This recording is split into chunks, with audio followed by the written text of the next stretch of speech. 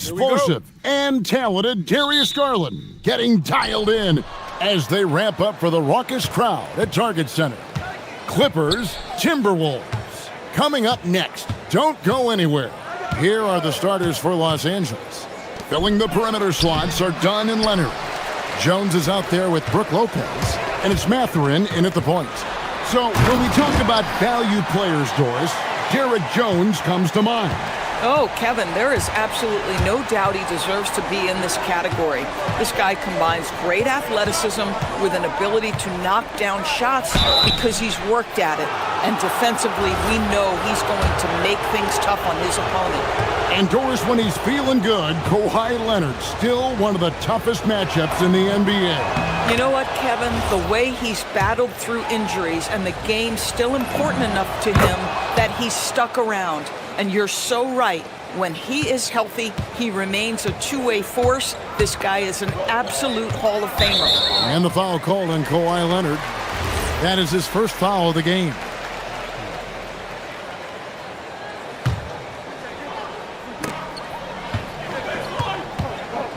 Edwards against Leonard. Knocks it loose. And stolen by Leonard. For the finish. And Kawhi Leonard with the slam. Well, that's about recognizing a transition opportunity when it presents itself. Nice job by Kawhi Leonard. Leonard against Edwards. Gobert with a screen on Leonard. To the middle. And Gobert throws it down. So long, so athletic. Rudy Gobert with a big-time dunk. Mathurin finds Leonard.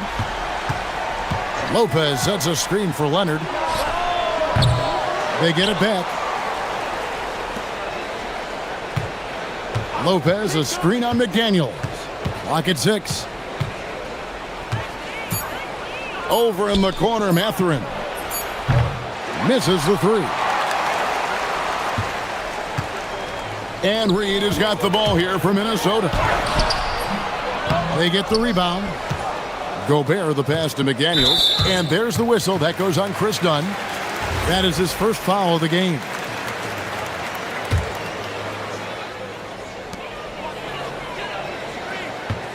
Edwards against Leonard. Gobert with a screen for Edwards. And there's the call. It's going to be an illegal screen. Beyond the leaning, you could see his feet more set on that screen. Easy call. You know, he's just leaning a little bit. You try to get away with it, but boy, the official all over it. And Leonard gets it to go. Totally dialed in. Leonard makes quick work from that mid-range. The Timberwolves have gone 2 of 3 here to start out the game. And the foul called on Kawhi Leonard. That'll be his second foul of the game. And the next one puts him in the bonus. And the whistle blows on the backcourt violation. He went over and back.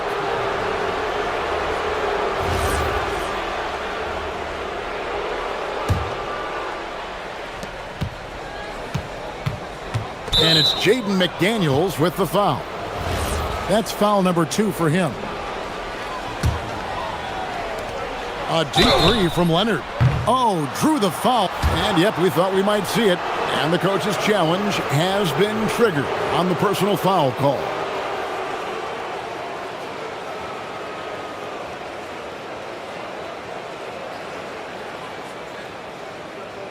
And this is the time. After review, the ruling on the floor stands.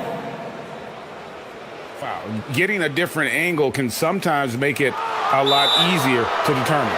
Indeed, and the one thing with replay review is that when you see the slow motion replays, you really get a new appreciation for just the immense speed at which these players are moving at, and how fast the action really is, and how hard it can be sometimes, you know, Greg, to make the right call.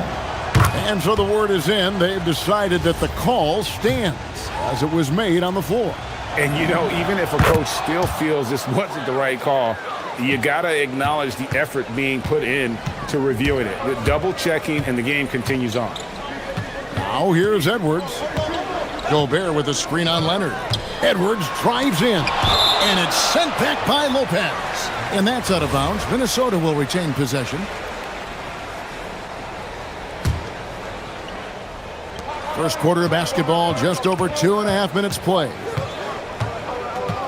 Just 5 on the clock. Here's Edwards. And it's good off the back of the rim and in. Well, in pick and roll action, Anthony Edwards is thinking score first. Good decision right there. Mathurin finds Leonard. Here's Dunn. Gets an open look and hits. And we always talk about making your teammate better. That assist was right on target. Timberwolves trail by 5. Outside Edwards. 1:49 left in the first quarter. And it's sent back by Lopez. Just superb timing. Lopez stretches out beautifully to send that back. And you can see the defenders afraid to kind of get in his way a lot of times when he's on his way to the basket. But on that one, they were there. You know, a lot of coaches might let you hear it for taking the three-pointer on the break, but I like the decision there. The D had already collapsed inside. Now here's Leonard. He's got 9. Lopez sets a screen for Leonard. Pulls up on the wing. That's good on the jump shot. Leonard's got 11 points. Well, you're working the two-man game with Kawhi Leonard as your primary target. That's the first guy you need to stop. Gobert with a screen for Edwards. And another 3 for Minnesota. You can't just stop when there's a pick set up. Gotta fight over it as a defender. You know exactly what that takes. It takes energy, it takes activity, it takes intensity. Now here's Leonard. He's got 11. And Lopez has it in the corner. Leonard the pass to Lopez. And now the Timberwolves on the break. The finish. Oh, that was something else. Have mercy. Oh, give me a little sauce, Anthony Edwards. Rise high and finish over the defender. And Lopez has it in the corner. Here's the floater. That's good, and it's Leonard with the assist. Edwards with it. He's got 12. Shot and game clock separated by 5. Gobert with a screen for Edwards.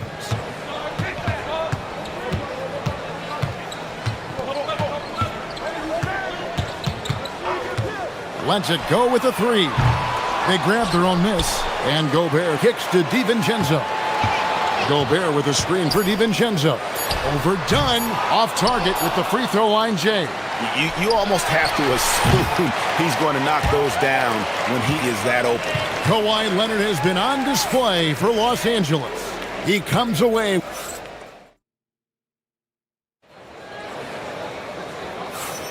And this has been a fairly close game through the first quarter, and we'll see what happens here in the second. And what's your take, guys, in the hustle stats for the Clippers? How about the ferocity we have seen from them on defense? I mean, they're looking to contest every shot that goes up. They've also done a really good job taking advantage of miscues. Their defense has been stifling in this one. Taking a look at Los Angeles. Filling the perimeter slots are Dunn and Leonard. Brook Lopez is out there with Jones, and it's Mathurin in at the point guard position. And what you love about Edwards is how intense he is. Guy plays hard every minute he's on the floor. And we've seen several lead changes tonight, neither team giving an inch. And right now you love the chess match, right? The ability of each side to adjust to what the other is doing. Now here's Edwards. 14 points for him. No good with the triple.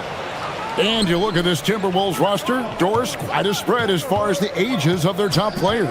Oh, Kevin, you've got a couple of guys who are absolutely on the back 9 and really walking up the fairway of number 18.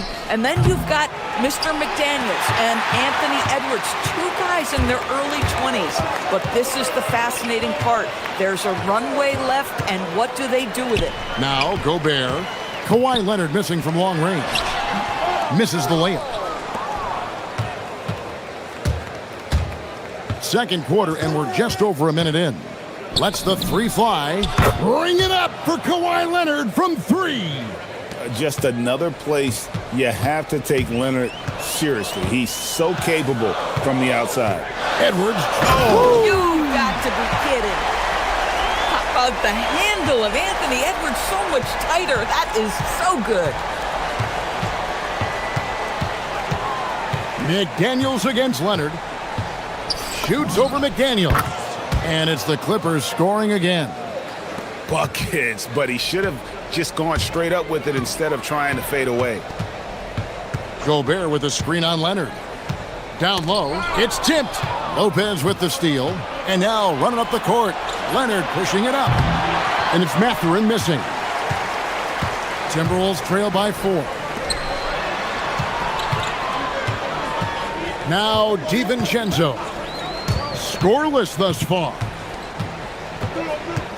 Gobert with a screen for DiVincenzo.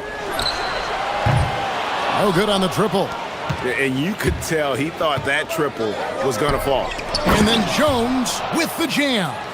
Oh, phenomenal alley-oop slam there. They are taking advantage of a team that looks lost out there. Edwards looking it over. Doris, you talk about the great scores. It's not enough to be elite one-on-one. You've got to be able to handle the double team, too. I mean, there's a lot there. On a nightly basis, Kevin, these are the best defenses in the world, scheming to take away the greatest strengths of the best individual offensive players. And you know what? Nightly, it's not enough. The great ones find a way no matter what. Oh, here's Edwards. He's got 16. And the call on the shot that sends him to the line. It's on Kawhi Leonard. Well, Anthony Edwards has got a well-rounded offensive game. He can put it on the deck and draw contact. Shows you right there. And Edwards drops them both. And Doris, after Paul George left, many figured the Clippers were a lottery-bound team. Instead, they were a 50-win team. And Kev, they had great contributions up and down the roster. There was incredible balance. And needless to say, you have a man in the head coaching position who is one of the all-time best in Ty Lue. And Reed throws it down. Man, Naz Reid not only gets off his feet, does it in a hurry and with some strength. Leonard against McDaniel.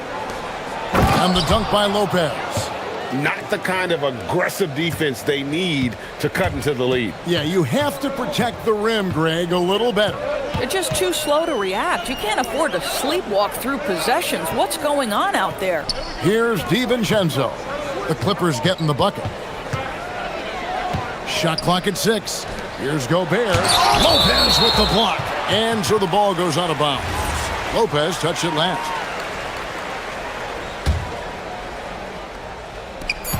.54 seconds left to play here in the half. One of the best defensive players in the entire league, Kawhi Leonard. So hard to get a clean look against him. Here's McDaniels. Sinks the three-pointer. Boy, you allow a shooter of his caliber to get that good a look, and good night. Mathurin finds Leonard.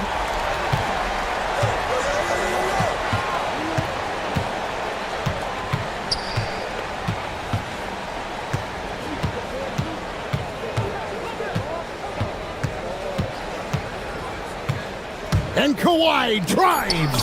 Clock is at 3. He was all alone on that one. Lopez has got the lead back up to 6 now for Los Angeles. It catches people off guard to see what a smooth stroke Lopez has for a big fella. Gobert, the screen. Here's Edwards. That's good from 17 feet away. Edwards got 8 points here in this quarter. Now, this is a guy who wants to score, so don't let him catch a rhythm. A 3 from Leonard, and he got that one up in time, but doesn't go in. And that'll do it for the first half. A competitive game so far. Thank you, Allie, for that. And folks, we'll be back with you after this short halftime break. So don't go away.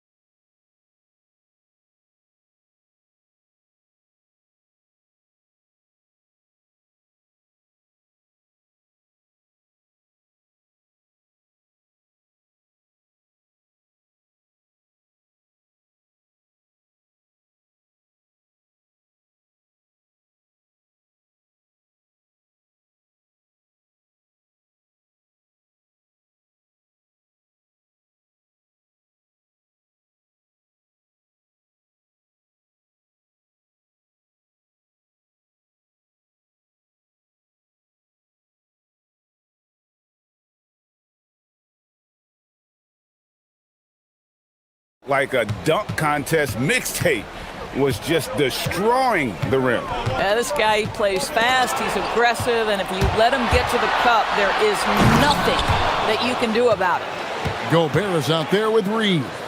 Then there's Dante DiVincenzo. Then there's Anthony Edwards. And it's McDaniels in at the 3 slot. So that's the lineup for Minnesota. And even against defense as tight as that, you almost expect him to still bury those. Lopez, a screen on McDaniel. Leonard, no luck. Timberwolves trail by 6. Here's DiVincenzo. Drains the 19-footer. And how's that for a move? The killer crossover. It's a thing of beauty. And Mathurin has got the ball here for the Clippers. McDaniels against Leonard. And the call is going to be... Yes, it is. An illegal screen. And not the most common call you'll see in the NBA, but hard to argue that pick wasn't illegal. It is really difficult to get your feet completely set, to stay completely still. It's almost surprising to me that it isn't called more often. Endorse for the Timberwolves, 2 consecutive trips to the Western Conference Finals. Kevin, this is by far the franchise's most successful era to date. But of course, they are not satisfied. Anthony Edwards desires a championship because he wants to be considered amongst the all-time greats. And Tyronn Lue wants a timeout. Coach needs a moment to talk things over.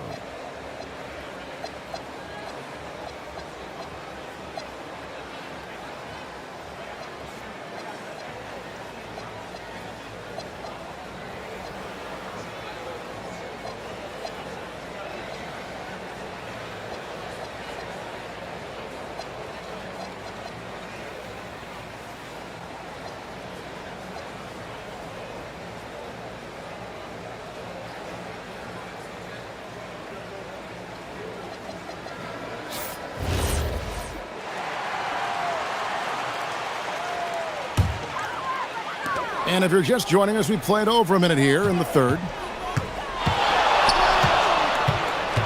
Edwards against Leonard. And slam dunk by Gobert.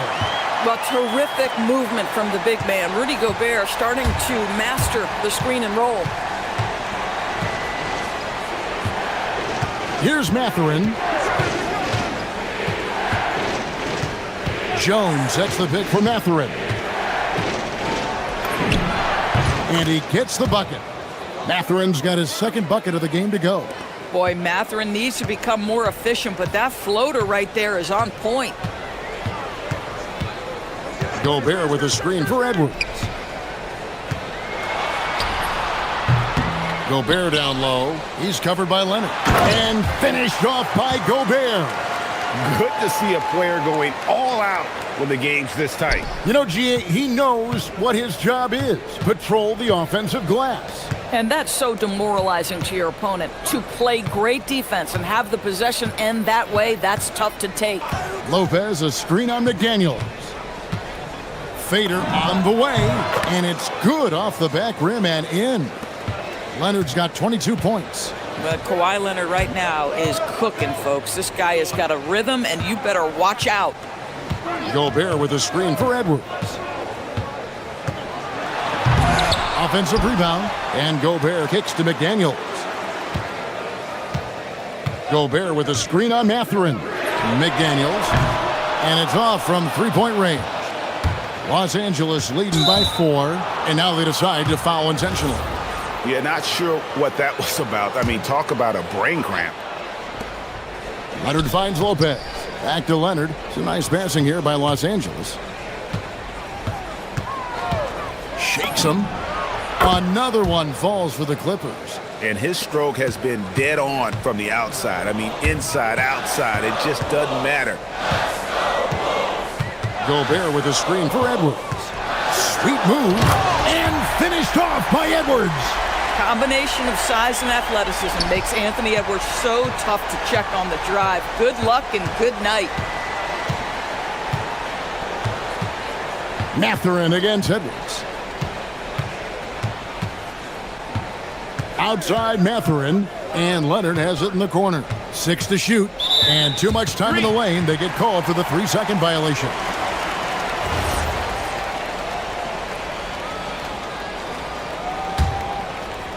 in the third quarter with just over 3.5 minutes off the clock. Edwards against Leonard. Outside Edwards. Gobert the screen. Edwards with another miss. Just enough coverage to bother that three-point attempt. And an intentional foul right there. On defense, Minnesota trailing by 4. A young guy who is ready to attack. Mathurin gets the ball and goes straight into his shot. And there's the whistle. That goes on Chris Dunn. That'll be his second foul of the game.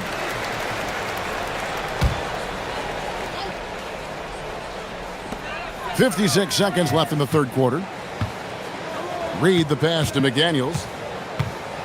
Poked away and stolen by Dunn.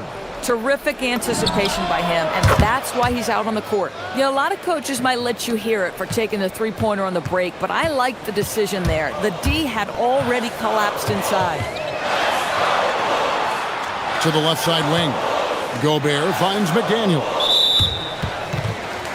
Minnesota shooting their 5th and 6th free throws of the game. That free throw, no good. Well, probably a little draft in the arena tonight. He's the last guy you expect to miss the mark by that much. Absolutely. Boy, that's not the result I would have predicted. Usually you can take those to the bank when he's at the line.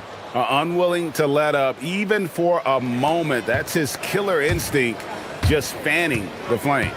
One thing I enjoy is watching players who don't pay attention to the score. You lock in on the moment and play the right way. And wait to finish and cut into that lead a little bit. Yeah, but look at the basket guy still shaking. Lopez from long range. Reed with the rebound. For 3, Edwards. The offensive rebound. And here at the end of the third quarter, it's a double-digit ball game. The Clippers on top as they... And a quick look now at the State Farm assist of the game. And the definition of teamwork right there, guys. I mean, what great communication between them, and what a beautiful feed. Nothing better than chemistry, right? Working together to create a bucket. And this is it. Glad to have you along for this 4th and final quarter. And on the floor for the Clippers here in the 4th, filling the perimeter slots are Dunn and Leonard. Jones is out there with Brook Lopez, and it's Mathurin in at the point guard. And the officials will call the illegal screen right there. When a pick like that is questionable and creates that much of an advantage for the offense, you have to blow the whistle. I don't think there's any question. There are so many rules that favor the offense these days. You've got to be able to equal things out when an illegal screen is set.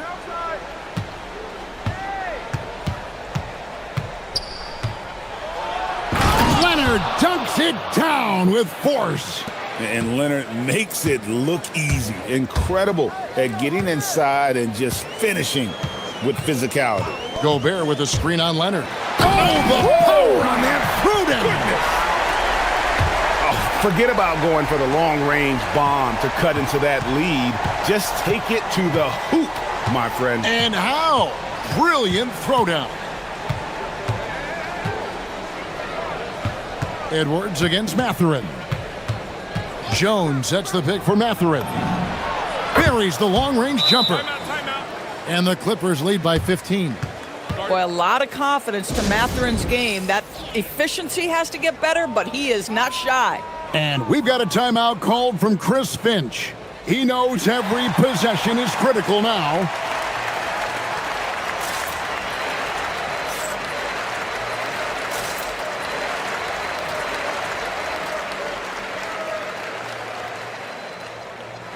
Now we'll hear from Allie LaForce, and she's got a story for us, an update. Allie? I was able to listen in on what Chris Finch was going over with his team. Coach wanted his guys to ignore... Edwards with the dunk of the night. Well, you can see Anthony Edwards trying to probe and create an opportunity to get off the dribble drive, sees that window and exploits it. Just over a minute and a half played here in the 4th. Pulls up, high post. Another one falls for the Clippers. And that's just cold-blooded right there. He's taking no prisoners Well, when it's closing time, he's trying to lock the door. He's been going all night. Oh, Edwards! Man, that strength and concentration from Anthony Edwards. Yes, there's contact, doesn't bother him. Now here's Leonard.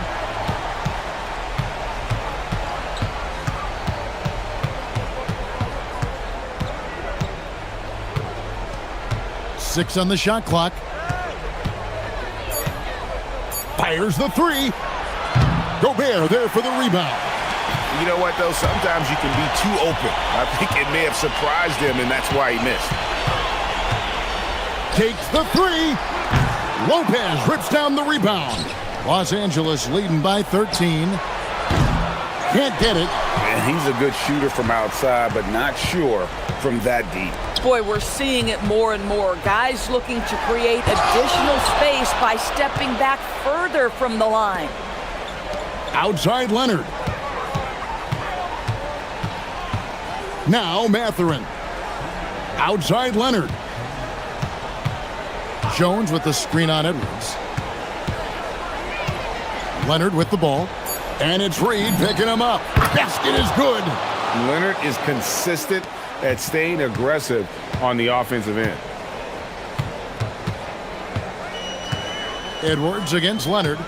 Oh, the shake. Outside Edwards. Now Gobert. Oh, the one-handed hammer.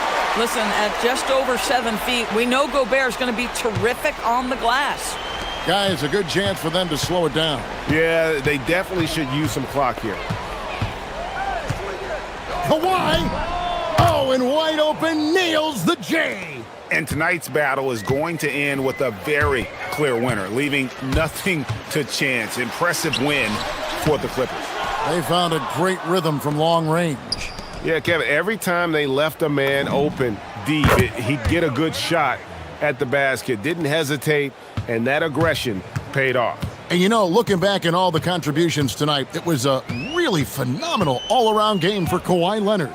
This is the very definition of being in a zone. Everything the defense tried against him, he had an answer for it.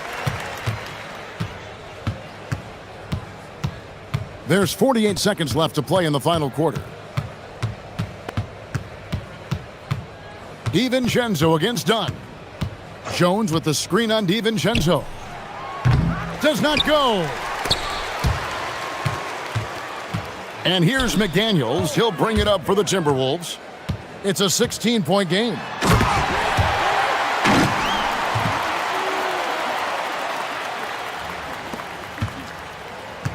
There's 25 seconds left in the fourth quarter. Leonard against McDaniels. And here's Leonard. Jacks up a three. Rebounded by DiVincenzo.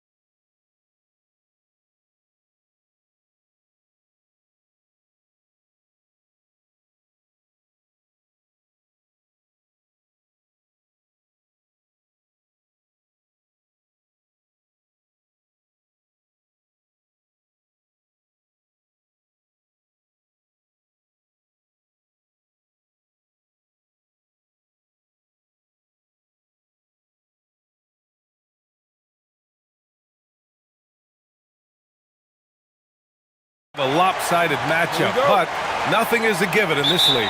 Yeah, B.A., that's for sure. The margin for error very slim in this league, and really, all we're talking about on a given night is a different guy heating up.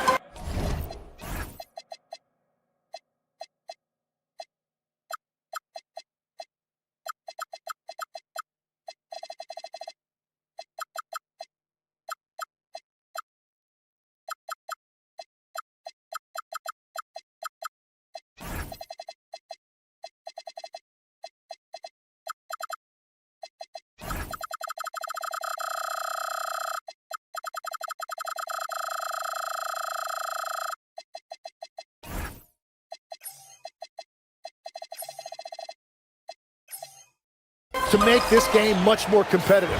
So the opening lineup for the Mavericks. Washington and Gafford, the combo inside. Max Christie is out there with Kyrie Irving.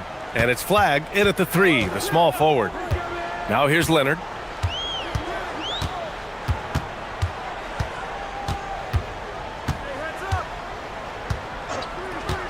Six to shoot.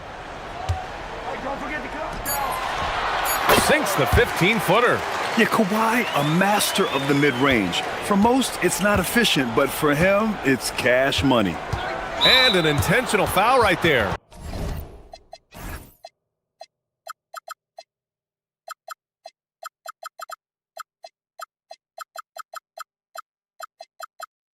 You don't want to stop the clock right there. I'm not quite sure what he was thinking.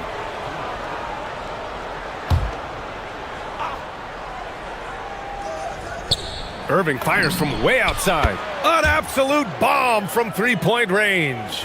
Look at Irving draining a tough shot. Not intimidated at all by the deep range.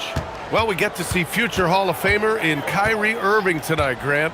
What's his best skill? I'll be honest, B.A. I've never seen a guard finish like Kyrie around the rim.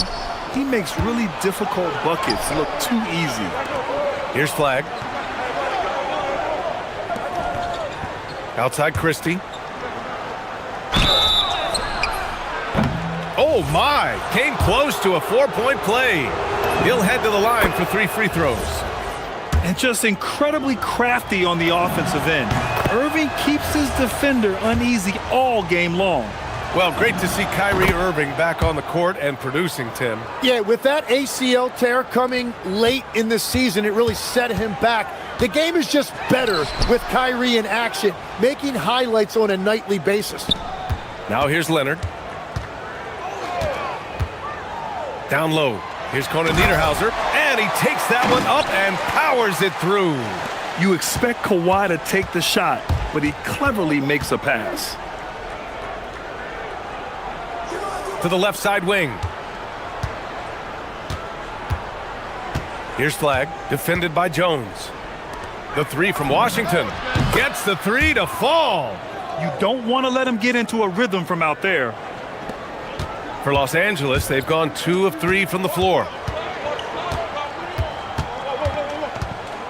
About 2 minutes gone by in the first quarter. Leonard, right side. Pass to Conan Niederhauser. Back to Leonard. 4 on the clock. The Clippers got to hurry. Late clock here. That's a great look. His teammate was on the move, but he put it right where it needed to be. Irving with a deep 3. Rebounded by Conan Niederhauser. For Los Angeles, they've gone 3 of 4. Off to a nice start. Leonard for 3. It's rebounded by Dallas.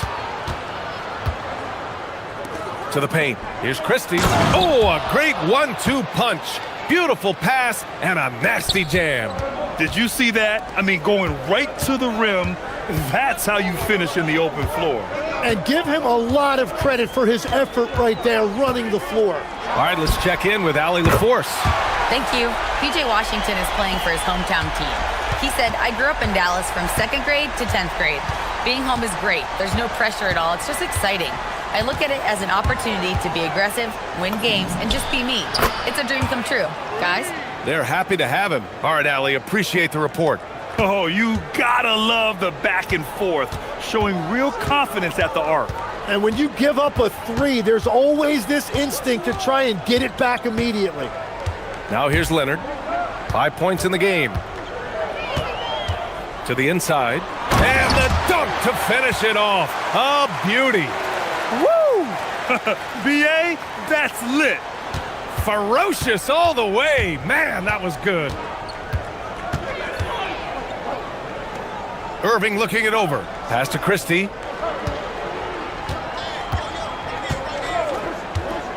From the high post. And again, it's Dallas.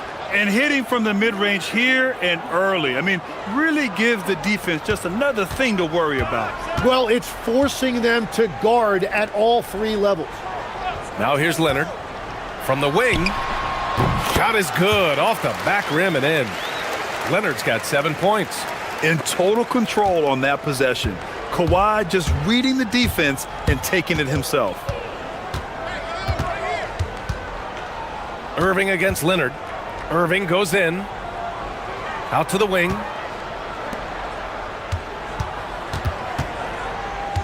And Kawhi Leonard gets the whistle that time. That's his first foul of the game. There's 37 seconds left to play in the first quarter. And the officials will call the illegal screen here. You're not going to fool the officials too often on an illegal screen. Well, my feeling is you just want to make sure it's called consistently both ways. Clippers trail by 3. Pass to Conan Niederhauser. And it's in there. Give him 8 points now. How about the vision on that? Mathurin just able to find the wide open man. He's got free throw attempts 4 and 5 here. The first free throw is good. Hits both from the stripe. Yeah, he's as good as it gets at the line. Pretty much automatic. The Clippers have gone 7 of 9, a solid percentage so far.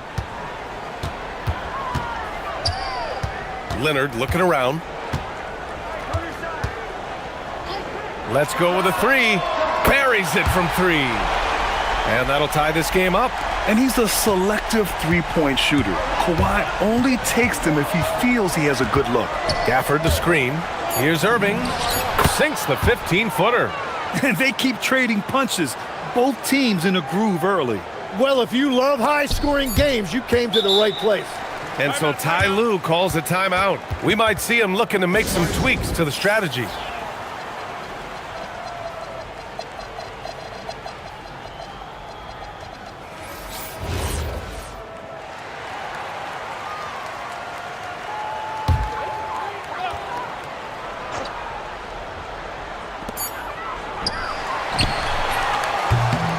Kyrie Irving has been on display for the Mavericks. His fingerprints were all...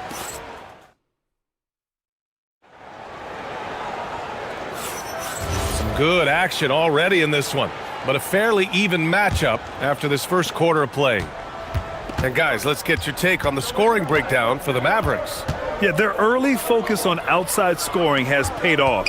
They're finding plenty of points from three-point land. Well, from the start, they've been making quality passes offensively, and that is reflected in their assist numbers. Taking a look at the Mavericks. Washington and Gafford, the combo inside. Kyrie Irving out there with Max Christie, and it's flagged in at the small forward. The Mavericks leading. And Legs, you look at this Mavericks roster, tremendous size up front. Yeah, Brian, they've got...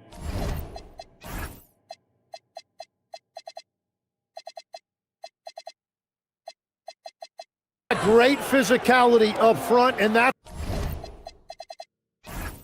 what the league is allowing these days. So they've got the personnel to play some bully ball.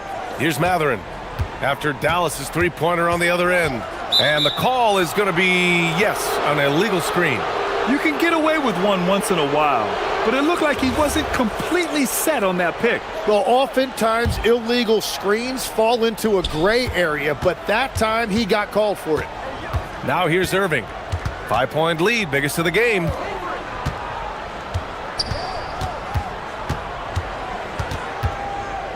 Gafford with a screen on Jones. Here's Irving. Here's Gafford. The 3 from Washington. 3 shots, 3 baskets. Great efficiency so far.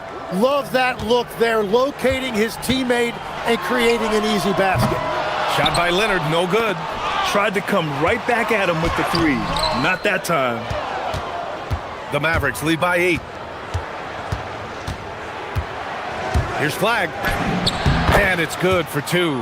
Yeah, Flag has a number of moves and shots to choose from in close. Already looking like a seasoned vet down there. Here's Leonard. Kawhi finishes inside. So good at the rim.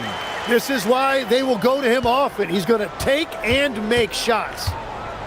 The Mavericks have gotten 3 of 4 field goals in the second quarter.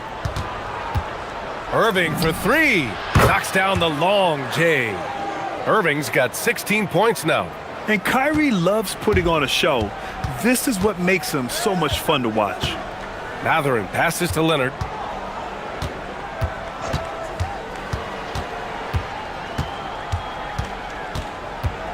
Jones with a screen on Washington. Leonard can't get that one to fall. Here are the Mavericks now with the ball. Stringing it together. They've got an 11-2 run going. Grant, looking at Cooper Flag. His versatility is what makes him such a highly touted prospect. Yeah, B.A. Cooper can do a little of everything offensively. He also covers a lot of ground defensively at 6'9". And on top of his balanced skill set, his intangibles are just elite. Pass to Mathurin. For 3. And the rebound goes to Dallas. Gafford's got his 4th rebound in this one. Now here's Irving, defended by Dunn. Ooh, it's Kyrie Irving with a sensational play.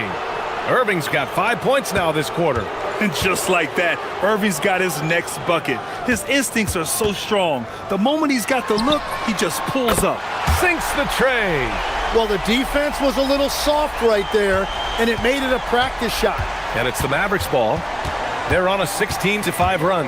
Time now to hear from our reporter, Allie LaForce. Hey, BA. This is the 4th and now longest coaching stop for the Mavericks, Jason Kidd. Kyrie Irving said he's learned from the past head coaching jobs that he's had and being with different players and seeing them improve. Now he's mastering his coaching philosophy and being an originator. Back to you. He's seen it all. Allie, appreciate the report. So it's Los Angeles now, after the basket by Dallas. Down to 5 on the shot clock. Here goes Leonard. And they'll turn it over. Couldn't get the shot off. A shot clock violation.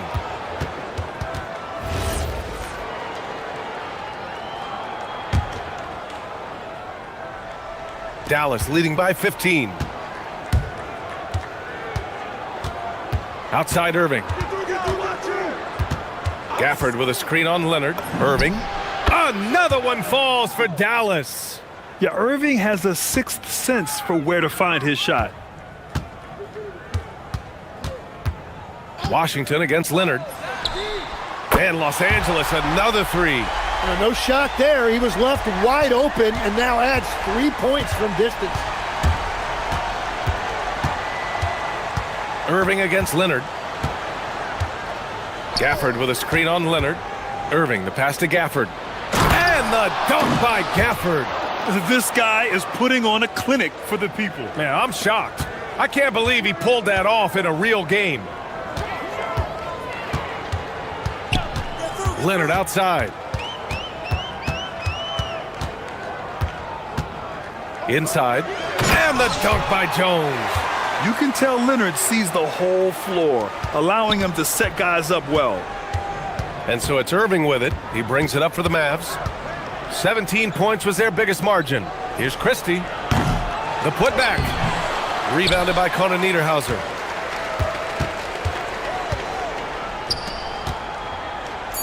Back to Leonard. Got it up. Oh, and the buzzer beater is good. Great job ending the quarter on a high note. That's just a great play on his part with the clock winding down. And so it's the Dallas Mavericks going into the break up 12. And the 3 ball has been huge in building this lead. Time for a quick break, then back to the action.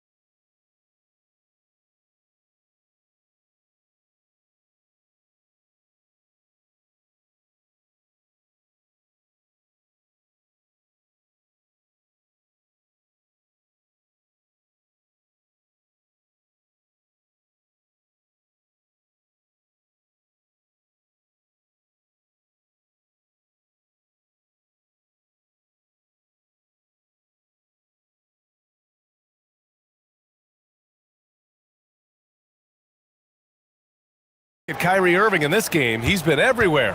Yeah, he played such a smart first half, maximizing his opportunities offensively. And what more can you ask of him? That is helping out your team. Dunn and Kawhi, they're the wings. Then there's Benedict Mathurin. Then there's Derek Jones. And it's Conan Niederhauser in at the 5, roaming the paint. That's the group starting the second half for Ty Lue. Here's Leonard. The Mavs get their last shot to go. Kawhi, too strong inside. And one thing about this game, Grant, on any given night, you can see an upset. Yeah, I mean, BA, it just shows how hard it is to be consistent night in and night out. Every team in the league has quality players, so if you're off your game even just a little, that could be enough to lose it for you. And just totally relentless, only increasing the intensity level. Yeah, he can taste a win right now. He's just trying to close it out. Here's Conan Niederhauser. 10 points for him. Pass to Mathurin. And there's a pick. Leonard for 3. Gafford grabs the miss. And Kawhi Leonard gets a whistle that time. That's his 3rd foul of the game.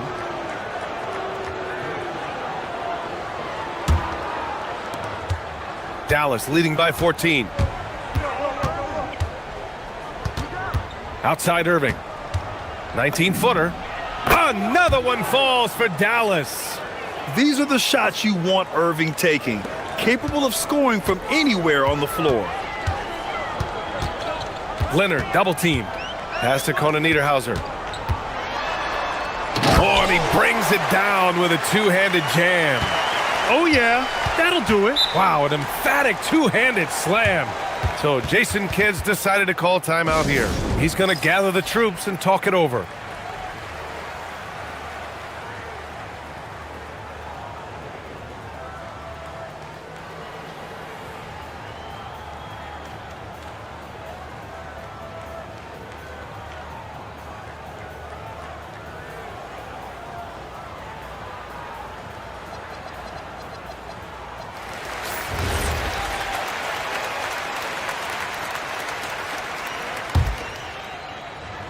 Dallas has gone 7 of 9 from three-point range so far.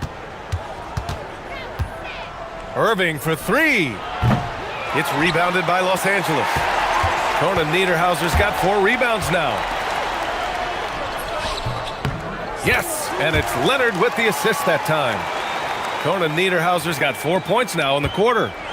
Dallas leading by 12. Knocked loose.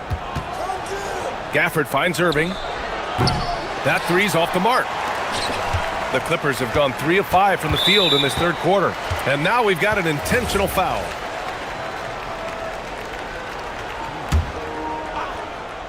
A little under 2.5 minutes gone by in the 3rd quarter. Here's Leonard.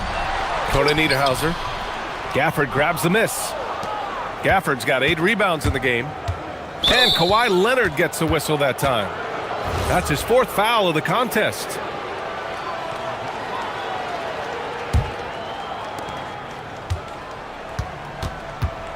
A touch over 2.5 minutes of basketball played here in the 3rd quarter.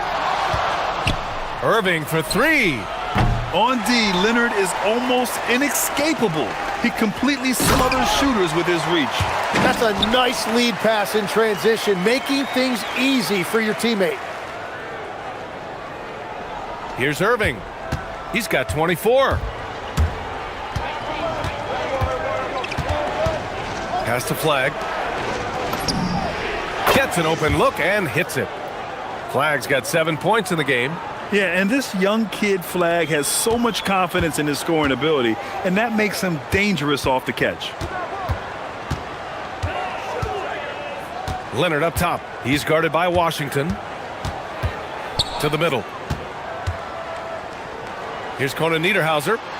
And it's going to be a 3-second call. Ooh, talk about a way to deflate the team.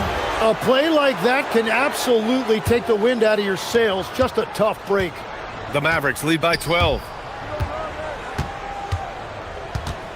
Outside Irving. Gafford with a screen on Leonard. And looks like an illegal pick was set. That gets the ref's attention. You can get away with one once in a while, but it looked like he wasn't completely set on that pick. Well, oftentimes illegal screens fall into a gray area, but that time he got called for it. Now here's Leonard. He's got 17. Gafford with the block. They recover it. Here's Conan Niederhauser. Out to Leonard. Here's the three. Gafford grabs the miss. Gafford's got 9 rebounds now. And it's out of bounds. They say it was last touched by Irving. Well, you can't let that happen. That seems like a mental mistake. Pass to Conan Niederhauser. Out of bounds. It'll be Mavericks ball.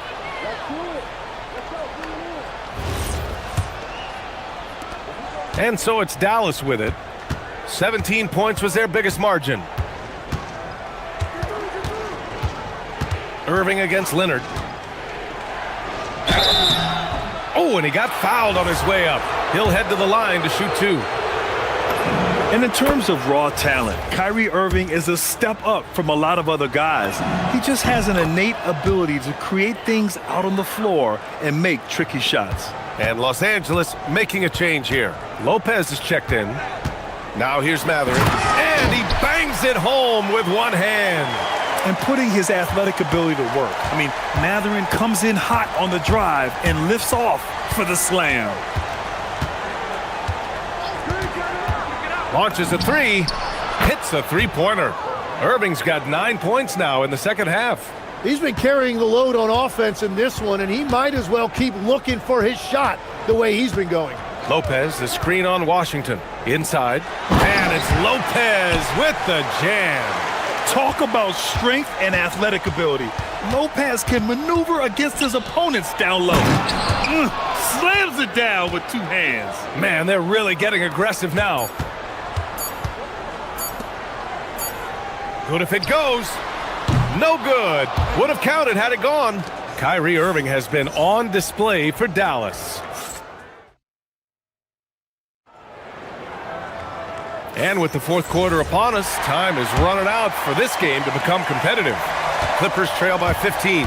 On the floor for Dallas starting the fourth quarter. Washington and Gafford, the combo inside. Max Christie is out there with Kyrie Irving. And it's flagged in at the small forward position. Leonard with the ball. Checked by Washington. And it's out of bounds. The Clippers able to retain possession here. Almost had the steal. You have to love the pressure defense. He is just trying to make an impact by disrupting their rhythm. Here's Leonard. And it falls all over the rim and in. Leonard's got 19 points. And just continuing to pile it on. Leonard is such a ruthless player. Leonard against Irving.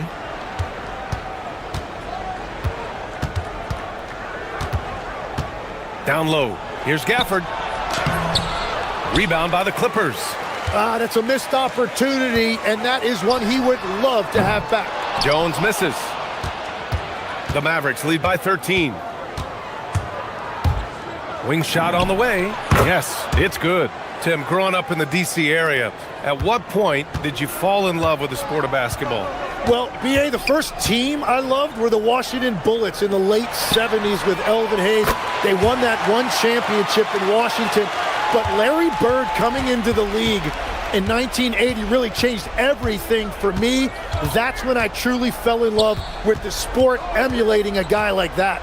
Greatest player from the DMV? Oh, I guess I'd have to say Kevin Durant, certainly. And Tim Legler, of course. Even better answer. Yeah, coming off the pick, Kyrie makes the unselfish play. Leonard against Washington. Leonard right side. Pass to Matherin. Back to Leonard. Nice ball movement by Los Angeles. It's stolen by Washington. Irving with it. And it's Leonard picking him up. Here's Gafford. Outside Christie. Gafford with a screen on Matherin. Christie! No stopping him from 16 feet out. Easy look when the defender isn't fighting over the screen. Yeah, and that's the effectiveness of the two-man game right there. Collins. Can't hit it. And he's doing things on the glass tonight that we don't often see. There's no question about it. It feels like every missed shot is ending up in his hands. Unreal. Ooh, the three doesn't go. And this is exactly who you want taking that shot. He just missed it. Here's Lopez. 17-footer on the way. That's in.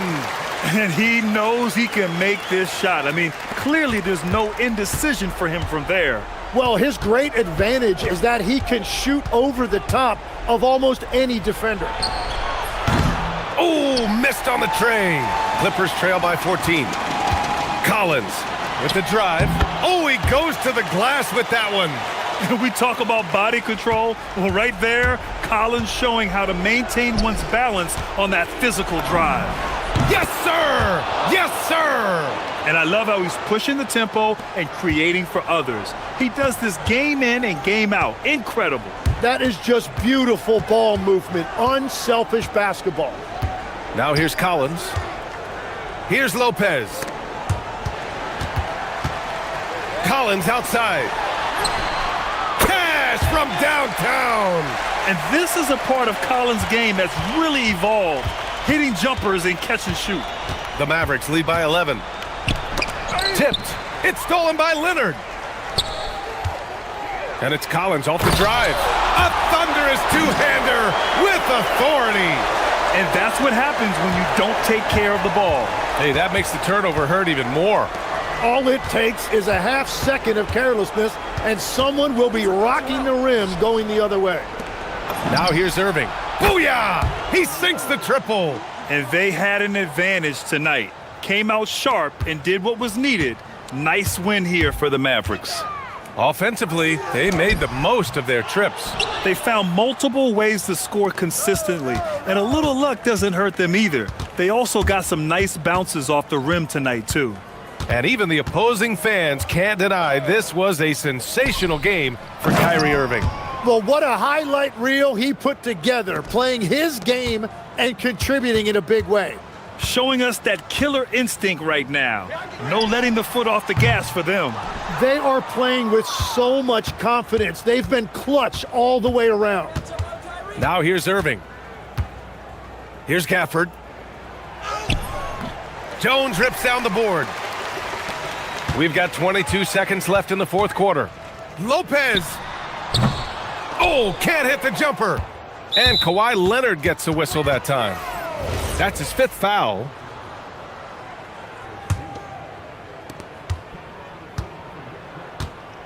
Here's Irving.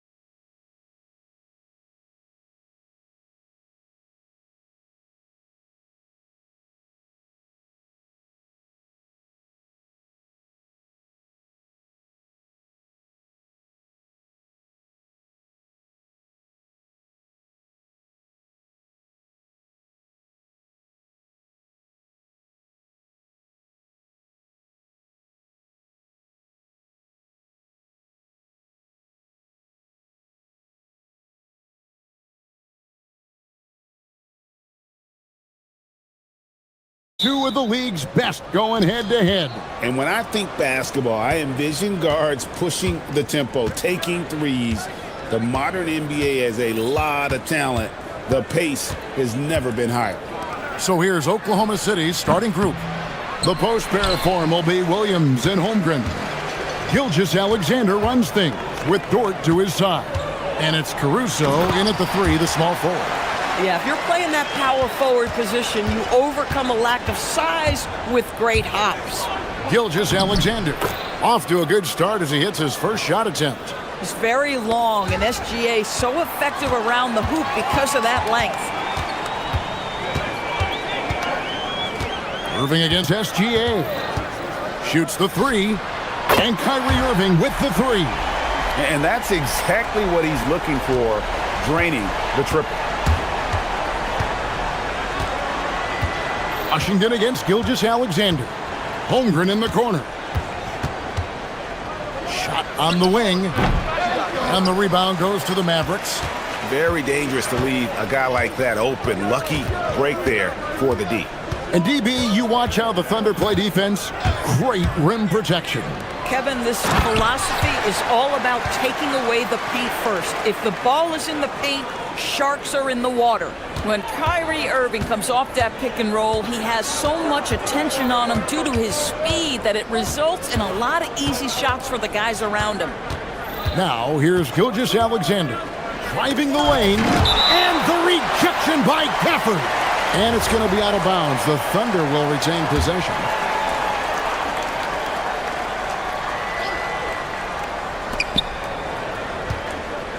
Gilgeous-Alexander, a screen on Christie.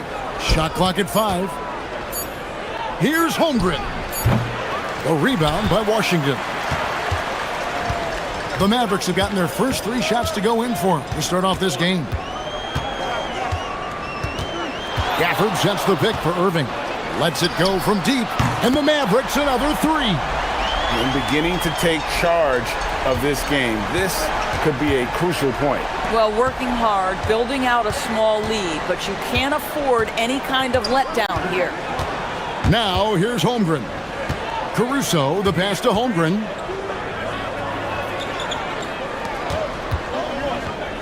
Looking to end the run. Another miss by Holmgren. Dallas has gone 2 of 2 from three-point range here in the first quarter. And now let's swing it over to Allie LaForce on the sideline. Hey guys, Chet Holmgren checked some boxes. He said if you can play defense and shoot the ball, you can pretty much play on any court, anywhere. Those are 2 things that are always needed on the basketball court, and that's where the foundation of my game started. Kevin? A unique talent. Thanks so much, Allie, for the report. And what a way to start this game, dominating at both ends of the floor. And give them credit for approaching this game with the right energy and intensity. This team has attacked every chance they've gotten. And the rejection by Gafford. To the paint. It's tipped. It's stolen by Dort. To the right side. Back to SGA. And the rejection by Gafford. Do not go up soft against Daniel Gafford. He will send it right back at you. Over in the corner, Christie. A three-pointer is right on target. Yeah, they're rolling right now. That lead continues to grow. And one of the things that's helped that is they're getting it done on both ends. Terrific focus on offense, and they're locked in defensively. And the 3 ball is good. Gilgeous-Alexander's got 5 points so far. And this is the kind of fire Gilgeous-Alexander plays with. How about the response there? Pass to Washington.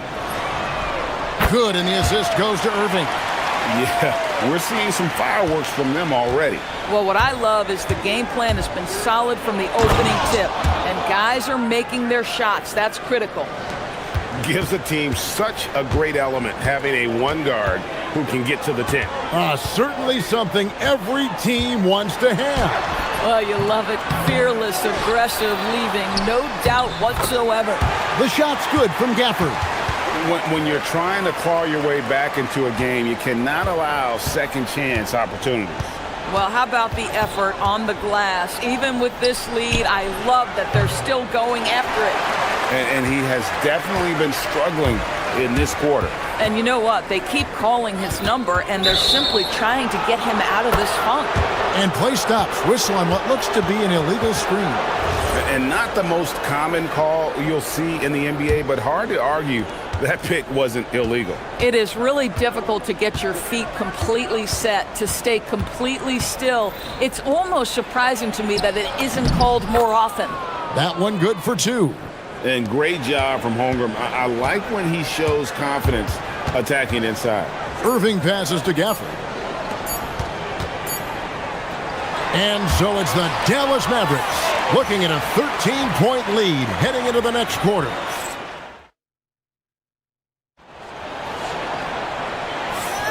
And so far through one quarter, it's been a lopsided game. We'll see if that changes here in the second. And what do you guys think so far about the offensive approach for the Mavericks? We've got a bunch of this game yet to be played, but they're shooting it well from the three-point line. That's got to be a welcome sight. And their assist total, also impressive early, creating with the pass and playing for teammates. Big men on the floor for Middle Washington and Gafford. Christie is out there with Irving, and it's Flag in at the 3 spot. That's the lineup in the game for Dallas. You see the physical attributes that Holmgren has in the paint. Size and energy make it easy for him to find shots. And you look at this Mavs rotation now, Doris, a wide range of ages.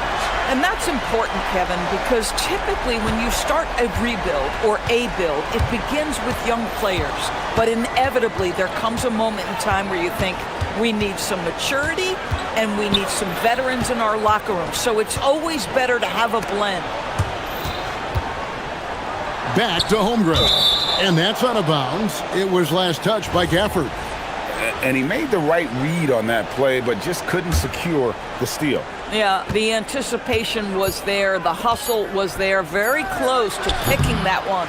Well, terrific defense. They obviously respect his ability and just want to make it tough. They get it again. Washington, that's good. Washington's got 7 points in the game. Boy, you can see this guy's work ethic. He just refuses to give up on that possession, and he gets rewarded for it. Holmgren can't hit. Nothing more important than contesting layups and dunks. A great job defensively. To the inside. Here's Gafford. Yes, and it's Irving picking up the assist. Irving's got 4 assists in the game. See, Kyrie never hesitates. As soon as he sees that open man, boy, it is on time. Gilgeous-Alexander, good. Oh, nice bucket. This guy's so mindful about the way he attacks. Dallas leading by 18. Irving for 3. And Holmgren pulls it down. And he didn't punish them for the weak coverage there, but they can't count on him to continue missing. Caruso finds SGA. Shooting foul as the whistle blows. He'll shoot 2 free throws. When you think about clutch players, Greg, you think scoring. But is that accurate? Or can clutch be in any facet of the game? It's in all phases. And you think of guys who always seem to come up with that crucial rebound or that big-time stop. Being clutch comes down to will as much as skill. Irving's shot is good. Yeah, the way Kyrie varies his pace, hard for any defender to guess right. Gilgeous-Alexander deciding where to go with it. SGA has screen on Irving. Kicks it out to Holmgren. Shot clock at 6. Gets that one to drop, bumping him up to 3 for 10. Yeah, and there it is again. On a lot of their possessions this first half, they've established great inside position. Got that bucket in no time at all. Flag's got his first bucket of the game, and he's on the board for 3. For Kyrie Irving, Doris, what a run to the finals in 2024 with the Mavs. He works seamlessly with the great Luka Doncic. And the beauty of Kyrie Irving historically is put him next to a great player, and you will not in any way diminish his game. Christie has the open look. Pass to Washington. Buries it from 3-point range. Washington's got 10 points in the game. How can you forget about him? I mean, he's not going to miss that open of a look. Gilgeous-Alexander lays it up and banks it in. Gilgeous-Alexander just taking the initiative, driving to the cup with purpose. Right now, let's take a second to catch up with Allie LaForce on the sidelines. Thanks, Kevin. Oklahoma City is not the biggest town, but Shai Gilgeous-Alexander said, quote, "Me personally, the market doesn't matter. I love the people in the organization and the people around me. And those are the things that matter. I go to work every single day with a smile on my face." Back to you. Yep, a wonderful organization. All right, Allie, we appreciate the report. Here's SGA. Yep, that one goes. 17 points in the game. Boy, delicate touch on that floater by Shai Gilgeous-Alexander. That's pretty. Gafford sets the pick for Irving. Pass to Gafford. The kick out to Irving. Gafford sets the pick for Irving. Puts up a three. Thunder with the rebound. 23 seconds left to play in the first half. Inside. Outside for Gilgeous-Alexander. Holmgren the pass to SGA.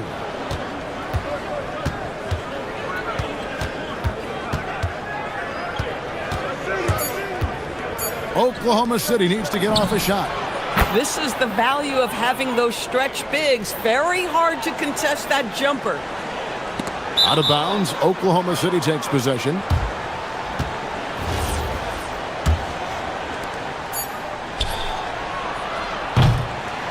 And so it's the Dallas Mavericks with a 14-point lead as we bring the quarter to a close. And if they keep draining the threes like they've been so far, their lead is safe. We come back right after this.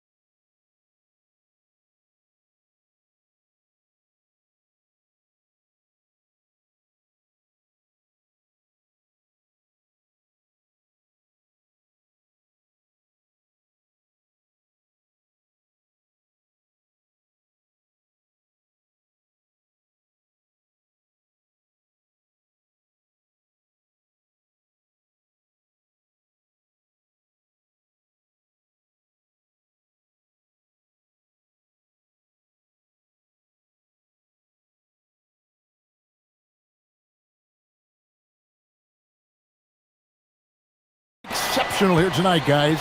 He had a fast pass to the lane that first half. Got inside on demand. Now, this guy is such a good finisher on the move, and so far, the defense has not been able to counter it. Here's who Mark Daigneault is going to put out there to start the second half. The post pair form will be Williams and Holmgren. Gilgeous-Alexander runs things with Dort to his side. And it's Caruso in at the small forward position. Holmgren with a screen on Washington. Clock at 6, and that one drops for him. Holmgren's got 11. I mean, length and skill. And Holmgren has a lot of both. And Doris, we had heard the era of the big threes might be fading, but the Thunder have one with Chet Holmgren, J-Dub, and Shai Gilgeous-Alexander. And the beauty of that trio you just listed, they are all similar ages. They are all passionate about the craft of the game of basketball, and all three are about winning. But I'm telling you this, the Oklahoma City fans not taking anything for granted. They thought KD, Russell, and Harden would be together forever, and it didn't happen. And so Mark Daigneault calls a timeout. He's going to have a discussion on the sideline.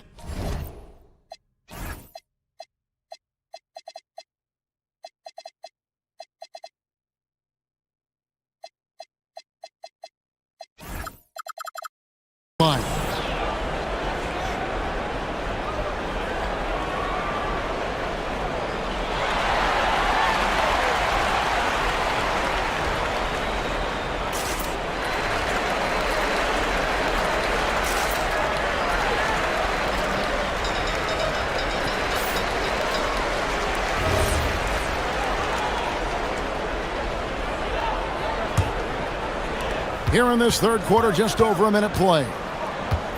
Gafford is screen on Caruso. Irving passes to Gafford. And Gafford throws it down. Daniel Gafford is a vertical threat at the cup. Look out below. Holmgren in the corner. Pass to Caruso. Holmgren sets the screen for Caruso. Off the mark there with the three-point shot. Dallas leading by 19. Washington kicks to Irving for three. Gets it to go from beyond the arc. 16 points for him. What I like here, even with the big lead, they continue to execute their offense. And that, to me, is a sign of excellent coaching. There's an attention to detail. There is valuing of every possession. Here's Irving. Pass to Flag. Here's the three. Drains the three-pointer. Flag's got 6 in the quarter. I like Flag from beyond the arc. I'd like to see him shoot it with volume from out there. And the rejection by Gafford. On the wing, Christie. Gilgeous-Alexander covering. Washington, that's for 2. The putback. He hangs in there and cashes in on the second chance points. And those second chance points really become almost like bonus points when you can get them. And that one's good. Gilgeous-Alexander. And this is SGA's role. He's out here to score and score often. Yours energy on both ends. Threes and defense. That's Max Christie in a nutshell. The very prototypical Kevin 3-and-D player, but I think what I like about Max is there's room for growth. I think he can deck it and become a playmaker. Washington sets the pick for Christie. A quick shot there, and it's off target. And SGA has got the ball here for Oklahoma City. Fires from deep, drops in the tray. SGA's got 24 points. Well, you just get to your spot and rise and fire. The confident pull-up from Mr. Shai Gilgeous-Alexander. Here's Flag. Trying to answer back, but that three is off the mark. Here's Dort. There's the killer two-handed slam. Yeah, just solid work on the back end of that play. Yep, you're right. Finished hard with 2 hands on that stuff. Here's Irving. Caruso grabs the miss. Thunder trailing by 21. Here's SGA. And he banks in the layup. SGA's got 9 points in the quarter. Amazing individual performance, but you'd like to see more guys start to get involved. I don't know if he can do it alone. For the screen on Caruso. And that one's good, Irving. 21 points in the game. Well, the key there is Kyrie Irving did a great job setting up his defender on the pick and roll, and it led to the score. No problems knocking that one down. This guy is on fire right now. Defense has got to step up and try to disrupt his rhythm. With the crossover, Irving, good. And the Mavericks lead by 21. If you get caught watching the ball against Kyrie, he's going to go right by you every time. And the dunk by Gilgeous-Alexander. Oh, Kevin, not a petty, not a Manny, but a facial. Oh, a bounce to the ounce, Greg? Yeah, showing off the bunnies. It's stolen by Dort. Pushing it up. The fast break ends at the rim with a jam. I like that. Lou Dort knows I don't have an opportunity, but I can put a pass on time and on target and get my teammate involved. Nicely done. 4 seconds left. And another basket for Dallas. And with the lead, I like the strategy here. Continue to get the ball to guys who can do something with it. One thing we've learned in the NBA, the game is never over. So you've got to continue to score, continue to build your lead. And as we end the third quarter, a double-digit deficit will make it tough to come back. Mavericks lead by 19. We're back after this from American Airlines Center. And while we can now, let's take a look at today's State Farm assist of the game. And, you know, you can always count on him for at least a couple of these pretty assists over the course of a game. And this one, a thing of beauty. You know a thing or two about a point guard's job. Set the table for your teammates. Done there perfectly. And as we head into the fourth, we'll see if there's a comeback in the works or if it's more of the same from the first three quarters.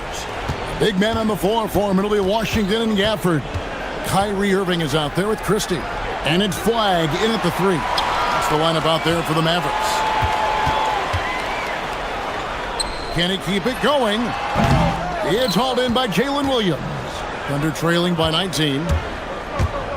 Here's Caruso. Softly drops in the floater.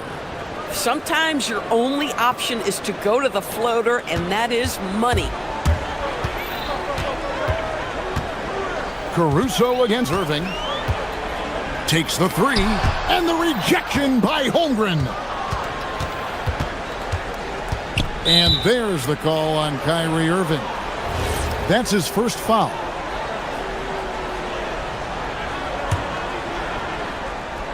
A few possessions into the fourth quarter, just over a minute played. From downtown, Dort misses. Dallas leading by 17. Gafford sets the pick for Irving. Nice move. Pass to Flag. Here's Christie. Screen by Gafford. 6 to shoot. The shot's good from Christie. Pick works well there. Not much resistance from the D. It takes incredible effort to stay connected to the hip of the offensive player. You've got to want to work. And it's Gilgeous-Alexander missing. The Mavericks have gone 2 for 5 on field goal attempts in the fourth quarter. Christie against SGA. Christie. Second shot opportunity. And the rejection by Holmgren. The shot's good from Gafford. Gilgeous-Alexander with it. And Mark Daigneault calls timeout here. He's not taking any chances and wants to huddle him up right away.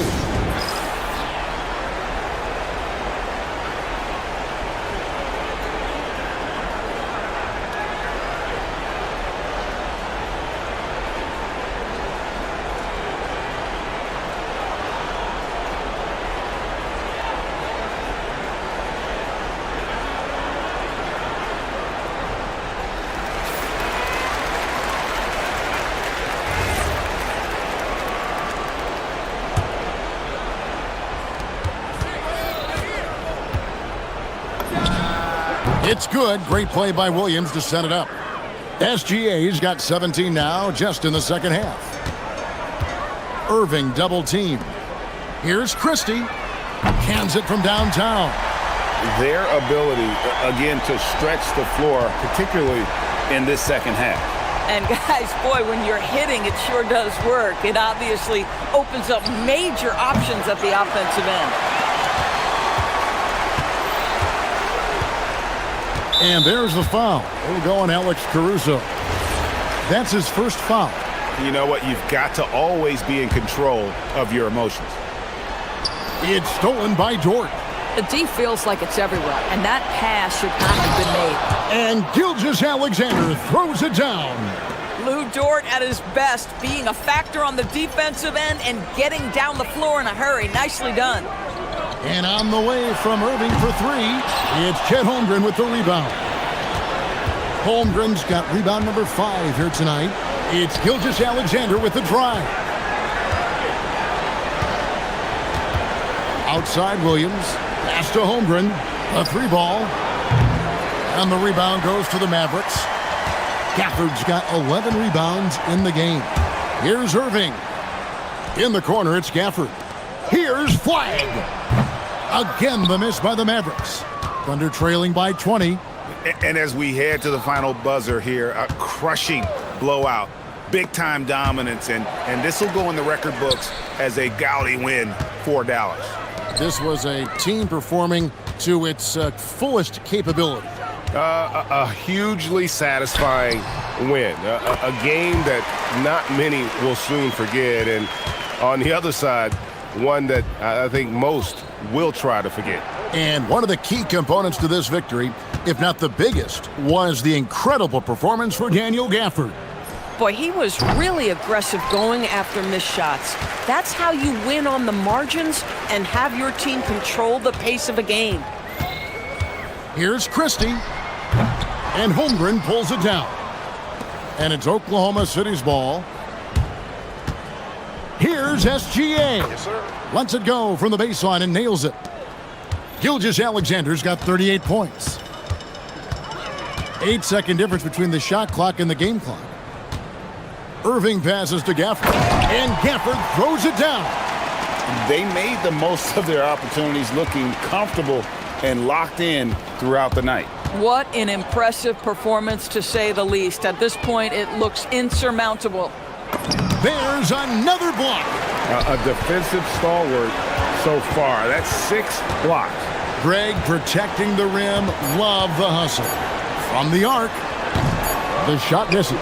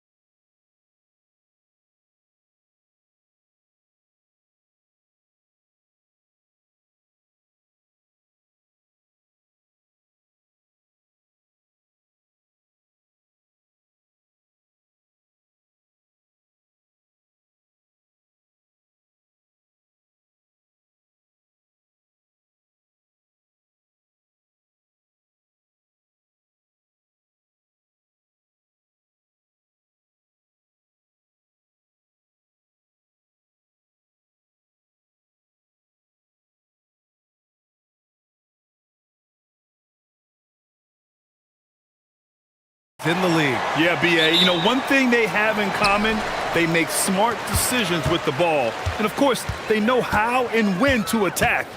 I think we'll get some high IQ hoops here tonight. A look at Indiana's starting group. Halliburton and Nembhard make up the backcourt.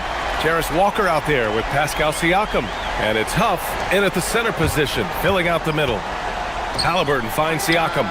That's good. And Halliburton gets the assist. Using focus and balance to convert jumpers, wow. Siakam has really improved his shooting.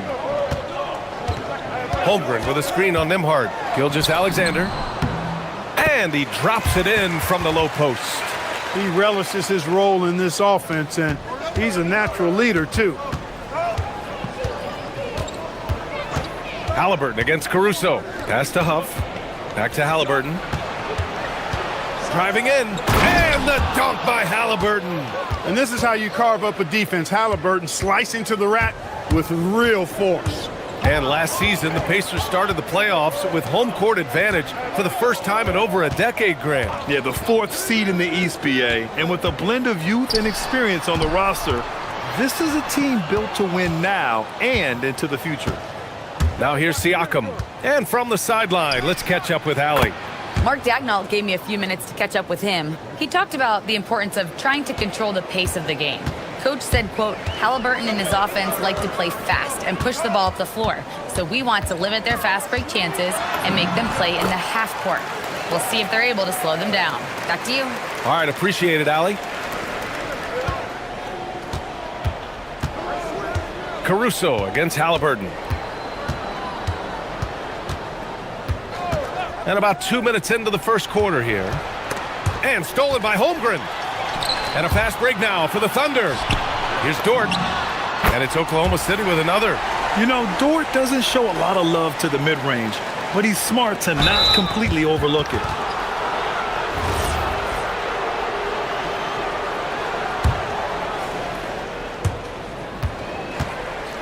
Halliburton goes. No stopping him there. Jams it in, and he's fouled. An opportunity in a three-point play. It's going to be on Alex Caruso. That's going to be over and back. Not watching the line on that one.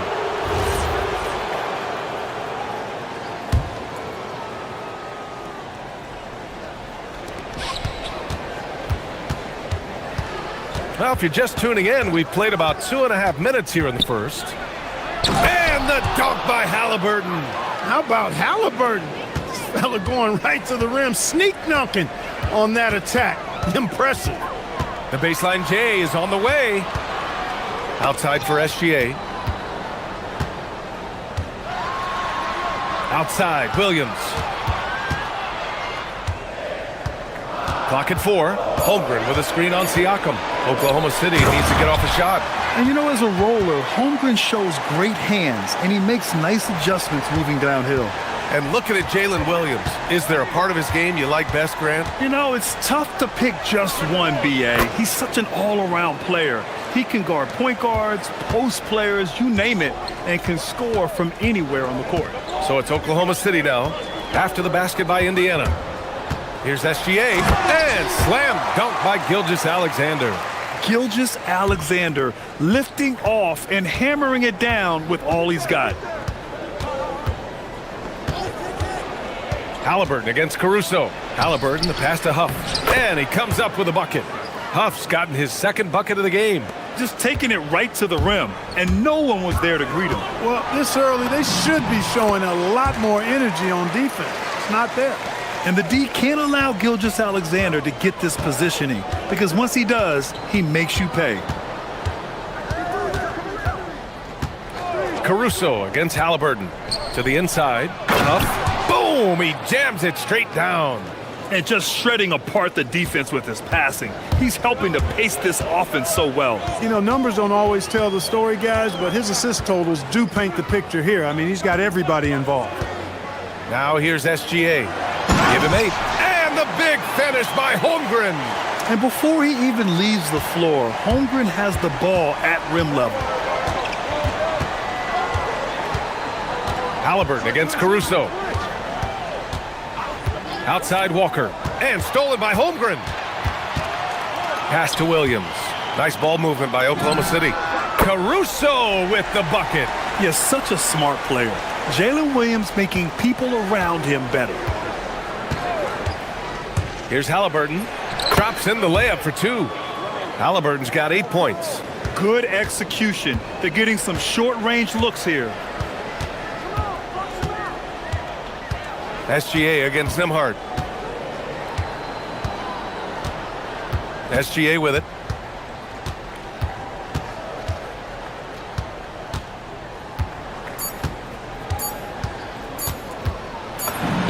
Oh, the Thunder tack on 2 more. I know it's early, but you have to wonder if these offenses can keep this up. High-octane action for sure. Crowd-pleasing already. Well, it's been a high-scoring, competitive game through the first quarter of play.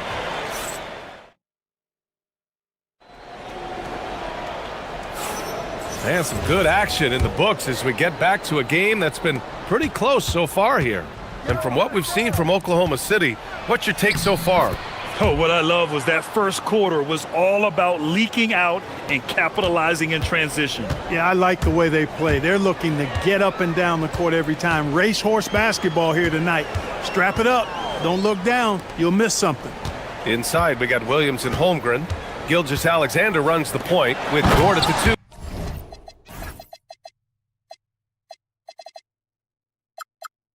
And it's Caruso in at the small forward position. That's the group for Oklahoma City getting going in the second. Yeah, short trip up for Holmgren, but there's plenty of power behind his jam.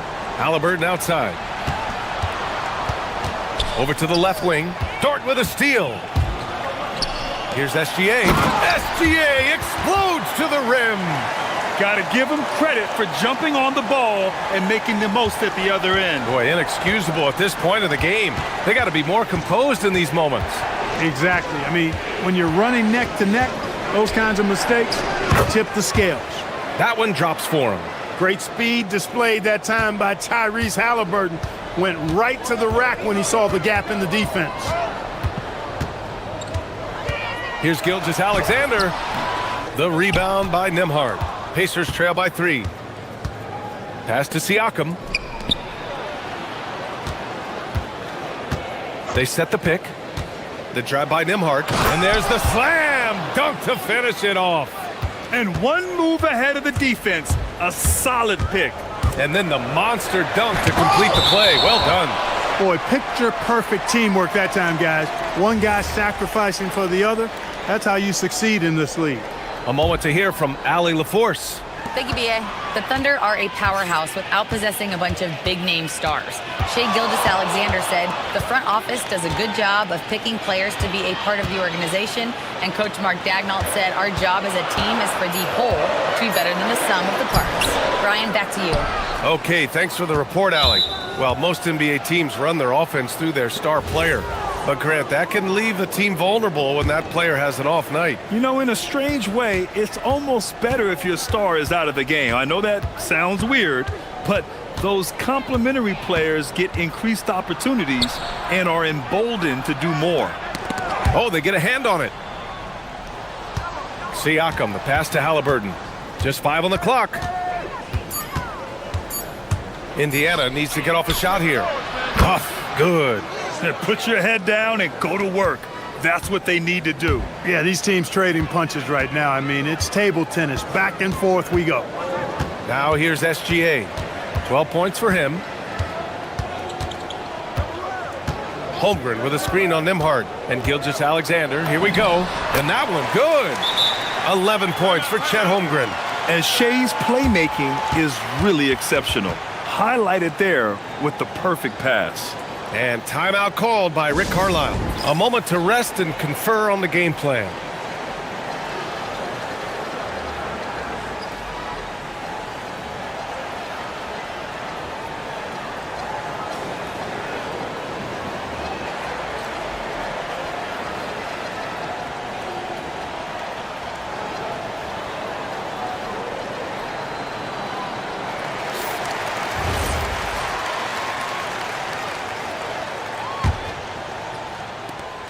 For Indiana, they've gotten off to a perfect 4-for-4 start in the second. Halliburton with the ball. Now guarded by Holmgren. Oh, the sweet touch inside by Halliburton. Tyrese Halliburton so capable of playing multiple positions and roles for this team. And tonight, he's embraced being the scorer. Well, Clark, there are very few firsts in the NBA, but Tyrese Halliburton had one in 2025. That's exactly right, and it was a historic first. I mean, he became the first player in the history of the league to have multiple 30-point, 15 assists, and 0 goose egg, bagel turnover games. I mean, he takes care of that orange and produces real orange juice because he squeezes it. Remarkable judgment in the pick and roll. Halliburton reads these situations extraordinarily well. Holmgren deciding where to go with it. Ooh, the toughness of Holmgren. Sometimes with that much of a height advantage, resistance is futile. Caruso against Halliburton.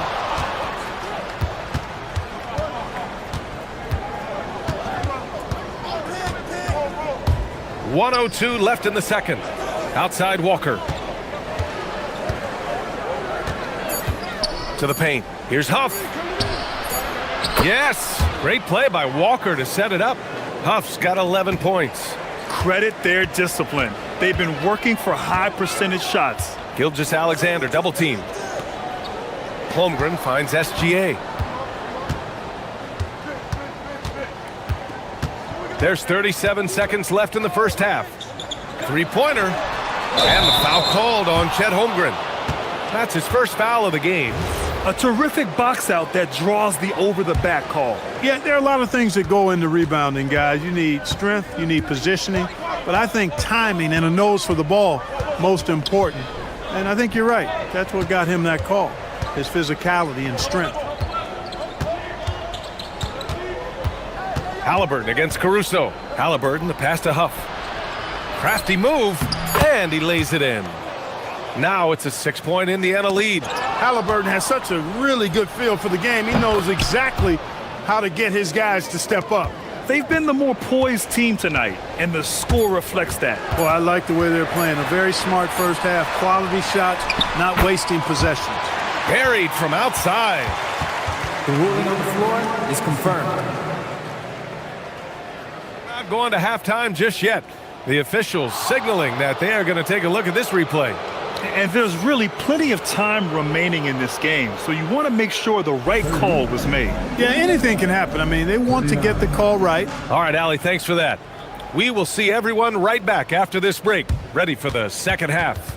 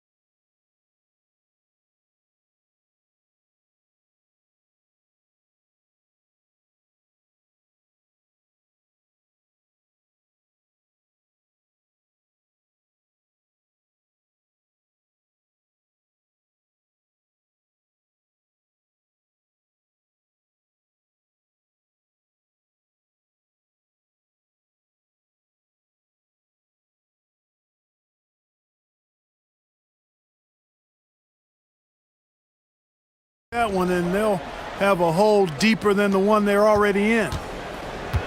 And the Pacers looking at who they've got.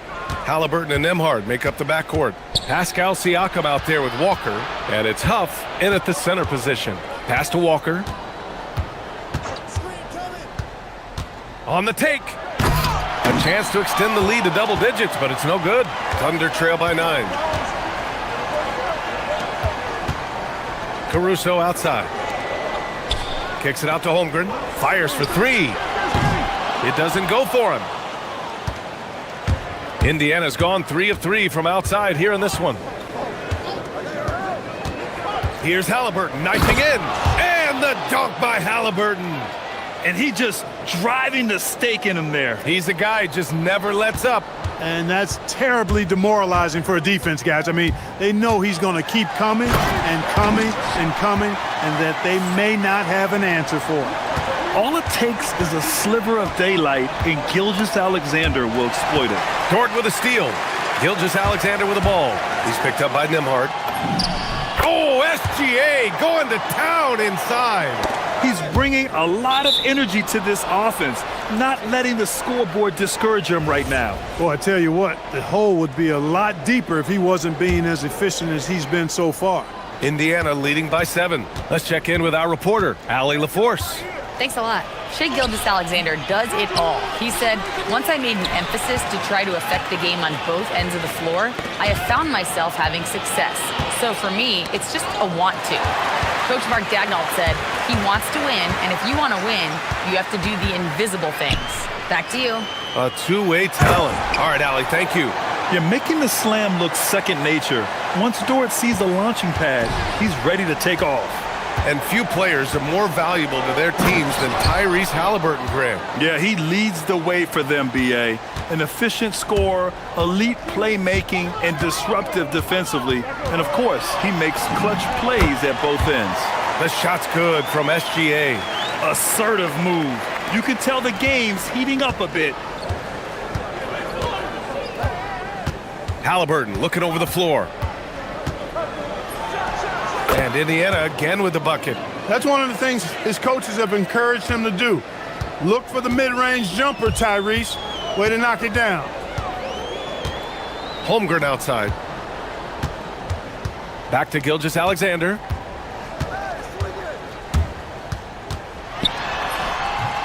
Oh, you can tell he's feeling it now. 10 of 14 from the field. Yeah, these teams are playing with incredible energy. Perhaps the case simply that some kind of motivational speeches at halftime got both of these teams fired up. And timeout called by Rick Carlisle. He's going to talk it over with his guys.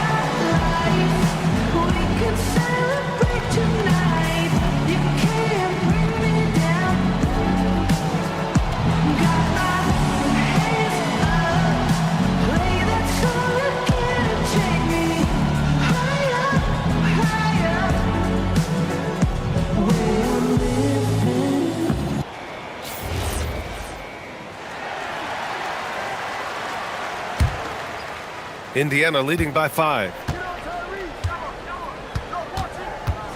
Now here's Halliburton. Give him 20. Going inside. Siakam outside. Outside for Halliburton. And stolen by Caruso.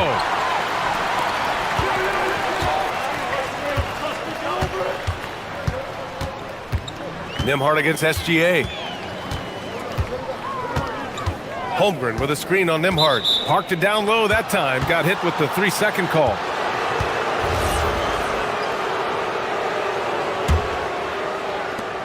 The Pacers have gone 3 of 5 from the field in this third quarter. Halliburton goes. Wow, what a strong flush from Halliburton. And he just driving the stake in him there. He's a guy just never lets up. And that's terribly demoralizing for a defense, guys. I mean, they know he's going to keep coming and coming and coming, and that they may not have an answer for us. Well, once he gets on a roll, there isn't a lot you can do to slow him down. Kicks it out to Siakam. Here's Huff. He's got 13. Halliburton outside. 5 to shoot. Pass to Huff. Whoop, there's the shot clock violation. So they'll turn it over.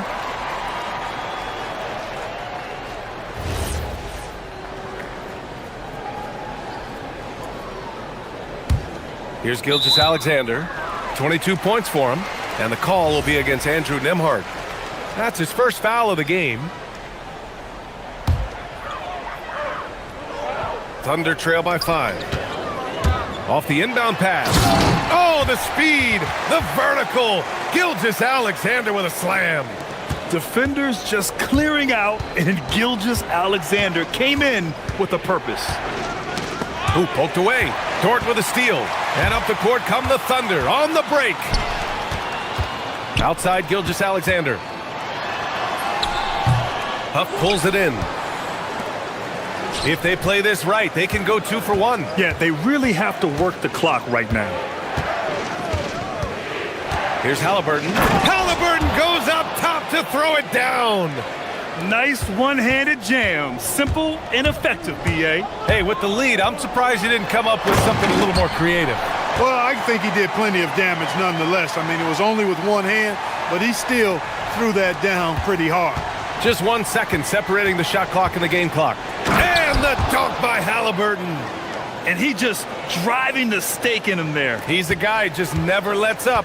And that's terribly demoralizing for a defense, guys. I mean, they know he's going to keep coming and coming and coming, and that they may not have an answer for it. And such a clever player in pick and rolls, Gilgeous-Alexander is unpredictable and understands how to attack defenses. And they go to the intentional foul. You don't want to stop the clock right there. I'm not quite sure what he was thinking. Yeah, but that's no excuse for that kind of foul. I mean, that might be an explanation for it, but certainly doesn't justify it. And even then, it's just not a good play. Tyrese Halliburton getting it done for the Pacers. He made a big impact, scoring. And a moment now as we take a look at our State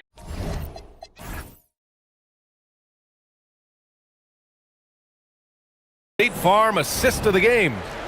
This is the definition of team chemistry. I love to see this kind of communication and connection between teammates leading to the perfect pass. For me, next to the big-time alley-oops and monster throwdowns, passes like that are probably the next best thing when it comes to sweet-looking NBA highlights.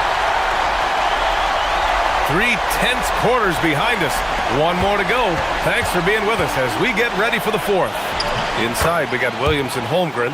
Gilgeous-Alexander runs the point with Dort at the 2. And it's Caruso in at the 3. That's the lineup for Oklahoma City. Gilgeous-Alexander against Nembhard. Pass to Williams. And Williams punches it home. And great awareness. Holmgren's so good at reading the movement of his teammates. A very heady passer for a big man. Halliburton outside.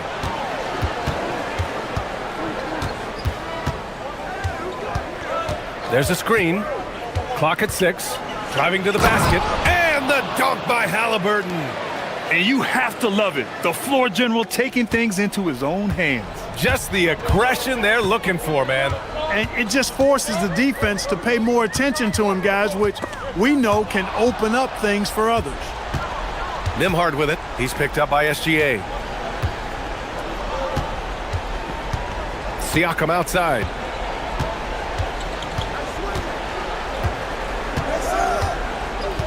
Pass to Huff. There's the triple. It's good. And give the assist to Siakam. And the Pacers lead by 5. And defensively, how do you leave them that open in crunch time?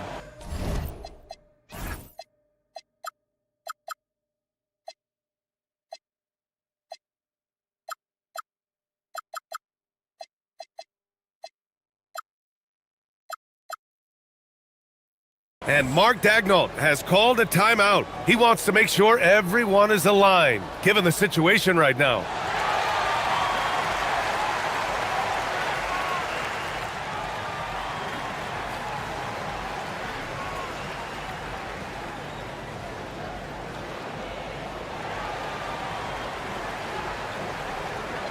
And let's swing it over to the sideline and hear from Allie. Hi, guys. Well, Mark Daigneault was just reviewing the plan with his team. He said to his players, I believe in you. I know what we have. It was less about X's and O's and more about the team's identity. Guys, they play for one another. As always, Allie, we thank you. And Gilgeous-Alexander missing. Clean look from mid-range. Coach will probably want to run that play again. Pass to Huff.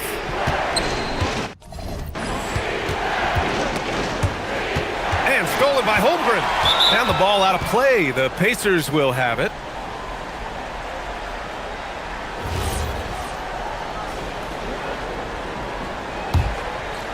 Pacers leading by 5.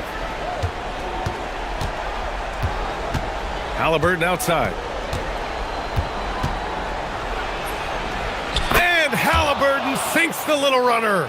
Yeah, intelligent shot selection by Halliburton, opting for the floater in that situation. SGA driving inside. In a tight one like this, you have to trust in his ability. Yeah, I agree with you, Greg. I mean, he plays with no fear, and he certainly knows how to put the ball in the basket. Halliburton outside.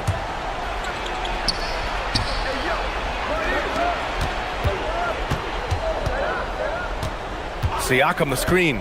4 on the clock. Oh, those long strides. Halliburton. Halliburton has a nice combination of smarts and skill. Makes him a cagey scorer. SGA. Yes, it's good. Oh, obviously Gilgeous-Alexander has the will to win. What a relentless effort. Halliburton against Caruso. Halliburton outside. Into the lane. Ooh, using 2 hands to power it down. Big time two-hand slam. And right on top of the defender, too. That's got to feel good. Yeah, that was a tough, gritty, sandpaper-like finish. And this is just typical of him. Always making an impact at crucial moments in the game. You know, they want the ball in his hands here because they trust him to hit all the big shots. Yes, sir! A clean pass that time from Halliburton to a wide-open teammate. Just smart ball movement there. Gilgeous-Alexander fires. Ooh, rising fire. No fear in the eyes of Gilgeous-Alexander. His guys believe in his ability to come up big.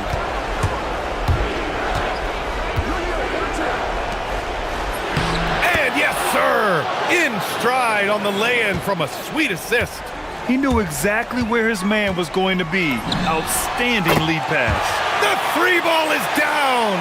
I'll tell you, that jumper from Gilgeous-Alexander is smooth and under control. Halliburton against Caruso. Nifty move. And stolen by Holmgren.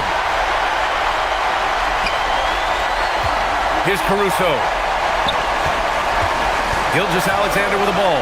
Siakam covering. Caruso. Off on the layup. Excellent job to impact that attempt and prevent the easy deuce. 7-second difference between the shot clock and the game clock. Now Siakam.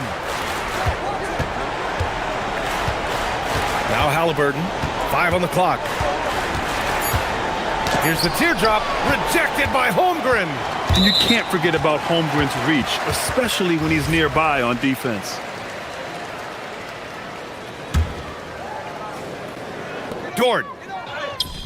Halliburton rips down the board. With a teardrop. And so it's the Pacers.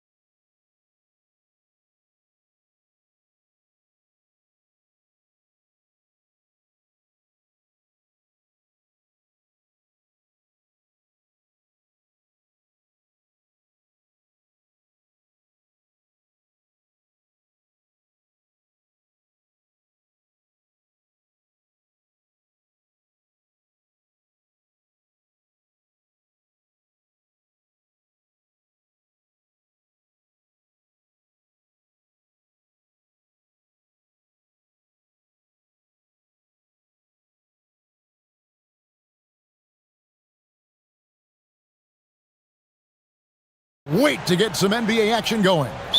Alongside Greg Anthony and Stan Van Gundy, I'm Kevin Harlan. Allie LaForce will be our reporter tonight on the sideline. And checking out Minnesota's opening lineup. Anthony Edwards out there with Dante DiVincenzo. Then there's McDaniels, and it's Rudy Gobert, and it's Reed in at the four-man position.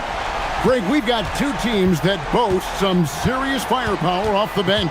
And that depth makes each team more difficult to defend, more unpredictable. Both sides have a lot of guys who can step up on any given night. And Siakam throws it down. A high-level athlete with underrated burst. Siakam continues to impress with his ability to finish. Now here's Edwards. Shoots over Nembhard. Edwards can't hit. Well, the analytics don't like it, but if the defense is giving it up, I like that shot selection despite the miss. Halliburton with it. McDaniels defending. Huff passes to Nembhard. Clock at 6. Pass to Halliburton. And it's going to be a 24-second shot clock violation. They turn it over. That is just a careless turnover. You've got to be smarter in those exchanges. And so Edwards will bring it up for the Minnesota Timberwolves. It's a 5-point game. First quarter, about a minute and a half in. There's the three. Walker with the rebound. And if they know what's good for them, that's the way they'll defend against him every time he takes the ball in the three-point lane.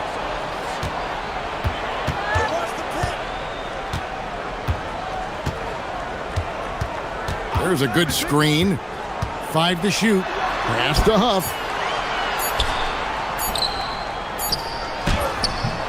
Rebound, Minnesota. And it just seems like the Pacers have really shaken up the league, Greg, with their fast-paced, aggressive style.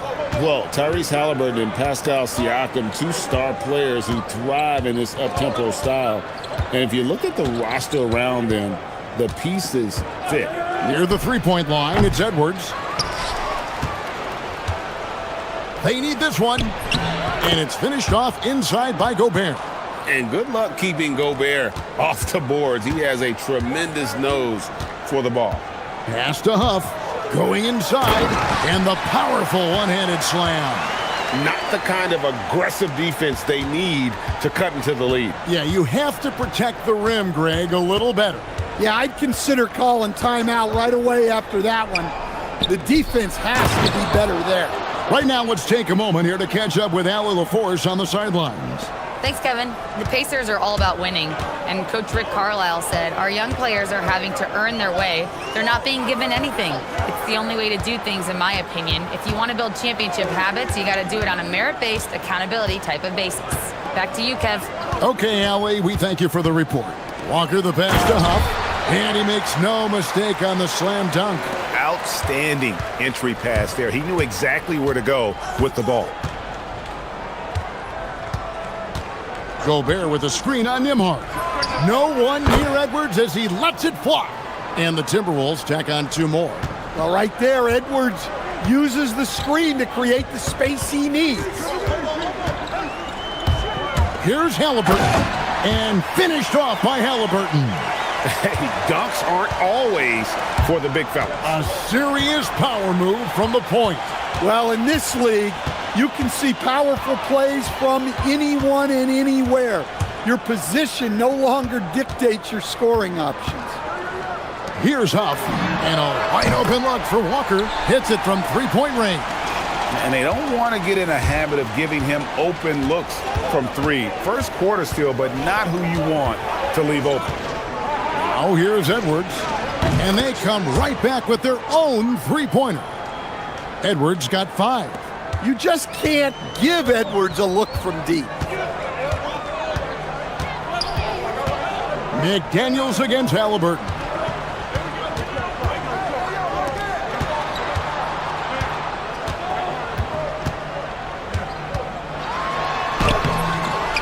And it's McDaniels with the rebound. Timberwolves trail by 5. About 3 seconds between shot and game clock. And it's denied. Pass to Walker. And Walker throws it down hard. When Jarris Walker stuffs it, we feel those pucks over here. Edwards looking it over. With nobody on him, he buries the jumper. 7 points in the game. That's a high percentage look when the D doesn't fight over the screen. Yeah, it's certainly worth it to disrupt the offense. Coaches notice that extra effort. Oh, taking it to the rack with power. Hammering down the two-hand slam. And so it's the Indiana.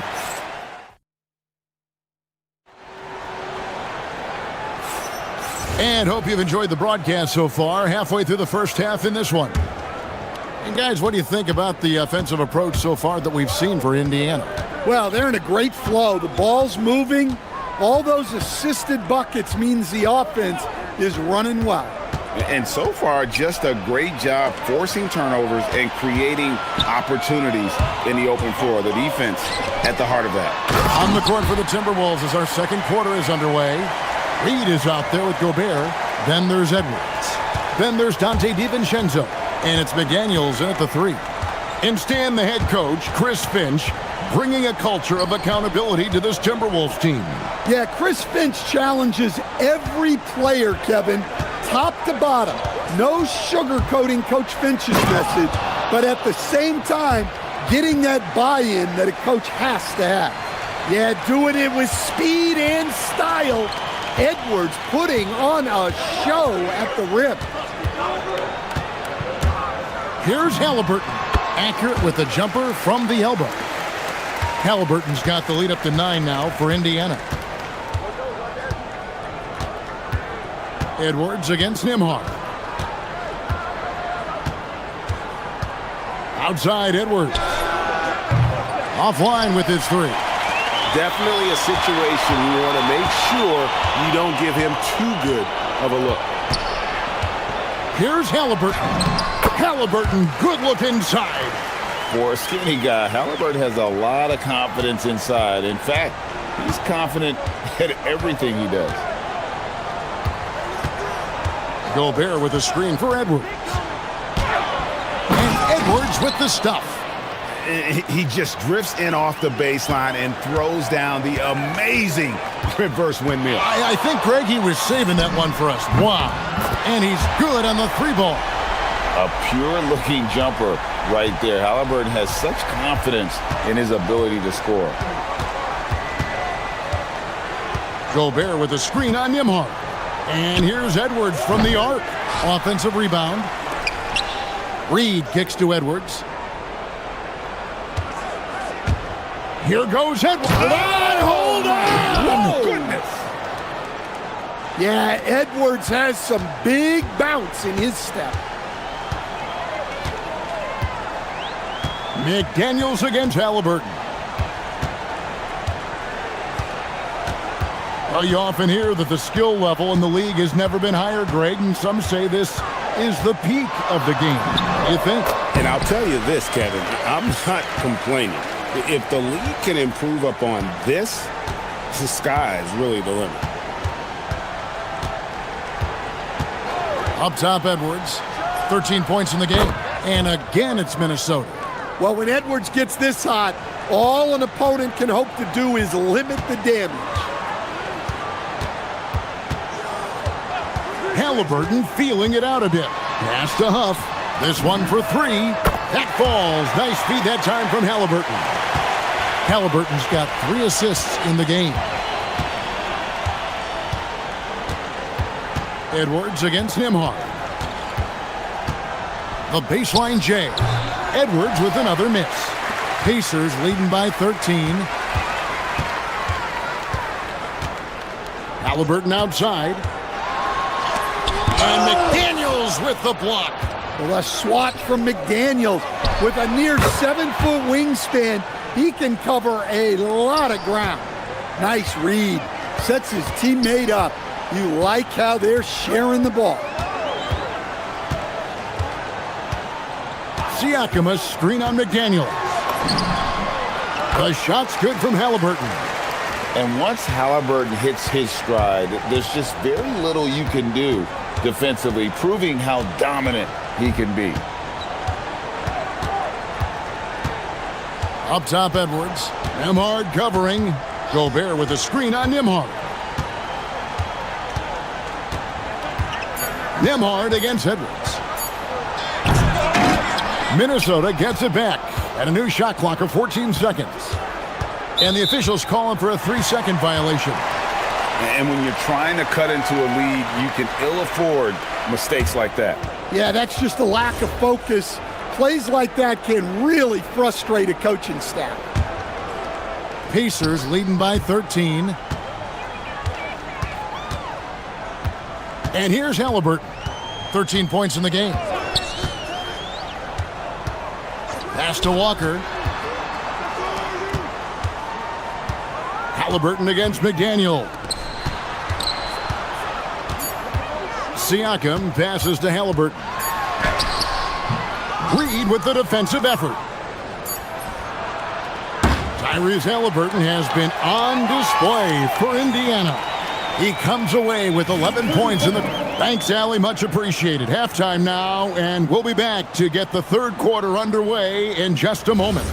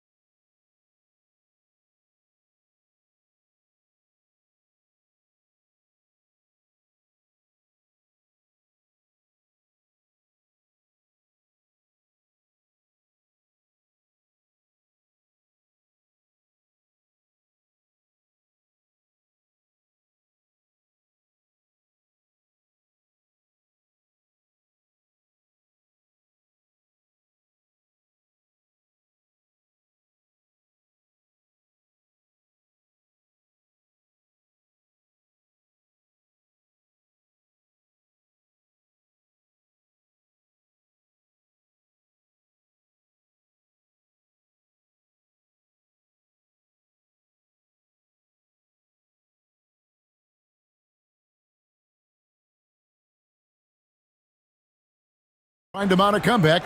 One side trying to protect their lead. Edwards with a strong contribution so far in this one. His place. Man, what a move by Edwards. That was phenomenal. And one of the many challenges for a small market team like the Pacers, Greg, going up against that luxury tax. And they've avoided carrying a payroll that would incur the tax. But right when they said they were planning to do just that, the Bucks stunned everyone with a maneuver to secure Pacers center Miles Turner and perhaps let him off the hook. Well, with his skill and confidence with the ball, if you put him in position, he'll reward you. Siakam sets a screen for Halliburton. Pass to Huff. The kick out to Walker. And stolen by DiVincenzo. Hit his leg. And it's being called a kickball.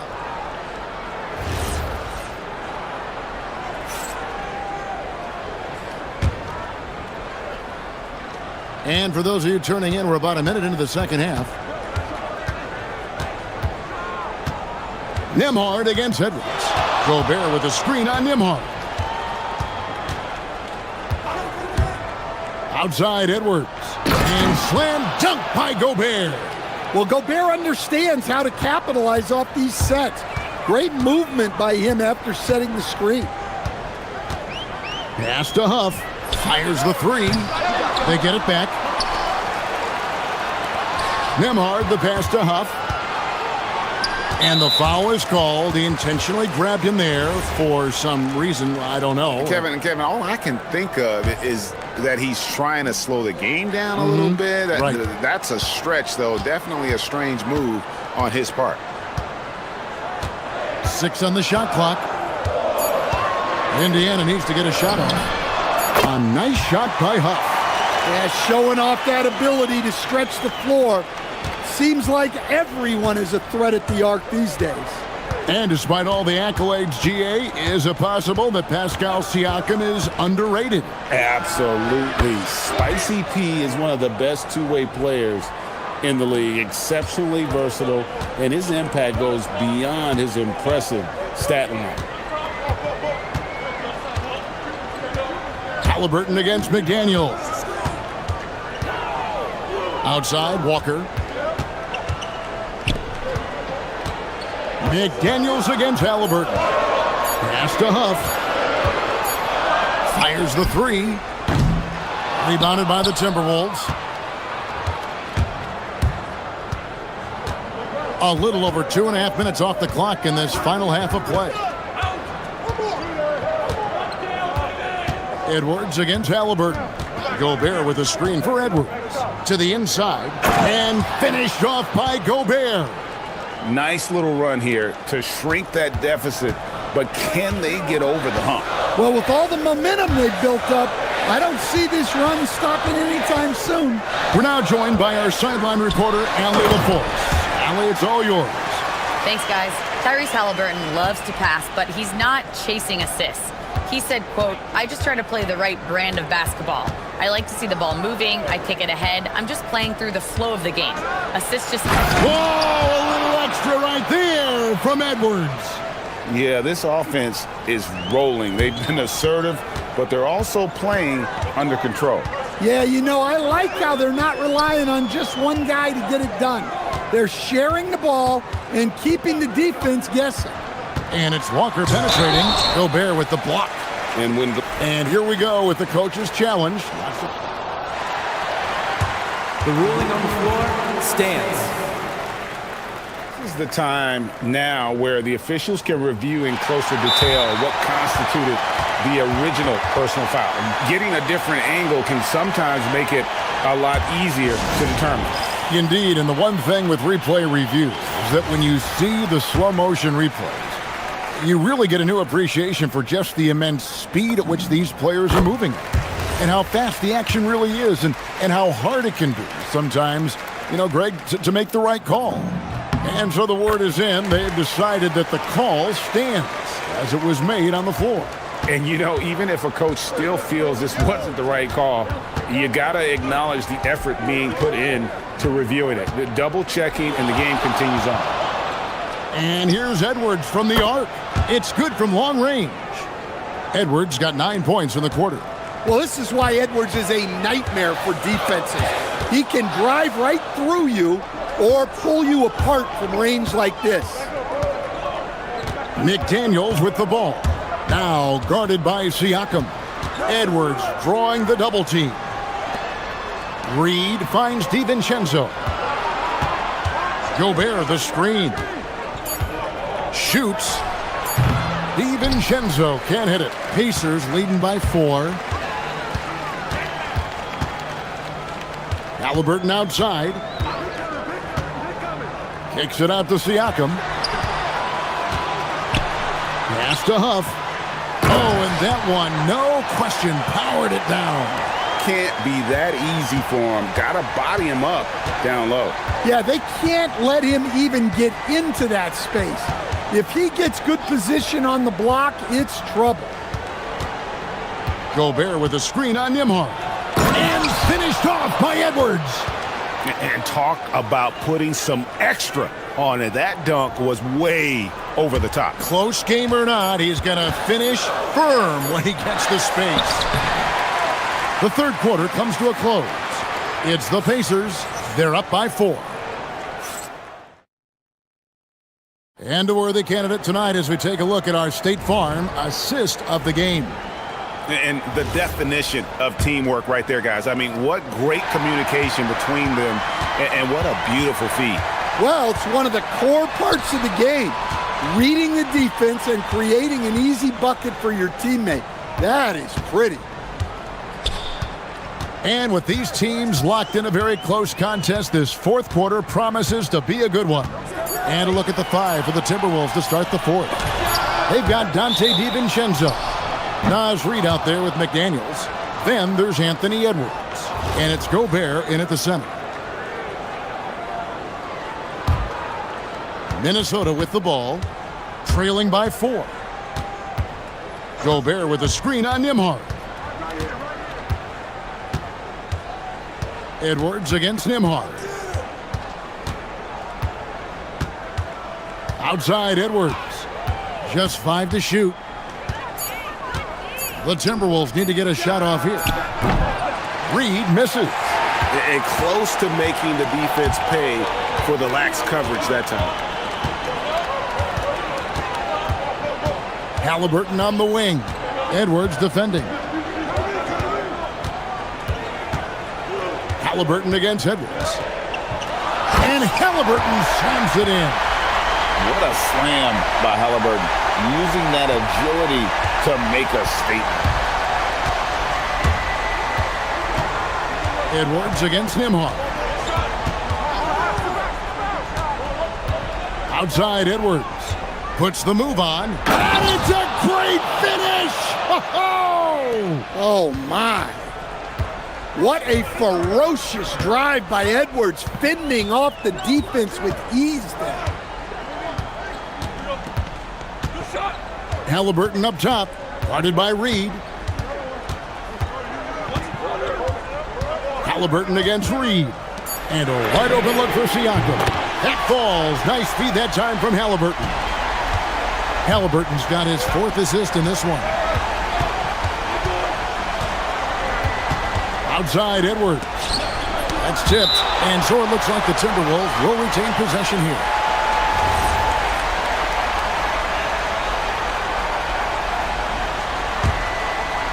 Edwards drawing the double team. Now it's Reed with the tip. Oh, sticks the putback. Oh, how about the deft touch right there, guys? He just guided that ball back up and in. Just a fingertip touch on the ball. Halliburton outside. He finishes with a one-handed dunk. Never a bad idea to run the old pick play.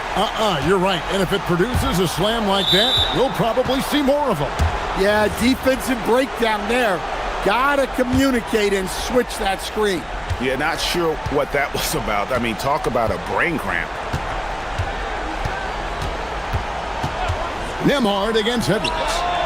Edwards drills the 3. Well, you need a bucket? Give it to Edwards. He's got that clutch gene. Pacers leading by 4. They set the pick. Halliburton. Gobert there for the rebound. Minnesota's gotten just 1 of 4 3-pointers to go down for them here in the 4th. Gobert with a screen for Edwards. Here's DiVincenzo. The 3 goes down. And that's right in his wheelhouse, looking to make an impact when it counts. Well, you know this is when they lean on him, and he delivers with a much-needed score. Here's Huff. Now Nembhard. Shot clock at 6. Now Siakam. Late in the clock, he gets it to fall. And delivering in the clutch, Siakam with zero fear, wanting the ball when it matters most. And we've got a timeout called from Chris Finch. The magnitude at this juncture in the game clearly warranting a timeout.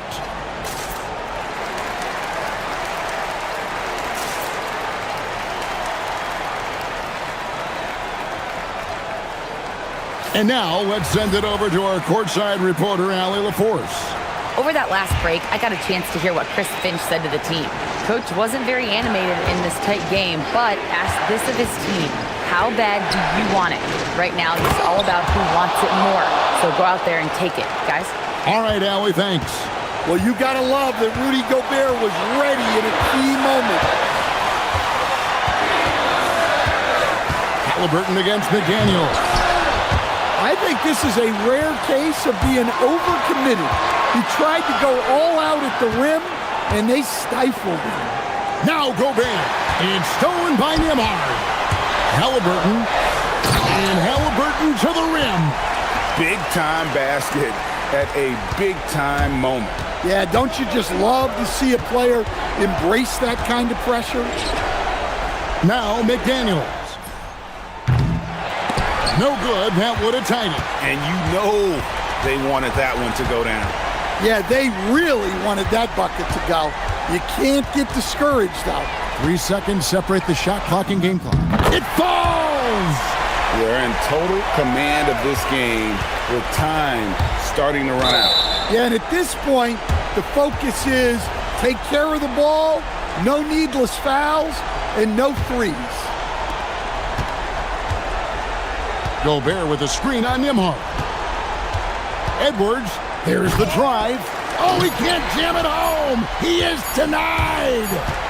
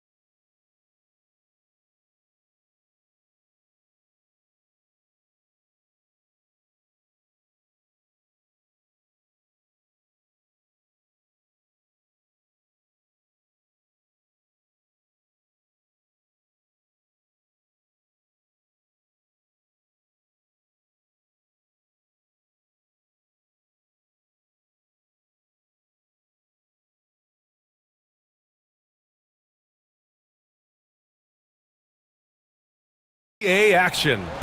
And in our matchup tonight, we'll see the Minnesota Timberwolves going up against the LA Clippers right here in Los Angeles.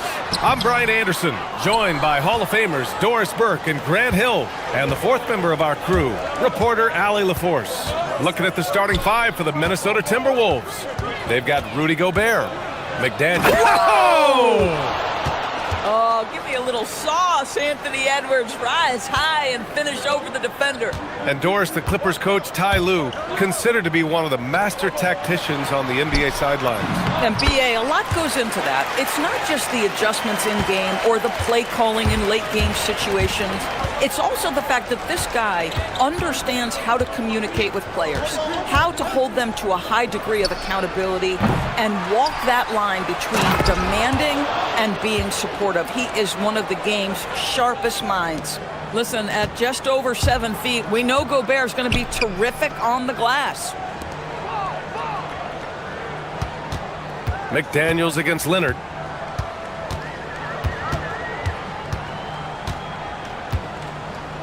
Outside Matherin. 6 on the shot clock. Lopez, the screen on Edwards. And it's Matherin missing. The Timberwolves have gone 2 of 3 from the floor. DiVincenzo finds Edwards. And Chris Dunn gets the whistle that time. That's his first foul of the game.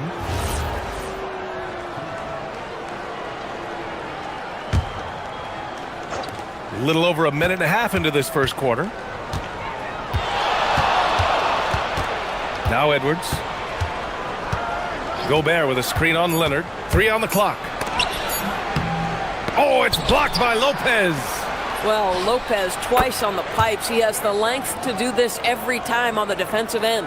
He's consistent from out there, especially when you give him that kind of room. Jones with a screen on McDaniels. The shot by Dunn, no good. I'll tell you, that's one he typically will make. The defense gets away with one. Back to DiVincenzo. Pass to McDaniels.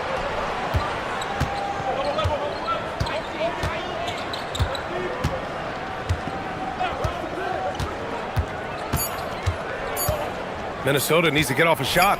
Here's Edwards. Matherin with a rebound.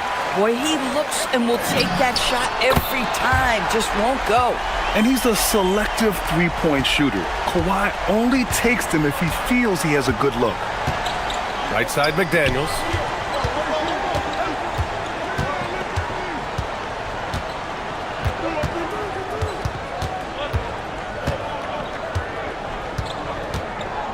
Gobert with a screen on Matherin. McDaniels from long range. It's hauled in by the Clippers. And they're running. And it's Matherin missing. Edwards against Leonard. 1:51 left in the first. There's the three. Rejected by Lopez. And the foul on Brook Lopez. That's his first foul of the game. Knocks it loose, and it's out of bounds to Minnesota. Just a millisecond late. So close to coming up with a steal there. Absolutely appreciate the effort, though. He really went after it. So close. Gobert with a screen on Leonard. It's Edwards with a drive. Gobert passes to Edwards. Shot clock at 5. This guy is a perennial all-defensive team member. The wingspan, a problem for offensive players. And so it's Edwards who brings up the ball for the T-Wolves. Count it. Good. Sometimes it's simple. Put the ball in the hands of your scorers and let them do what they do best. Lopez, the screen on McDaniels. Leonard gets it to go from 18 feet away.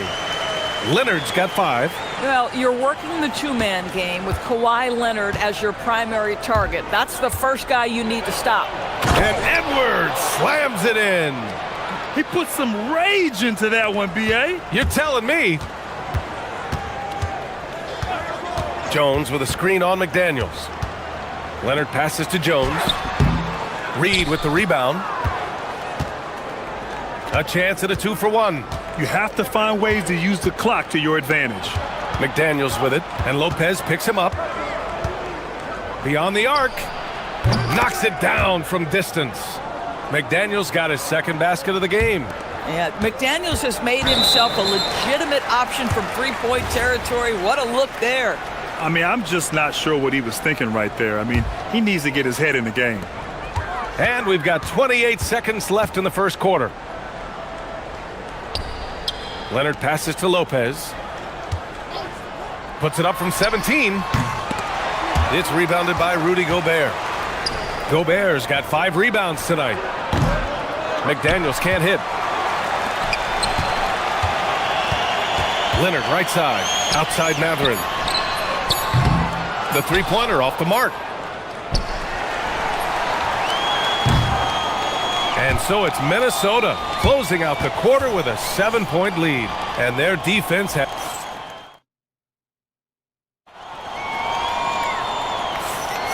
And thanks again for tuning in. If you're just joining us, we played through 1 quarter of action so far.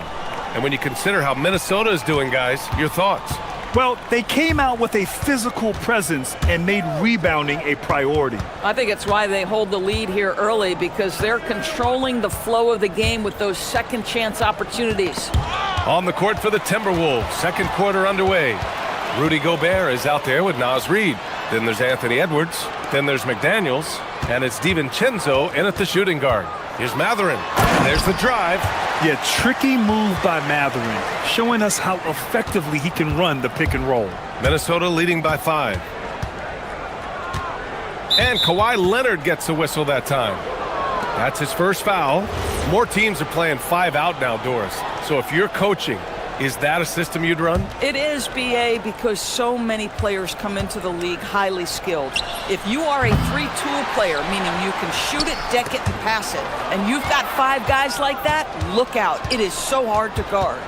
And Chris Finch wants a timeout. And we might see some changes. Coach potentially looking to adjust. It's now an opportunity to take a break and talk about their strategy moving forward. Well, there's something that the coach doesn't like. I'm curious to see which kind of adjustment he makes here. Leonard against Edwards. Goes up on the wing. He can't hit that time. Clippers trail by 5. The Claw attacking. And it's going to be a goaltending call here, so they will count the bucket. Kawhi Leonard so calm, mixes speeds, understands when and where to drive the basketball. Just over a minute has passed here in the second quarter. And Grant, this defense of the Timberwolves, one of the league's stingiest. Well, if you look up and down their lineup, not many weak links for opponents to target. And then, of course, you've got 4-time Defensive Player of the Year, Rudy Gobert, on that back line. BA, they're tough. And so Ty Lue calls a timeout. Coach probably just checking to make sure everybody's on the same page here.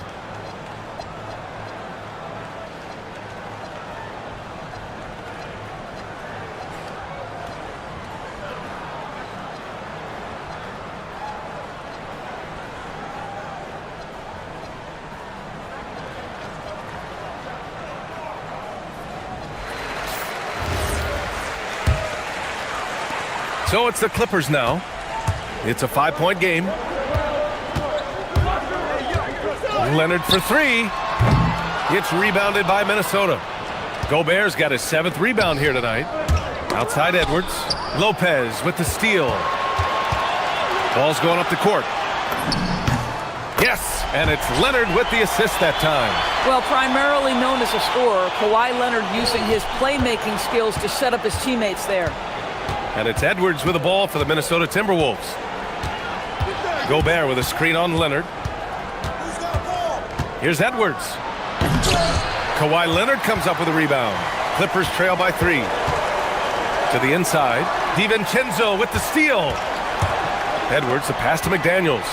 Fires the 3. No good on the shot. Good work defensively by Leonard. The Clippers have gotten 3 of 4 field goals in the second quarter. The 3 ball. Look at Leonard, dialed in from deep. Kawhi Leonard consistently efficient with his scoring ability. Nice jumper. Edwards against Leonard. Now here's Edwards. Give him 8 points now. Just 5 to shoot. Down low. Here's Gobert. Using the size. Gobert. Well, you know the length of Rudy Gobert. He's virtually unstoppable in that restricted area. And he commits the intentional foul.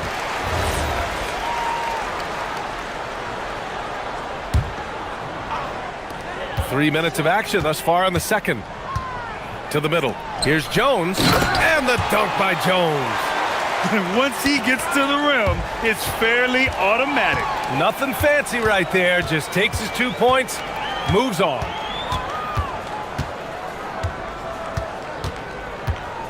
Jones with a screen on McDaniels. So they take the lead. Leonard's got 12 points. And a breakdown here, guys, of the hustle stats for the Clippers. I must say their defensive intensity has been impressive so far, really making it hard for the offense to hold on to the ball. I think the other thing they're doing is they're wearing out the opponent in transition, exploding up the floor for easy chances. Stolen by Jones. He shoots. Rebounded by the Timberwolves. Good contest. Can't let him have open shots from mid-range. And Chris Dunn gets the whistle that time. That's foul number 2 for him. There's a minute 12 left in the first half of this one. Here's Edwards. Oh, big dunk right over Lopez.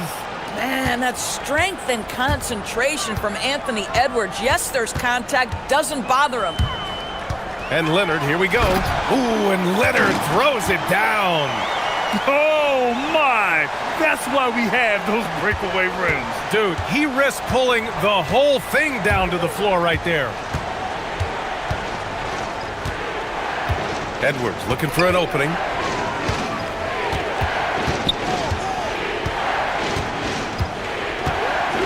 Shot clock at 6. Nifty move. Rebounded by Lopez. Lopez has got 4 rebounds in the game. And the dunk by Jones. Oh, just an artful little reverse slam. Power and style. That was sweet. 2 seconds separating the shot clock and the game clock. Edwards. Oh! Edwards with the highlight reel jam. You better get out of the way. So much power from Anthony Edwards off that drive. Look out. Here's Lopez. McDaniels with some nice D. Edwards for 3. Oh, the breakaway! Edwards gets it done on the run. Not everyone has the green light to take that 3 in transition, but he does, especially with the defense already set up protecting the paint. Anthony Edwards has been on display for Minnesota, hunting for opportunities, leading to 9 points in the quarter. Thanks very much, Allie. We'll be back soon to start the second half of basketball.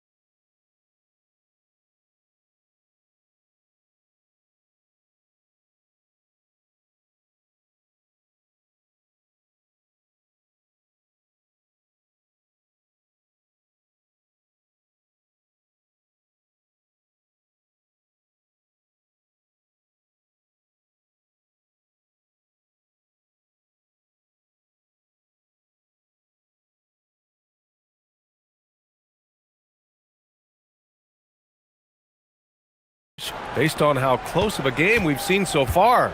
Boy, you gotta like what we're seeing from Anthony Edwards. Yeah, tonight he's done a great job of slashing through the lane and finishing.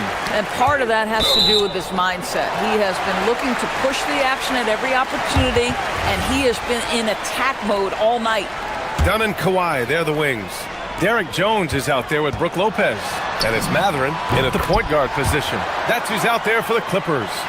Starting to look like one of those nights for Kawhi Leonard when he's absolutely dominant on the offensive end. And after some uncertainty, the Timberwolves moving forward under new governorship doors. Boy, B.A., that sale process was long and obviously at times quite contentious. I believe the organization has to be thrilled that that is finally in the past, because what you want to do is focus on trying to continue the Wolves' recent run of success. There's a lot to be excited about with this young group. Inside, here's Lopez. And it's Lopez with the jam. But if you give Lopez a 7-footer this much room, it's over. Here's Edwards. Oh, Anthony Edwards takes flight. And despite the size mismatch, getting a little aggressive down there in the paint. Some guys just relish the challenge. Find a way, and he does. Oh, and there's the whistle on. And here comes the coach's challenge. He disagrees with the foul. He does not hesitate to ask for a second look. The ruling on the floor stands.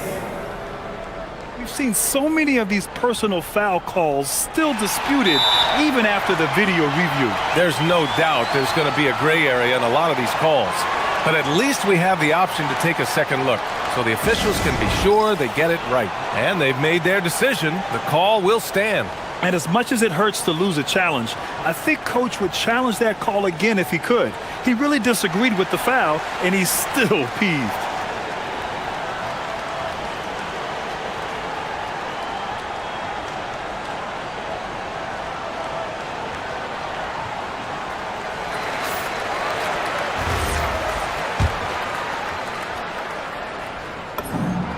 Free throw drops for Leonard.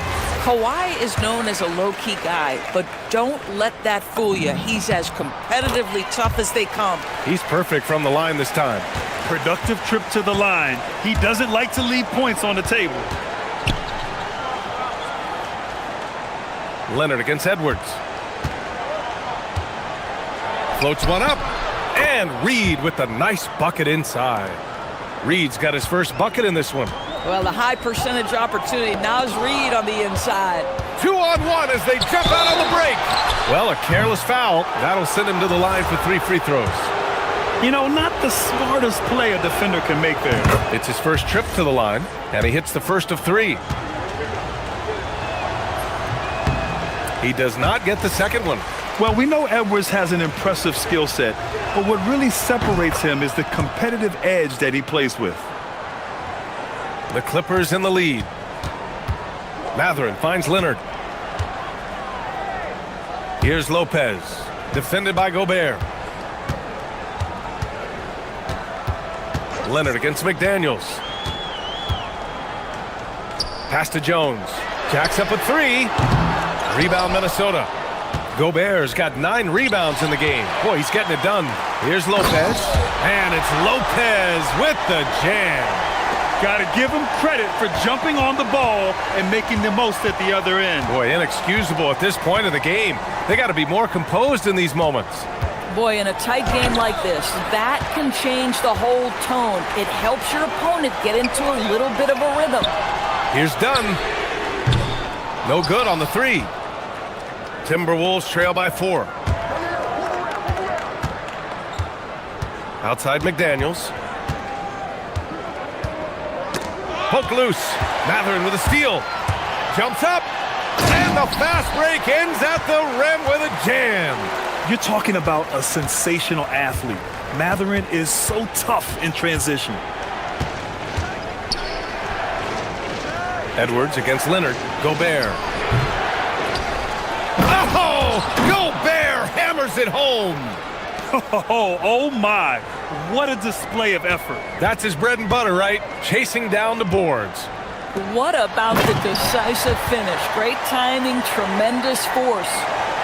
Attacking the rim with power. Tremendous finish. The 3, DiVincenzo. Matherin with a rebound. Given his range, you'd expect him to capitalize on that opening. Lopez, the screen on McDaniels. McDaniels against Leonard. Pass to Matherin. Just 4 to shoot. Shoots over DiVincenzo. And it's good. Off the back of the rim and in. Matherin's got 6 points in the quarter. And since the halftime break, their offense has just been on another level. I got to believe that's something the coach talked to them about at the halftime. They have valued each possession. And just totally relentless, only increasing the intensity level. One thing I enjoy is watching players who don't pay attention to the score. You lock in on the moment and play the right way.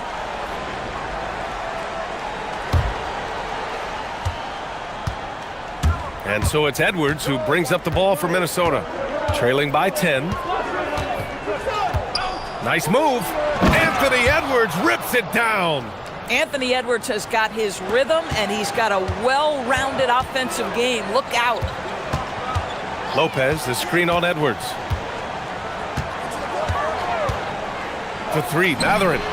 Count that one. He's now 5 for 8. Listen, this guy's a barometer for this team's success offensively. They go as he goes. For 3, DiVincenzo nails it from beyond the arc. That's how you up the ante. Come right back at him. And you would expect nothing less from these two, taking pride and making plays. Even with the score as it is, he just keeps coming at you. There's 21 seconds left to play in the third quarter of basketball. Edwards against Leonard. And Edwards slams it in. Well, in pick and roll action, you've got to be aggressive as a scorer. Anthony Edwards with the bucket. Matherin with the ball. 4 seconds left. Yep, that one goes. Matherin's got 13 in the second half. Gotta fight harder to get over those screens. You know, we see this all the time. You're basically, as a defender, hoping the man misses rather than putting in the work to get over screens. And so it's Los Angeles ending the... All right, let's take a look at our assist of the game presented by State Farm. And the winner today coming from an unlikely position. It's the big fella with the sweetest pass of the day. Well, we have some elite passing big men in the NBA, and you love that skill. Wow. The fourth quarter has arrived. So good to have you with us. So for Minnesota right now, we've got Anthony Edwards. Rudy Gobert is out there with Naz Reid. Then it's Dante DiVincenzo, and it's McDaniels in at the 3, the small forward. And it goes out of bounds. Last touch by Leonard.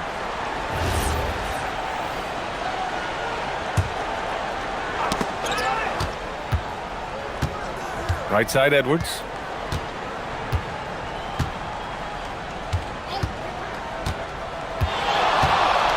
Four on the clock. Oh, big dunk right over Lopez.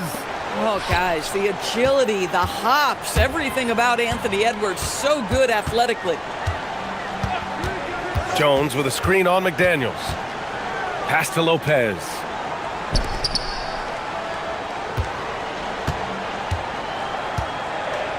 Jones with a screen on Gobert. Lopez can't hit. Timberwolves trail by 10. Outside McDaniels. A few possessions into the fourth, just over a minute played. Takes a 3. Rebounded by Lopez. Lopez has got rebound number 7 tonight. 2 points. That one goes. And the Clippers lead by 12. And right now, Matherin is on a roll. This young guy continues to do whatever he wants. Leonard against Edwards.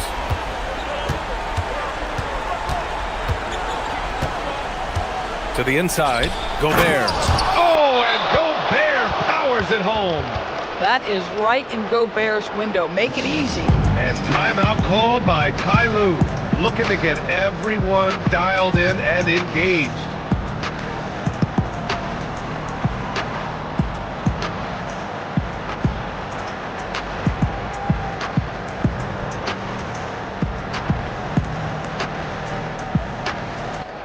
Let's go now to the sideline and catch up with Allie LaForce. During that last break, Coach Tyron Lue had some advice for the team. He encouraged them to keep on the pressure, saying, you guys are forcing a lot of turnovers, and it's because you're communicating and working together as a unit. Keep it up. Defense is clearly a priority. Appreciate the report, Allie. Timberwolves trail by 10. DiVincenzo. And count it. They're going at it on offense. Neither team backing down. I'll tell you, we have seen great execution from both teams. Neither one giving an inch here. Oh, get you some! Show us some power. Well, don't let Kawhi's quiet demeanor fool you. This guy has athleticism and explosiveness. How about that in style? Outside Edwards. Gobert with a screen on Leonard. Edwards fires! Gobert. What hustle on the glass by Gobert. Size, explosion. He's a dangerous finisher, and we saw it right there. Here's Jones. And there's the call. It's going to be an illegal screen. One of the trickier plays to judge, but it would be hard to argue against the call. It is really difficult to get your feet completely set, to stay completely still. It's almost surprising to me that it isn't called more often. Timberwolves trail by 8. Outside Edwards.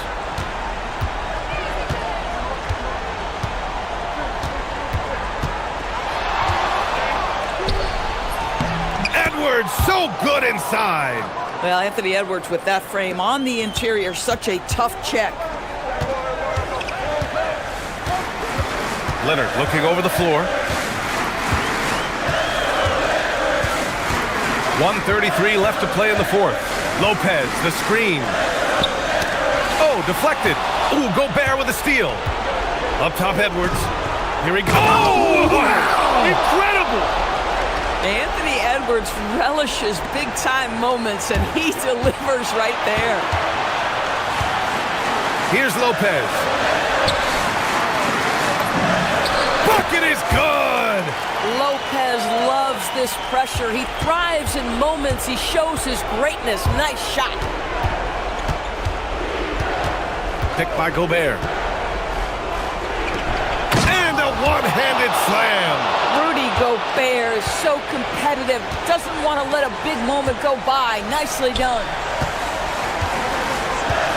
Here's Leonard. There's 48 seconds left in the fourth quarter. And he drives in. Aggressive move by Kawhi. Right to the rim. Absolutely no fear. Kawhi Leonard welcomes these moments. He relishes these moments. Edwards against Leonard. It's Edwards with a drive. Oh, unanswered slam. We know this about Anthony Edwards. He is fearless in these moments. That's a big-time clutch delivery. And Ty Lue has called a timeout. And coach didn't want to take any chances in this situation, which is why he called the TO.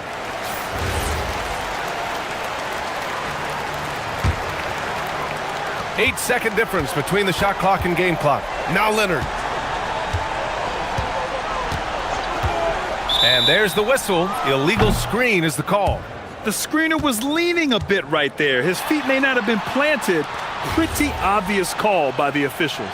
You know, he's just leaning a little bit. You try to get away with it, but boy, the official all over it. That's tipped. And it's the Clippers on the break. Here's Matherin. Takes a three. Cleared away by Reed.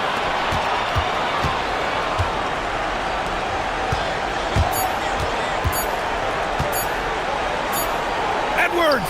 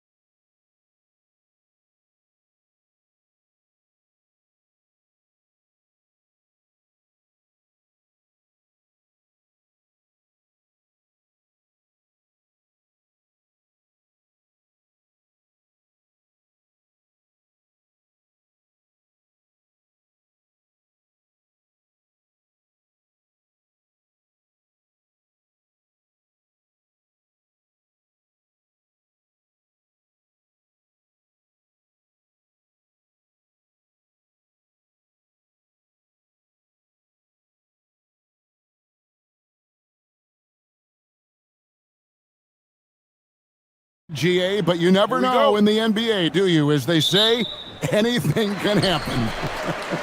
Yeah, that means just so much talent in the league. If one or two guys get hot, this could end up being an upset. The difference between good teams and bad is razor thin. Here are the starters for Los Angeles.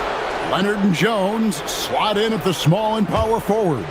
Collins is out there with Bogdanovich. And it's Conan Niederhauser in at the 5, roaming the paint. Now, here's Bogdanovich. The shot off that time. And now the fast break, Irving with the ball. Gafford against Collins. Irving with a clean look. Connects from three-point range. Some of the fastest hands in the league right now. Kyrie knowing he has to get rid of it. And let's go to the sideline. Here's Allen. Well, Jason Kidd had a few moments to share with me. We talked about Kawhi Leonard and how much his experience plays a role. He mentioned when you have a guy like Kawhi, you can take one aspect of his game, but he's so skilled and experienced that he will find another way to beat you. They've got their hands full with the vet. Back to you. All right, Allie, thank you for that. One of the most explosive young bigs we have. Collins quick off the floor and gets creative at the rim. On the wing, Christie. He's guarded by Collins. Offered a screen on Collins. Christie. Another three for Dallas. And he likes to get in a rhythm early. Nice triple. One thing you can say about this Clippers organization, GA, resources will never be a problem. He had passionate and deep-pocketed leadership. You throw in the market size, and even if they're not the glamour franchise in LA, they're no longer resigned to second fiddle.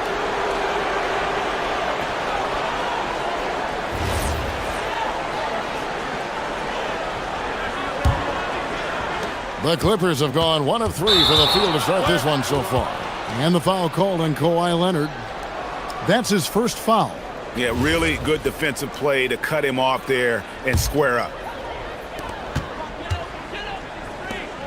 Jones against Christie. And the foul called on Kawhi Leonard. That's foul number 2 for him.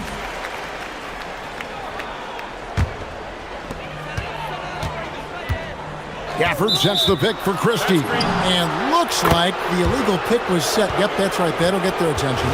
Beyond the leaning, you could see his feet more set on that screen.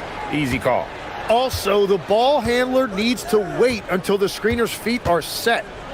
Now here's Leonard. The first quarter of action, 2 minutes in.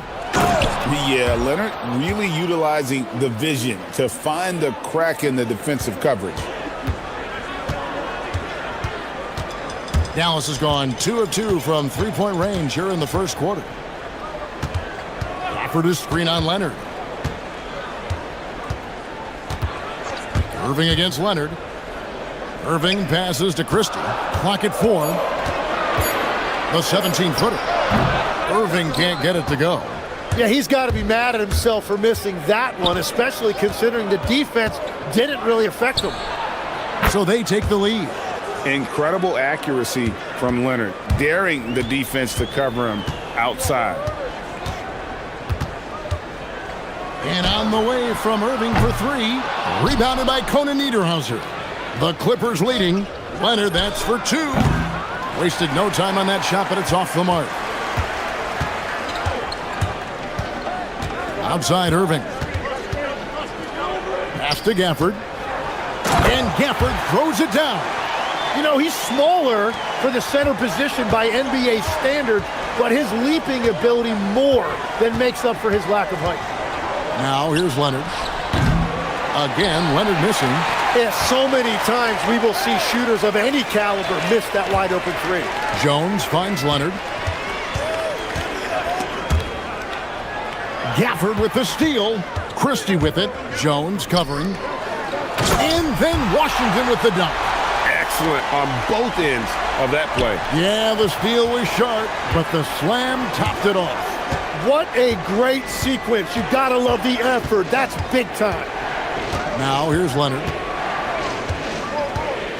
A fader. And it's good off the glass. Leonard's got 5 points so far.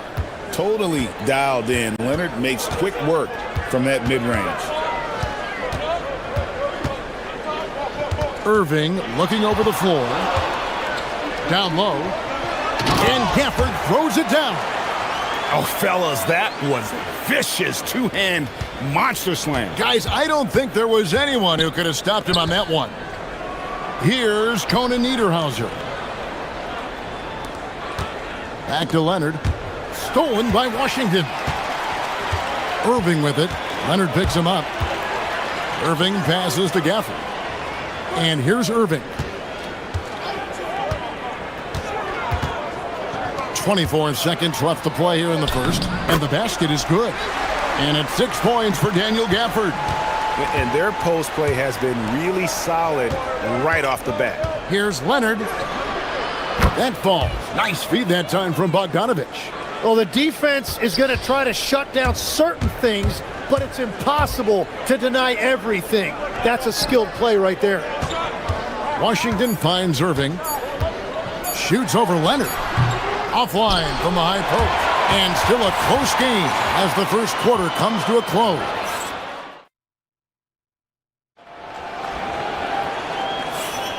Some good action already in this one, but a fairly even matchup after the first quarter of play. And guys, what do you think about the offensive approach we've seen so far for the Mavericks?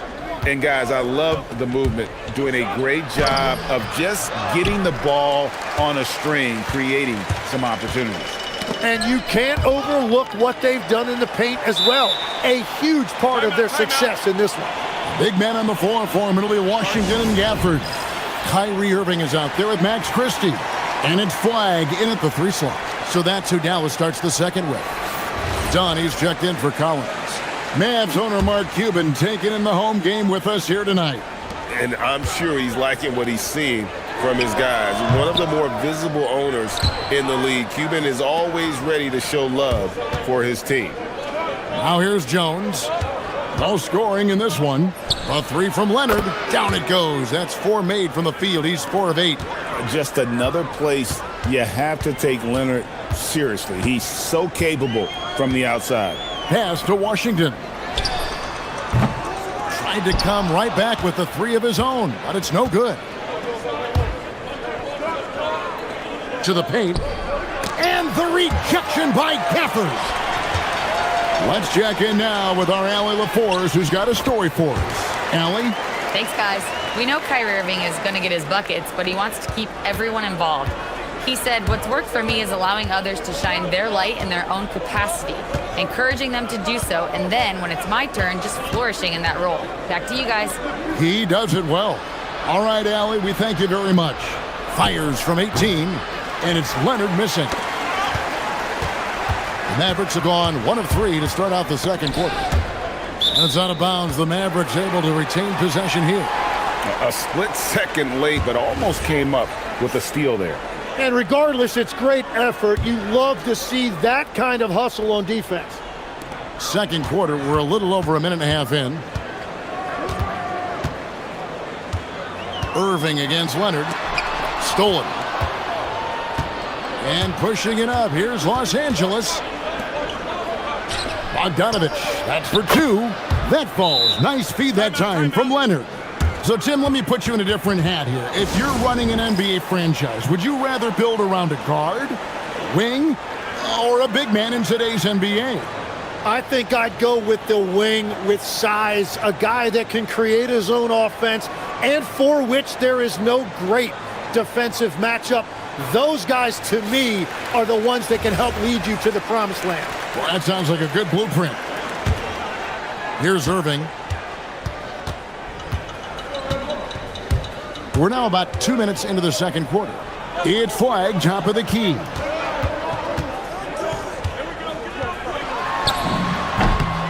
Cranes the 19-footer. Flag's got his first points in this one. And no one expects this to be a key area for Flag, but he might consider folding it into his game now. Got a piece of it. Here's Christie. Pass to Washington. Outside Irving. Gafford, high post. Down to 5 on the shot clock. And it's blocked. And they force the shot clock violation. Great D.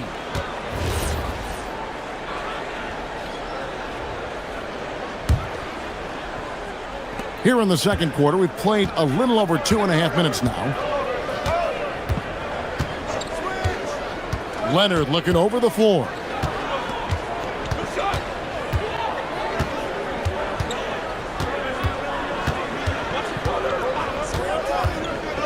To the middle. And he jams it after taking the nice feed on the run. There's the unselfishness of Kawhi Leonard, keeping his teammates involved. Leonard against Irving. Gafford sets the pick for Irving. Pass to Gafford. Oh, and the jam by Gafford. Oh, and he got fancy with that one. Yeah, maybe trying to give them the momentum boost they need to break this game open. Here's Conan Niederhauser. That falls. Nice feed that time from Leonard. Leonard's got his 4th assist in this one. For Dallas, they've gone 50% from the floor in the second quarter, 3 of 6. Irving misses. The Clippers have gone 4 of 8 so far here in the second quarter. Pass to Conan Niederhauser. Now Leonard. Shoots.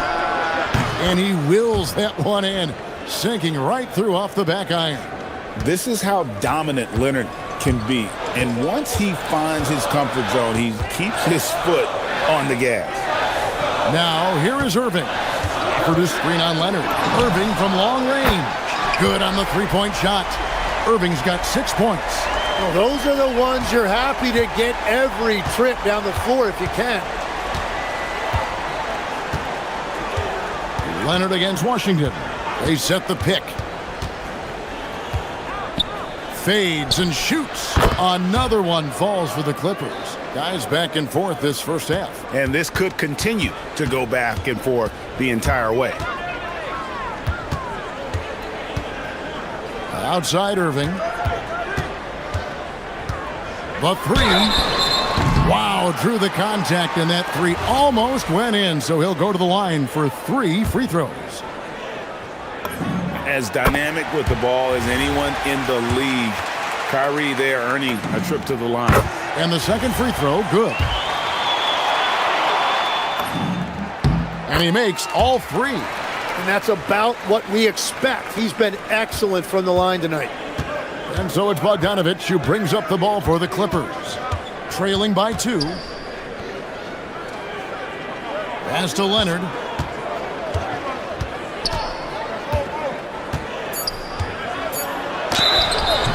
And he gets the whistle. 2 free throws coming up. The Clippers shooting their first shots from the stripe in this game. And they had a lot of success a season ago as a team, hitting about 80% of their free throws. The first free throw is good. That's also good, so he hits both free throws. And out of bounds as the Clippers gain possession. Poor decision there to heave the ball so far down the court. I mean, there's plenty of better places to go with it. And he hits the jumper for 2. Leonard's got the lead up to 2 now for Los Angeles. Kawhi Leonard has been on display for the Clippers. He comes away with 11 points in the quarter and is showing no signs of fatigue. We'll return shortly.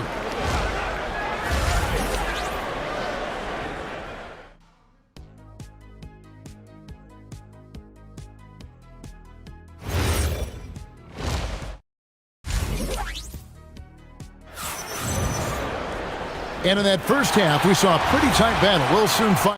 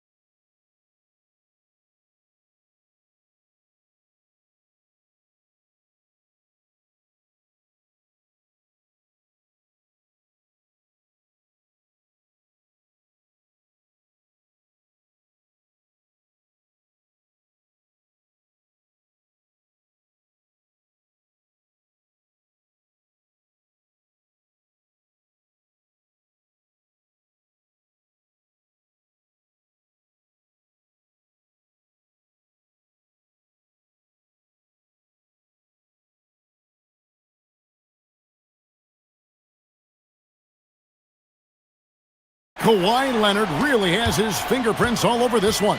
Yeah, and through the first 2 quarters, he has been the offense for this team. Well, and I expect they're going to continue to lean on him as we continue in this game. Why not? The way he's playing right now offensively. Checking out the group for Tyronn Lue to start the second half. Filling the perimeter slots are Dunn and Leonard. Then there's Bogdanovich. Then it's Jones. And it's Conan Niederhauser in at the center position. And he's fouled pretty hard on that shot, but he's got the chance to pick up the points at the line. Hey, Tim, what are some of the keys to sticking around for role players fighting to remain at the NBA level? Well, if you are a role player in this league, you need to understand you need to work at everything, but be exceptional at something. And I think that's the key. Growing up, all of these guys were stars. Now you've got to fit in and understand on a given night what your role is. And your sensational aspect was your three-point shooting. You've got to do it better than anybody else, Kevin. It's got to be at an elite level because there are guys out there waiting to take your job. And you were elite. And when he's on like this, guys, there's not much you can do to stop Kyrie, an incredible shot maker. Now, here's Dunn. Hasn't made one yet. And it's Leonard missing. Christie with it. Leonard picks him up. Leonard against Christie. Down low. Here's Gafford. It's deflected. Leonard against Christie. Jones. Pass to Conan Niederhauser. Outside, Jones. Hits the three-point bomb. That's just a smart play right there. The right pass to a ready shooter. And the foul called on Kawhi Leonard. That will get him his 4th foul of the game. And so now a timeout called by Jason Kidd. He's going to take a few moments here to check in with his team and regroup.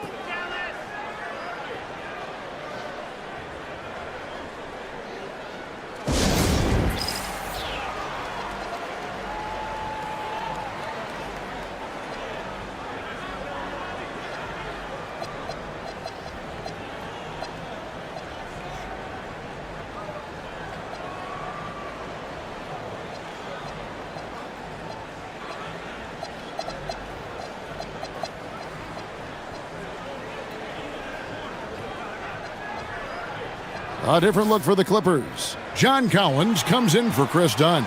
And it's Benedict Mathurin in for Bogdan Bogdanovich. Mavericks trail by 4. Gafford sets the pick for Irving. Pass to Gafford. And Gafford throws it down. And he's an automatic finisher when he gets into that area. He is, and he picks the simple one-hand stuff to get the 2 points. Over to the wing. Here's Collins. 2 free throws coming up, and they call the shooting foul. That's on Daniel Gafford. And when Collins goes up, the interior defense runs out of options. He forces them to get sloppy. And so he makes both from the line. And it's Irving with the ball for Dallas. 4-point game. Just under 2.5 minutes into the 3rd quarter now. Here's Gafford. And Gafford throws it down. Oh, that's straight TNT, baby. Explosive. That was pretty, and he just has that effortless knack for getting inside. Now, here's Leonard. He's got 20. Oh, and the dunk by Jones. And how about that? What a sensational finish. Hey, you got to be able to get some hang time to do that one. Christie can't make it. Not quite enough defense. That time around, just lucky he was off. Outside, Jones.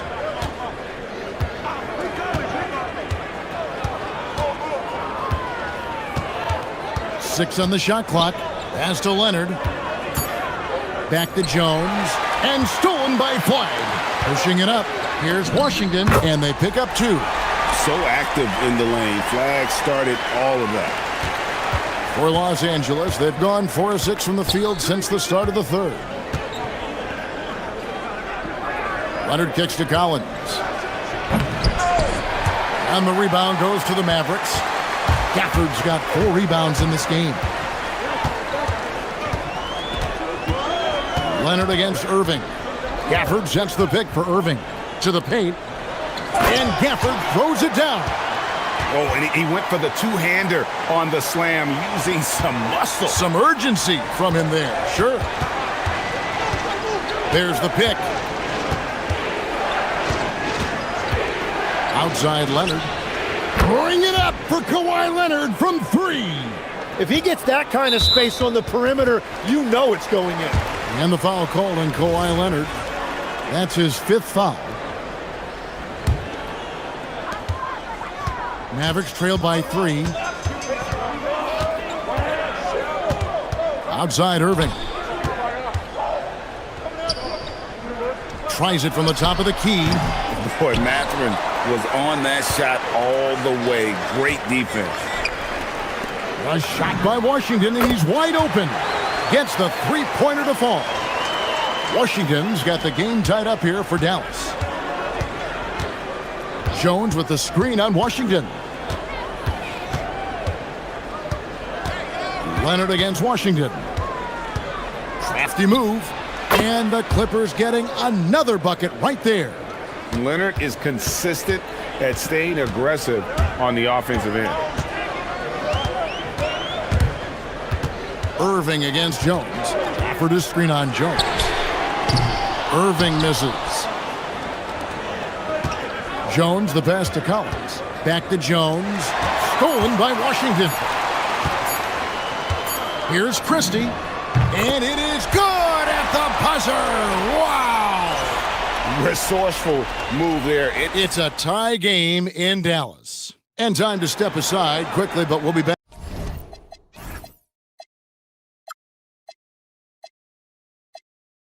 Back in no time with the start of the 4th quarter. And it's time to bring up the State Farm assist of the game. Yeah, an easy choice tonight. Look at the precision on this pass. Put it on a platter for him. Yeah, playing for one another. That's the definition of teamwork. Well, this has been a great contest so far, and I imagine the 4th quarter could have even more action in store for us. Big men on the floor for him. It'll be Washington and Gafford. Christie is out there with Irving, and it's Flag in at the small forward position. That's the lineup in the game for Dallas. And guys, let's get your take on the hustle stats for Los Angeles. All game long, they've had active hands and really out in the passing lanes. And that aggression on defense has resulted in a ton of steals. And they've taken advantage of the turnovers they've created, pushing it every chance they get. So much easier to score when you get early looks. And you know, for a score-first point guard, Irving is no slouch as a facilitator. There's a screen. And here's Leonard from 3. It's rebounded by Dallas. 4th quarter still young, just over a minute play. Irving from long range. Kawhi Leonard with the rebound. Well, if you take low percentage shots, you are going to have difficulty making that. Got that one up quick. Leonard's got 27 points. Such a smart offensive player. Leonard understands when to rise up there off the dribble. The defense doing just enough there to affect that shot. Irving from long range. Bangs home the trifecta. And the Mavericks lead by 1. Guys, what a game. 8 lead changes here. And don't be surprised if it comes down to the last possession. Pass to Conan Niederhauser. The shake. That's good, and it's Leonard with the assist. Leonard's got his 7th assist of the game with that last one. And so it's Irving. He brings it up for Dallas. Here's Christie. Washington with it. Gafford sets the pick for Washington. It's stolen by Mathurin. Now, here's Washington. Puts up the 3. Cleared away by Leonard.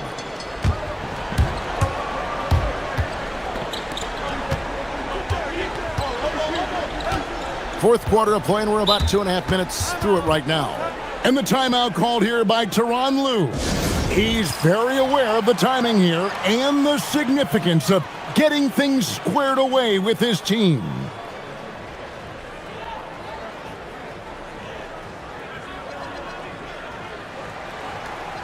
It's time to send it over now to our reporter, Allie LaForce. Guys, over the last break, I listened to Tyronn Lue address the team. He applauded their shooting and their shot selection, saying, "We're taking the right threes, not forcing anything. Keep doing that, and they'll continue to fall." Makes the game easy, doesn't it? We appreciate it, Allie. Thank you. Big time jam. He was ready to receive and deliver. Selfless play from Flag. If your shot isn't there off the action, you have to give it up. They set the pick. Leonard for 19. That one goes. And he just seems to always deliver in the clutch. And he's got it going right now. That's who they want taking the big shot. Down he goes for three. And guys, here in the fourth quarter, still a close game. Instant classic, fellas. This one could come right down to the last shot. Oh, what an assist. Leading him to the bucket. And that's about the worst defense I can imagine a team playing coming down the stretch. Well, I'm surprised because he's a guy you have to key on for something like that. You can't let him get one that easy. Kyrie Irving. Rebounded by Collins. LA has gotten off to an 0 for 2 start from downtown here in the fourth quarter. Leonard against Irving. They set the screen. Shot from 16. The basket is good. Showing no hesitation, and in a huge moment, Kawhi wants the ball when they need a bucket. Screen by Gafford. Lazarus a three. And it doesn't go. LA has gotten fewer than half of their three-pointers to go down tonight. They're 4 for 9. Leonard against Christie. Outside Leonard. It's in! His shot is pure! That is world class. What a huge shot at this point in the game. Flag. Got it! That is a big-time bucket by a big-time player. Cooper Flag already building his legacy. We can probably expect to see him slow it down now. Yeah, I think you want to milk your possessions. And that solid play in the paint continues here, guys. Here's the break. Now Mathurin. Right side Leonard. Shoots the three. It's good.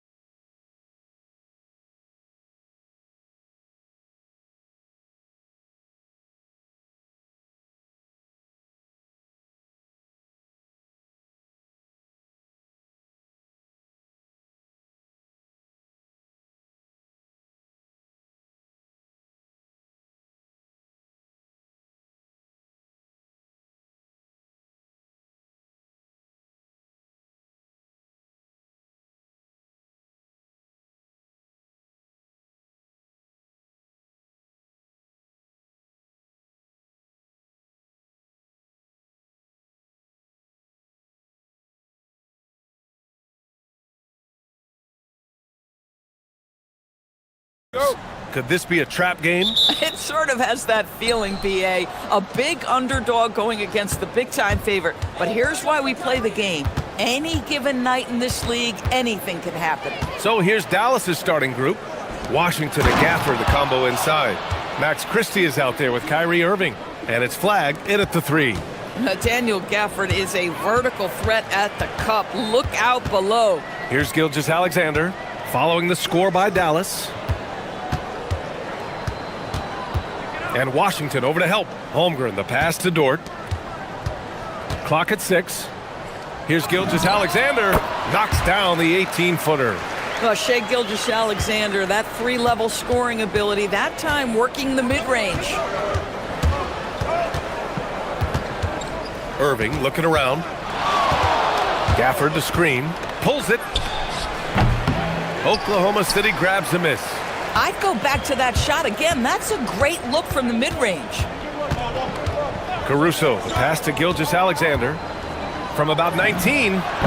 Boy, clanks that one off the back iron and it falls. SGA's got his second basket. Now you want to get him going as soon as possible. Great way for him to start this game. He's a guy who, if he gets hot, he can carry your offense for long stretches. Now here's Irving.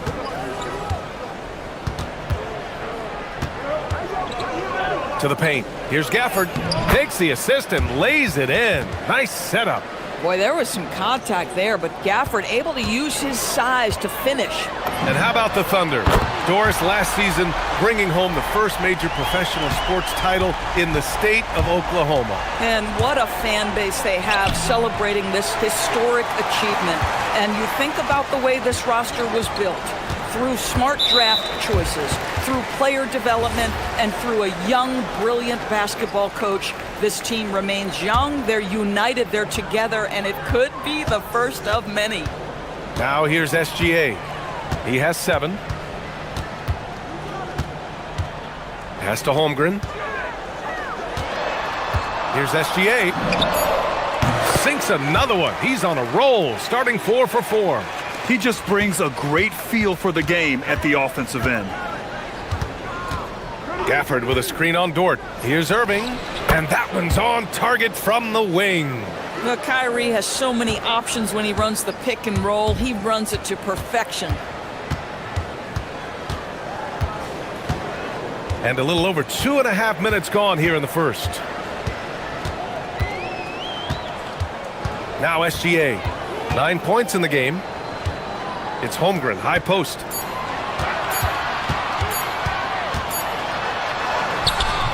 Gafford grabs the miss. Mavericks trail by 3. Outside Irving. Gafford with a screen on Caruso. Irving, the pass to Gafford. And the dunk by Gafford. Kyrie Irving can be devastating in the pick and roll. The creativity and decision-making simply outstanding. And it's SGA missing. Boy, that is tough defense. Exactly how you want to play him. Christie passes to Irving. Now Gafford. And the dunk by Gafford. When you can get off the floor like that, that wipes away any height advantage. And it's Gilgeous-Alexander on the drive. Well, just get right up and over the top of the defense. Gilgeous-Alexander, no doubt. Well, Doris, when it comes to the mid-range game, is anyone better than SGA? Boy, when you think of the all-time efficient greats, Kevin Durant comes to mind. But SGA is carving out that kind of career. You can post him from the mid-range. His handle gets him to the spots on the floor he wants. He wears that area of the floor out. Such a smoothness and ease to the way Shai Gilgeous-Alexander plays. What a pretty drive. Makes it look easy. Now here's Irving. To the middle. Here's Gafford. And the dunk by Gafford. Well, plenty of give and take so far. There's 6 lead changes already. Both teams came to play. And Gilgeous-Alexander missing. The Mavericks leading. Outside Irving. Pass to Washington. And good. Coming on the assist by Irving. You see the offensive force that is Kyrie Irving. Sometimes it's his scoring. Right there, it's his passing. 9 seconds separating the shot clock and game clock. Holmgren with a screen on Washington. From deep, Gilgeous-Alexander. That is now his 7th field goal in 10 attempts. Impressive. And this early scoring is as much about the lackluster defense as it is about either team's offense. Outside for Irving. Dort with a steal. Williams on the wing. Holmgren right side. That misses. Would have counted had it gone. What a performance for Shai Gilgeous-Alexander.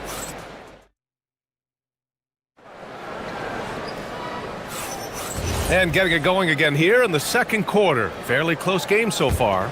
And for the Thunder guys, what jumps out to you stat-wise? Well, they've really been racking up three-pointers in bunches.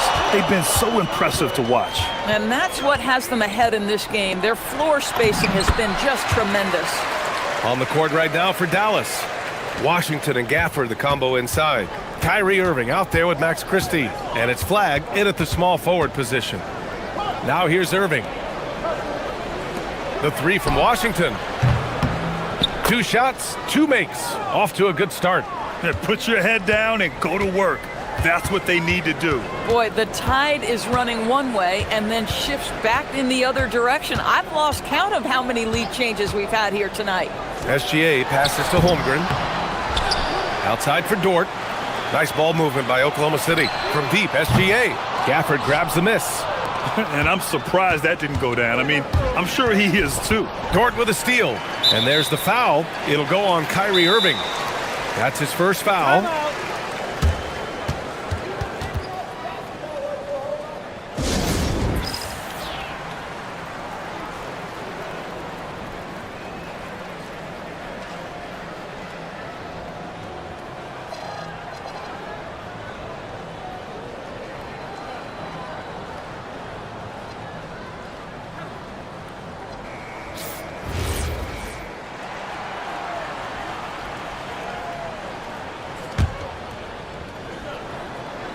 Starting the second quarter, about a minute gone. And that's an intentional foul. You don't want to stop the clock right there. I'm not quite sure what he was thinking. Dallas on D. Outside Gilgeous-Alexander. Down low. It's stolen by Washington. Moving the ball is certainly important, but forcing passes like that is simply bad basketball. Oh, that's impactful defense right there. Finding a steal and instantly turning it into offense. Now here's Gilgeous-Alexander. 16 points for him. Holmgren, left side. To the inside. And Williams punches it home. Oh, J-Dub rising to the rim. We see you, Mr. Williams.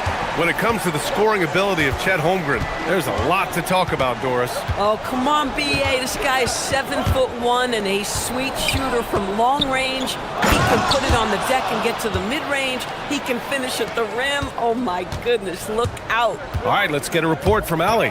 Thanks, guys. Jalen Williams is all-purpose. Thunder coach Mark Daigneault said, "You really can't find a weakness in his game. His greatness is the cumulative effect of all the things that he does. Basketball is a complex game. You can't be good at just one thing and be a great player, but he is good at everything." Guys, back to you. An all-purpose player. Thank you, Allie. And once more this half, they find a way to get great position inside. Gilgeous-Alexander against Gafford. And Gilgeous-Alexander missing. Taking what the defense gives you, exactly the shot you want, just doesn't go in. Gafford with a screen on Gilgeous-Alexander. Nice shot by Christie. For a guy who's known for his perimeter shooting, that is a great look. To the wing on the left. The three from Holmgren. And the rebound goes to the Mavericks. And they've been producing at a high level. No question. They're in a nice rhythm offensively. Irving attacking. Count that bucket. Irving's gotten his second bucket. As of this moment, they look absolutely unstoppable. Boy, it looks like their confidence is at an all-time high, just feeding off each other right now. Williams passes to Holmgren. And Gafford with the block. Do not go up soft against Daniel Gafford. He will send it right back at you. All right, guys, what do you think about the offensive approach we've seen so far for the Mavericks? In the early goings, their effort level has been exceptional. They're speeding around the defense and opening up options with good penetration. And their assist total, also impressive early, creating with the pass and playing for teammates. Hartenstein, he's checked in for Oklahoma City. Well, that pass is a product of Kyrie Irving's great instincts. He's got a terrific mind for the game.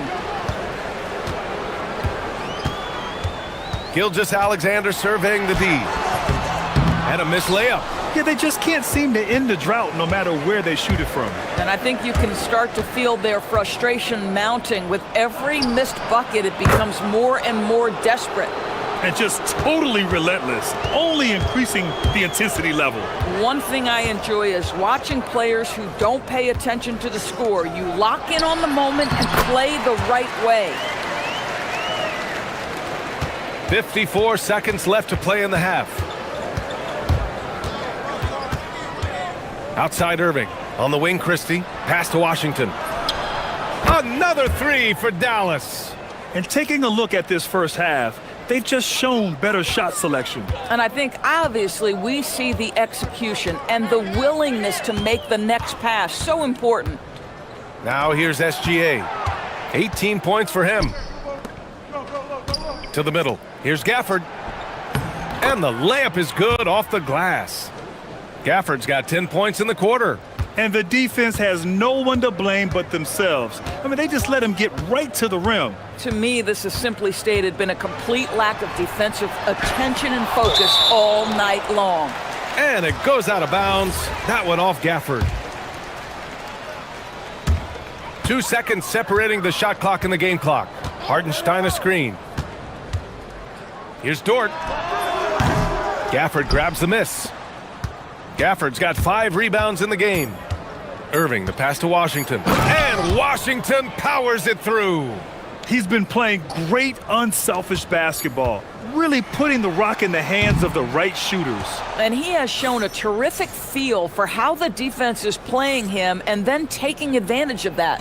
And so it's the Dallas Mavericks up 19 points as the quarter comes to a close. Their efficiency has been off the charts. They're running their sets well with patience and purpose. We're coming right back. Don't go anywhere.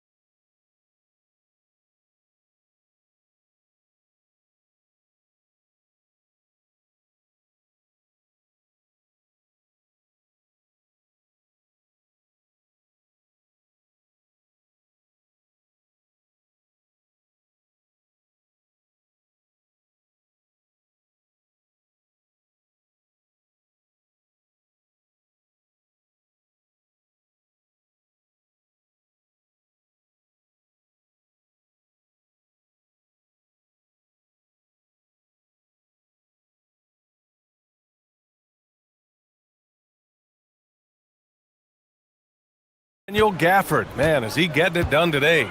You just love his patience offensively in the first half. Waited until he got the looks he wanted. You know, as a coach, you can preach good shot selection, but it's up to the players to execute, and this guy has done just that. 2 big bodies inside with Holmgren and Hartenstein in the middle. Gilgeous-Alexander runs the point with Dort at the 2. And it's Caruso in at the 3, the small forward. That's the lineup out there for the Thunder. It's tough to get open in this league, and when you do, it hurts not to capitalize. Doris from the 11th pick in 2018, the last year's league MVP. How did Shai Gilgeous-Alexander make that kind of leap? Well, you don't get there without incredible work habits. Shai Gilgeous-Alexander puts time in the offseason to grow every single aspect of his game. There's also maturity he plays with. And coach doesn't like the call at all. He's opting to... After the review, the ruling on the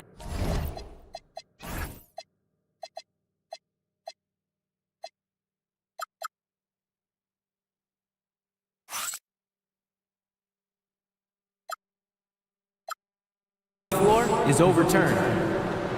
To slow the action down.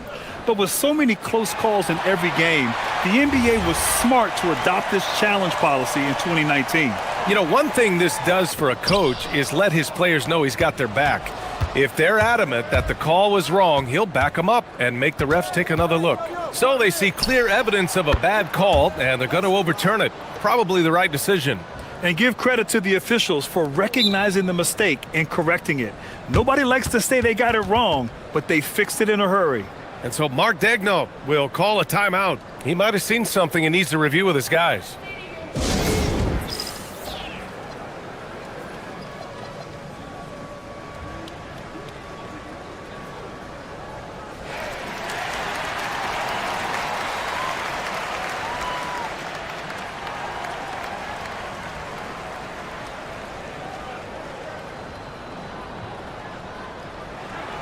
Williams is checked in for Hartenstein. And if you're just joining us, we've played just over a minute here in the third. Williams a screen on Washington. It's SGA with a drive. Williams finds Holmgren. And Irving comes to help. Caruso outside. Takes the three. The Thunder with another miss. The Mavericks lead by 18. Irving, the pass to Gafford. Hey, yo, right here. Outside Irving. And the three off target.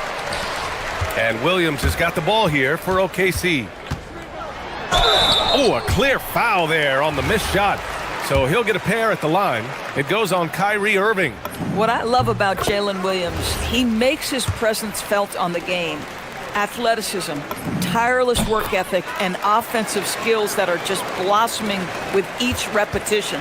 Well, talking about Jalen Williams, what excites you most about this kid, Doris? Okay, I don't know where to begin, PA, because you are talking about a legitimate two-way force and a guy who has the potential to be a perennial all-star. He takes on a huge defensive assignment. He can sustain an offense when your star is off the floor. Like, look out, this guy's game is big time. And keeping us updated from the sideline, Allie LaForce.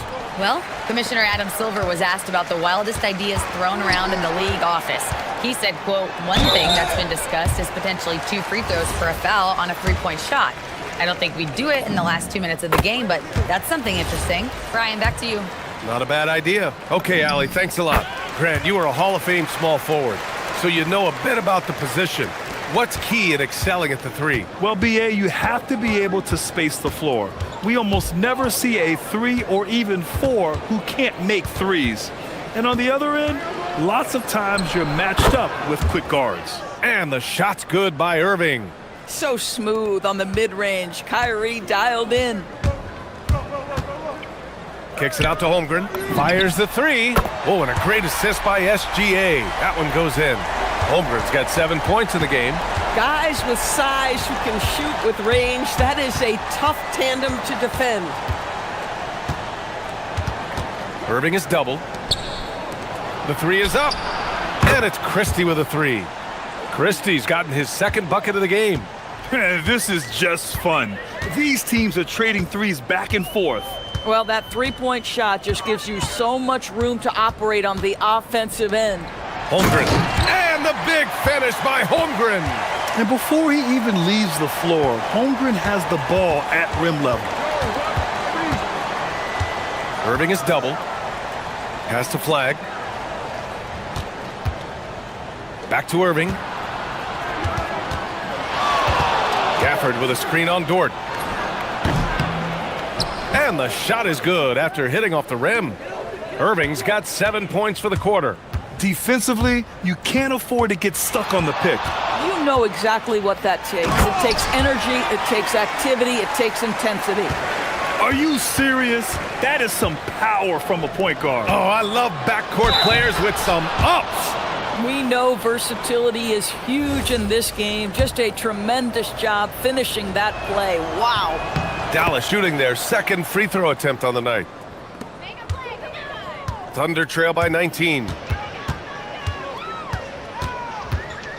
And here's Gilgeous-Alexander. 22 points for him. Holmgren finds Williams. Screen by Holmgren. Out left to the wing. Down to 5 on the shot clock. Over flag. And it's Holmgren missing. A fadeaway, not a terrible idea, but he needs to make the game easier on himself. He's overcomplicating things. Irving, the pass to Gafford. And another dime for him. That makes 15 assists. He has been one step ahead of the defense all game long.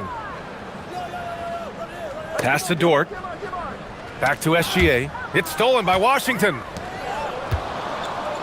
Knocked away. And he banks in the layup.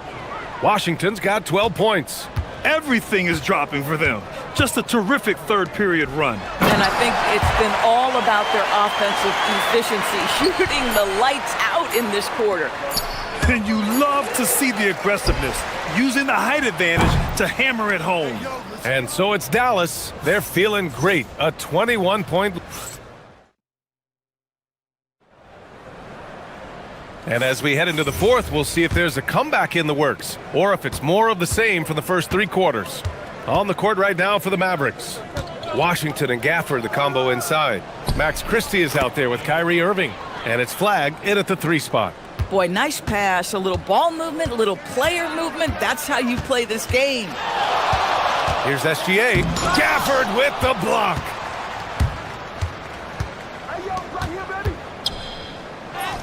And again, another assist. The chemistry he has with his guys is impressive. I mean, keeping his head on a swivel, actively seeking out his teammates, incredible. The 3 from Holmgren. Gafford grabs the miss. Gafford's got rebound number 7 tonight. Flag. The shot won't fall. Ooh, some solid defense from Gilgeous-Alexander. Here's Williams. Christie with a rebound. And so it's Irving who brings up the ball for the Dallas Mavericks. Deflects the pass. Caruso with it. He's picked up by Christie. And he lays it in on the break. That was a really nice sequence there. Just strong effort at both ends of the floor. And that's exactly what you can control, right? Your desire, your hustle, your will to succeed. They grab their own miss. Rejected by Holmgren. Wow, I mean, the 7'6" wingspan coming in handy. Holmgren loves swatting away shots just like this. Great teamwork on that drive, punctuated by a strong finish. Going right to the rim, which is where you want transition opportunities to end. And those second chance buckets are major bonus points if you can get them. Gilgeous-Alexander on the wing. He's guarded by Washington. And that one's good. Holmgren. A superb three-point threat. When Holmgren is knocking down triples, he's hard to contain. Irving, the pass to Gafford. Gafford with a screen on Dort. Dort with a steal.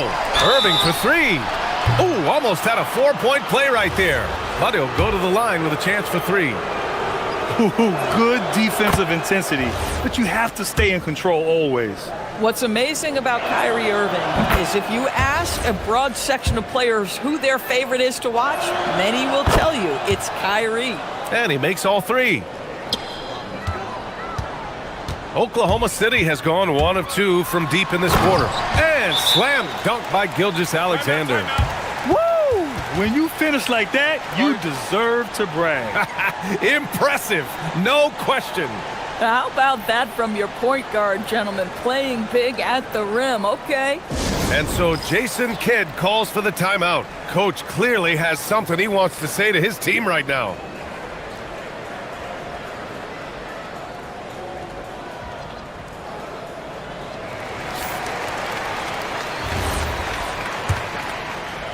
The Mavericks lead by 21. Just under 2.5 minutes gone by now in the final quarter.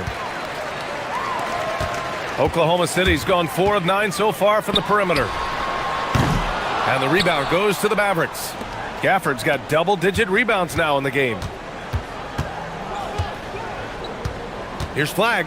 Rejected by Holmgren. Get it out of here. Holmgren too much defensively. And Gafford with the block. Here's flag. There's the drive. Oh, a nice one-handed slam right there. B.A., the one-hand dunk just looks so fluid. Yeah, and absolutely. Even smooth when he's powering it home like that. Holmgren with a screen on Washington. Gilgeous-Alexander no good. Ooh, that's a tough break. After poor communication defensively, it leaves him all by himself. Pass to Flag. There's a minute 40 left in the final quarter. Count it. Man, that's why they let Flag handle the ball. I mean, he makes great decisions. For Oklahoma City, they've gone 4 for 10 in the fourth. A nice shot by Gilgeous-Alexander. But he is so efficient, so productive. But for them to have real success, he needs help. And what a complete performance we saw from them. A dominant win in every way for the Mavericks. And the disparity in the talent was obvious by the end. Sometimes you just don't have enough ammunition to compete. Yeah, B.A., just a total beatdown. And the next time these teams meet, I can't imagine it'll be any different. And what a huge performance it was for Daniel Gafford. I think his biggest contribution may have been on the boards. He kept plays alive and denied second chances. Just another day at the office for Mr. Holmgren. Got a hand on it, and they'll get another chance. Here's Gafford. And it goes. As the official calls the foul, count it, and he'll shoot one more at the line. That free throw good from Gafford. Boy, when you think about what Daniel Gafford brings to the floor, it's length, it's athleticism, it's the vertical threat at the rim. But for me, it's about grit and toughness, too. Holmgren got room. Shot's good. SGA making the play. Unfortunately for them, they're still going to come up short. You wish they'd shown this kind of fight earlier. No doubt. It felt like they were a little tight for much of the evening. Now they're in a better flow, but it may be too little too late. You got to give them respect. They're doing everything they can to close this out. Well, just terrific teamwork. Each guy doing his part. You love what you're seeing from them tonight. Holmgren, the pass to Williams. Launches it. And it's Holmgren missing. It's been all Mavericks. Here's Gafford. SGA pulls it in. Fires from deep. Gafford grabs the miss.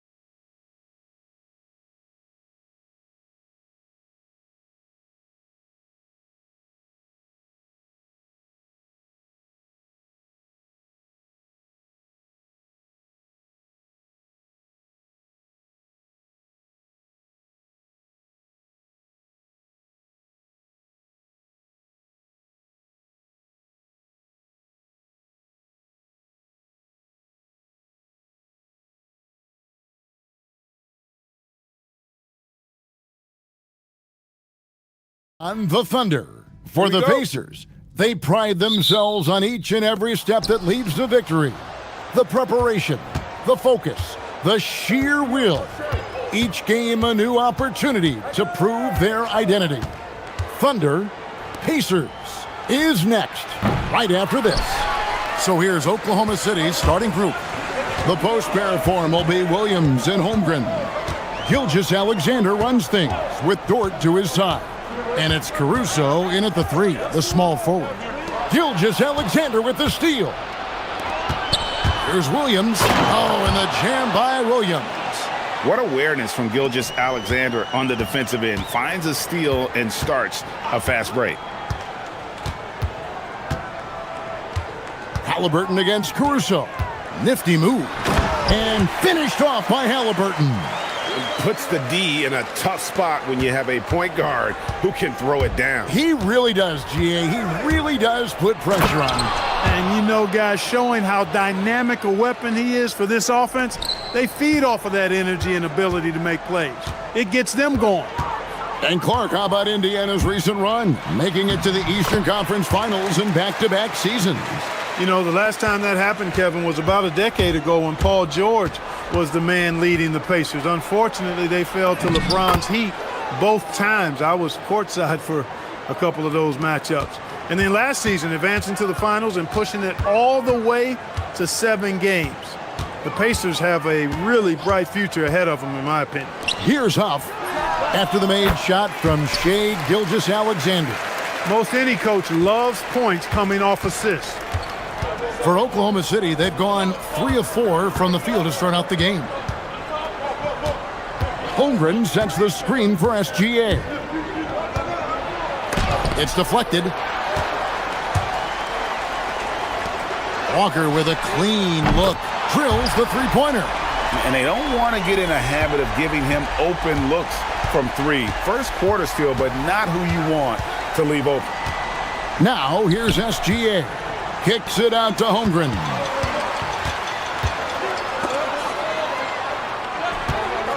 Siakam finds Walker. And Walker throws it down hard. When Jarris Walker stuffs it, we feel those pucks over here. Thunder trailing by 5.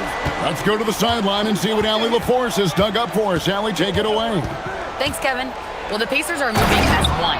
Coach Rick Carlisle said the thing I love about this team is that we're a true team. We're a group that needs each other. We work at communication. We're collaborative. We make sure our guys have a voice, and we're all in it together. Back over to you, Kevin. They win by committee. Thanks so much, Allie, for the report. That's one of the things his coaches have encouraged him to do. Look for the mid-range jumper, Tyrese. Way to knock it down. Gilgeous-Alexander against Nembhard. 5 on the clock, and it's Dort off the drive. Here's Holmgren, and he hits it just before the shot clock expires. And once he got to the 10, I think he was surprised to find himself that wide open. Well, this early, they should be showing a lot more energy on defense. It's not there. Good work there as it goes. Halliburton's got 8. Halliburton has a nice combination of smarts and skill. Makes him a cagey scorer. Nembhard against SGA. And the dunk by SGA. Oh, look at the handles. Gets through the D and then powers it home. Such a pretty move inside. Clark, how do you stop that? You don't. I mean, as a defender, you got to just stash that one in the memory bank and make sure it doesn't burn you the next time. The D just kind of stepping aside and letting him get to the rim. There's a reason, GA. The lead is what it is right now. You know, you look at it, the communication is lacking, as is the trust.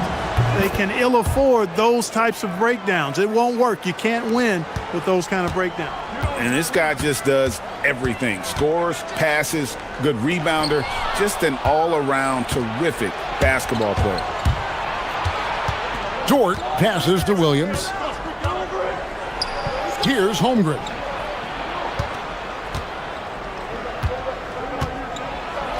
And the dunk by Holmgren. And given that Holmgren is 7 feet tall, he's a threat to throw it down at any time. And stolen by Caruso. And the dunk by Holmgren. Well, if you don't take care of the ball, fellas, that's what can happen. Absolutely, Greg. That makes the turnover even more painful. What, you mean the throwdown at the end? I'll tell you what, fellas, I mean, the highlight shows are going to pain them even more. And guys, he's not an easy man to stop when he's got the rim in his sights. Never has been, never will be. He is a determined finisher. And guys, I like the fact that he chose the one-hand tomahawk slam because you get a little higher when you go off one hand and 1 foot. Tyrese Halliburton.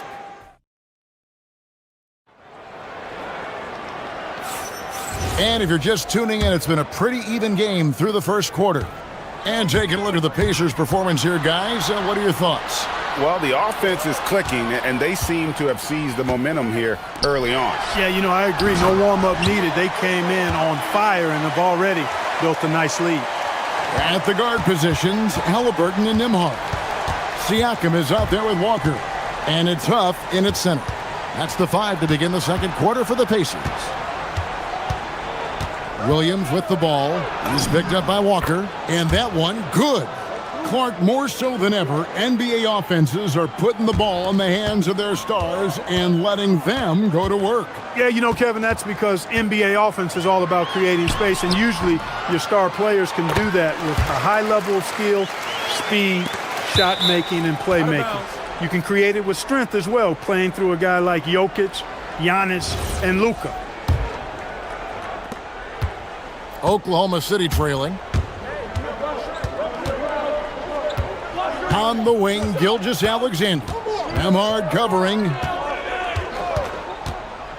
Here comes SGA. Good for another bucket. He's made half a dozen now, 6 for 8 on the night. And good work inside. SGA will make more room for himself on the perimeter when he can be effective down low.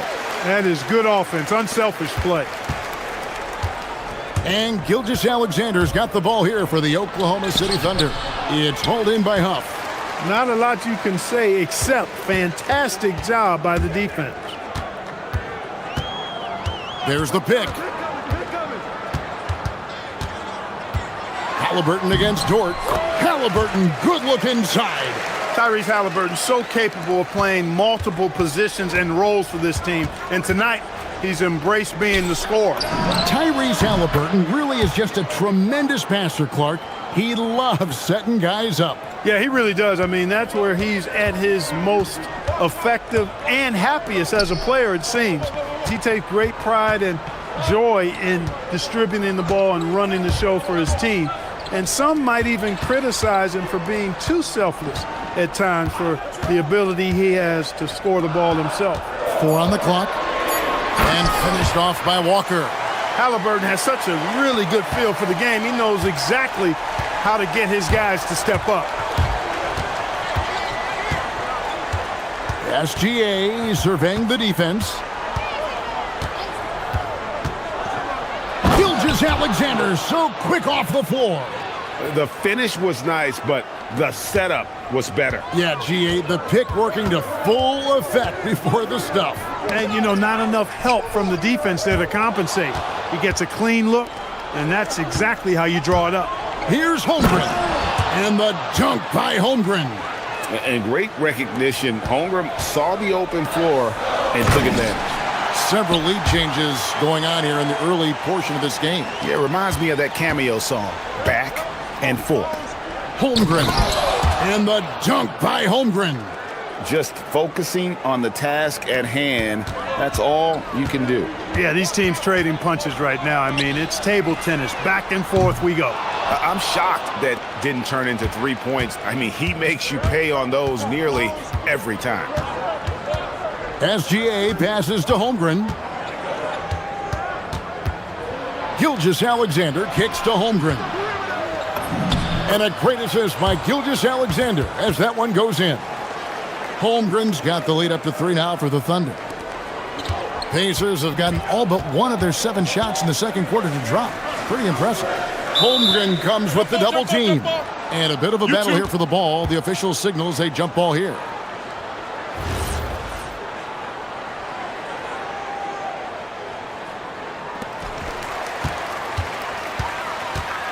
Siakam outside. Pass to Huff. Kicks it out to Siakam. Nailed from three-point land. Siakam's got it all tied up now for Indiana. For Oklahoma City, they've gotten nearly everything to fall for them here in the second quarter. They're a great 7 of 8 from the floor. Kicks it out to Holmgren. And that one drops. 14 points for Chet Holmgren. And once Holmgren gets the ball in there, he can finish in so many ways. Teardrop shot, and Halliburton finishes inside. That's the finesse part of his game right there. Lofting in that little teardrop. 8-second difference between the shot clock and the game clock. Stolen by Nembhard. By himself, throws down the breakaway jam. This tug-of-war game continues. And guys, that's lucky number 7 already in this game. Well, Thunder have gone 8 of 9 in the second quarter. Very nearly perfect from the field. Outside, SGA.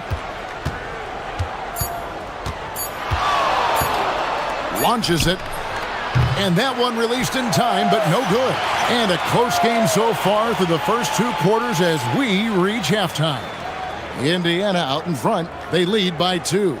Live from Cambridge Fieldhouse, you're watching 2K Sports.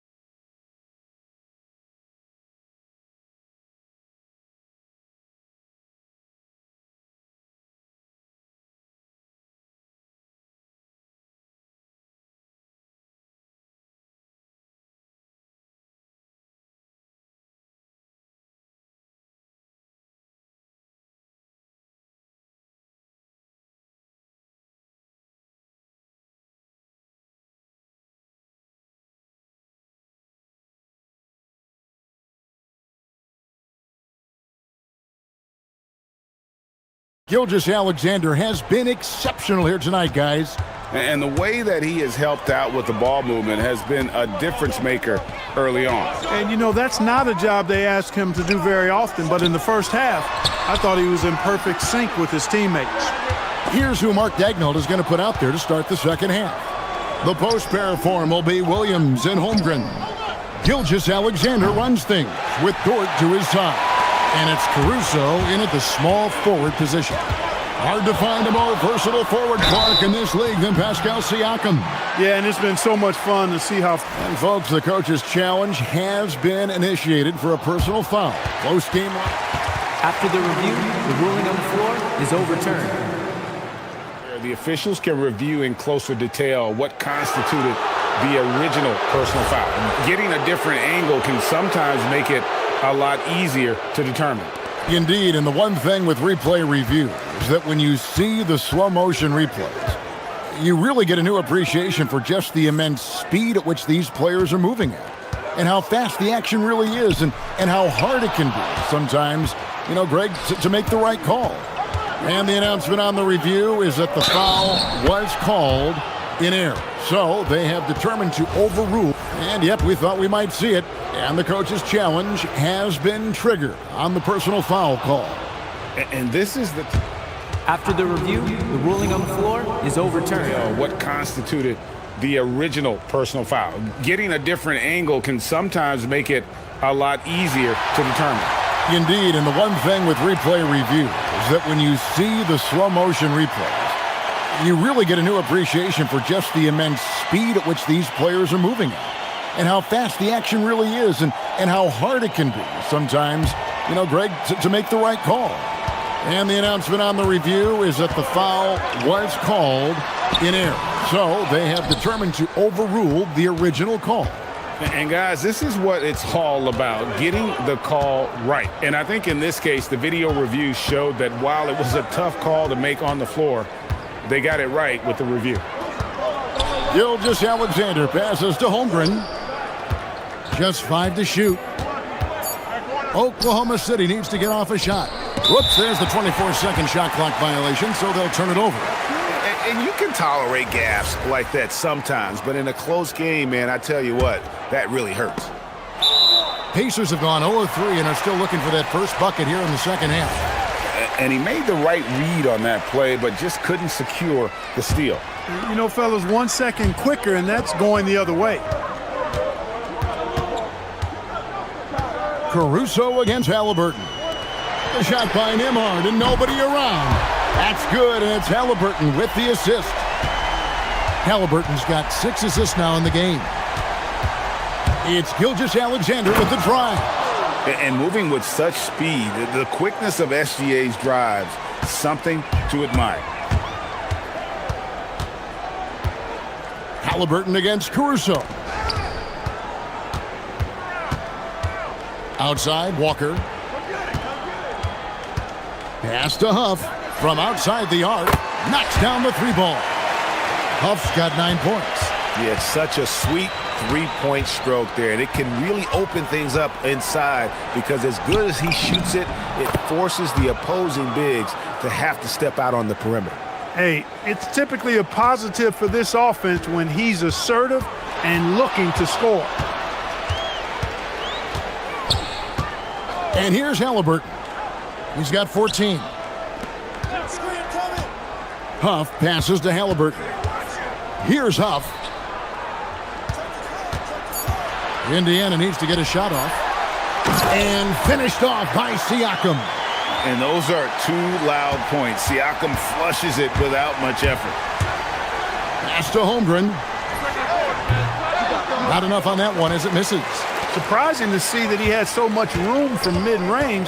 I think he was surprised too. Here's Halliburton. Here's Huff. Right wing for 3, Siakam. And the Pacers another 3. It's been this way since halftime. Tremendous production from beyond the arc. Boy, it's been a 3-point barrage. They came out gunning and have not stopped. And an eye for an eye. Both teams working to stretch the floor. Nothing like answering back. One team gets 3, you fire 3 of your own. Boom. Yeah, but I mean, maybe could have tried for a more memorable dunk than that one. And we know he's capable of those memorable ones. Hey, they've got a nice, comfortable lead here, fellas. Might as well keep it simple. Do it a plain, simple one-hander, just like pound cake. That's in, and the Pacer lead is cut down to just 3 in the basket from Gilgeous-Alexander. Halliburton is double. Inside, Huff, and that one is hammered home. One of his specialties on display there, a nifty lead pass. And SGA has got the ball here for the Oklahoma City Thunder.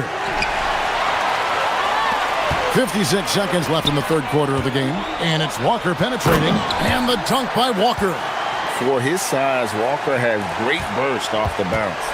Thunder trailing by 7. Here's SGA. Got a hand on it. Pass to Huff. The tray. Sinks the triple. Huff's got 8 here in the quarter. I love the ball movement there. He put that on a silver platter. Just served him up. Gilgeous-Alexander against Nembhard. Holmgren wide open. And again, Oklahoma City, no good. Pacers leading by 10. Here's Huff. And there's the drive. And they get it back. An intentional foul committed, but for what purpose, Greg, I'm not sure. A scene of confusion right there. I can't imagine why he thought it was a good idea to foul there. To the inside, and Siakam throws it down. Oh, the numbers speak for themselves. Siakam showing great versatility on the offensive end.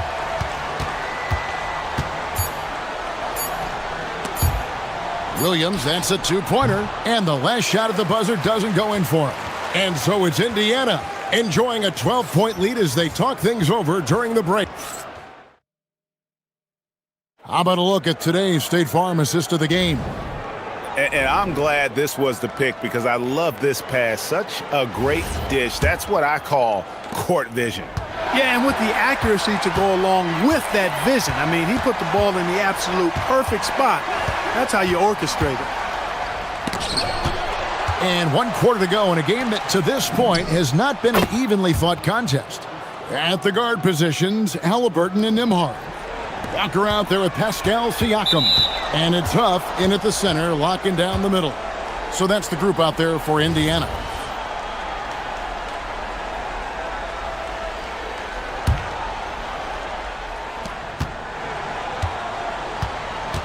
Walker against SGA. To the paint. Here's Holmgren. Oh, and the jam by Holmgren. And we knew Holmgren could get up there, but wow, he put some spice on that one. And Siakam with the basket on the assist by Halliburton. 16 points for Siakam. SGA against Nembhard. Holmgren with a screen on Nembhard. Over in the corner, Caruso. It's tipped. Caruso against Nembhard. Good for the 5th time in 5 shots. He remains perfect. And let's get your guys' take now on the hustle stats for the Pacers. Phenomenal work on the defensive end so far. That stands out the most. They've made it their mission to block shots and make things hard for the opposition. And not just that, they're also forcing turnovers at a high rate and taking advantage in transition. And that lead pass allowed him to get straight to the rim unabated in stride. That's in, and the Pacer lead is cut down now to just 9 in the bucket from Gilgeous-Alexander. And this is SGA's role. He's out here to score and score often. Kicks it out to Siakam. Drains it from beyond the arc. Siakam's got 5 points now in the quarter. He's just stretching them out. The defense has got to do a better job of staying attached to him. Yeah, especially with the score being what it is. I mean, you got to tighten it up on D. Walker goes in, and he jams it in. Oh, that's straight TNT, baby. Explosive. That was pretty, and he just has that effortless knack for getting inside. Tell you what, you'd hate to be the guy having the responsibility of guarding him. Got a piece of it, and it's out of bounds. Oklahoma City able to retain possession here.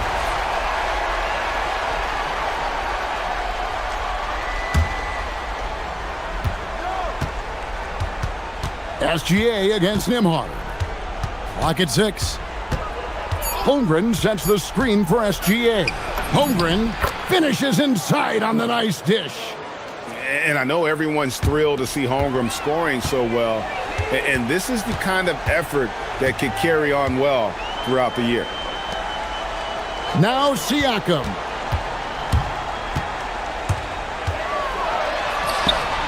And they pick up the 2. Unwilling to let up even for a moment. That's his killer instinct, just fanning the flames. Yeah, I love the fact he doesn't play the score. He just keeps coming, attack mode. He doesn't know how to step off the gas pedal. Siakam with the rebound. That's a surprise. I mean, really out of character for him to miss when the defense is not right up on him. Beyond the arc. Does not go in. Stolen by Nembhard. Throws it down. What an assist! And guys, what we saw here tonight is one side having everything going for them. Huge margin of victory for Indiana. And the big difference here was accuracy from three-point range. And once they started sinking shots, it really stretched out the D and created other opportunities. And anytime they got space, they seemed to just knock down another triple. Pacers leading by 14. Halliburton, and he makes that one count. That one's going to be the final dagger. And these guys, can now celebrate. And they deserve it. They deserve to celebrate a dominant performance in what's going to be a blowout win. Holmgren outside. Dort with a screen for Holmgren. Rising up and ripping down the two-hand jam. Indiana's gone 7 of 10 shooting from three-point land tonight. Excellent numbers from outside. Here's Halliburton. There's 39 seconds left in the game. From outside, knocks down the three. And credit the whole team. It was a focused, concerted effort to put this one away. Yeah, what a time to put the hammer down. Any hope of a comeback? Diminished. The long shot, no good. And it's the Pacers with the ball. 17-point lead, their biggest. And Indiana can just let the clock run down here. Dort against Halliburton. Off target from outside.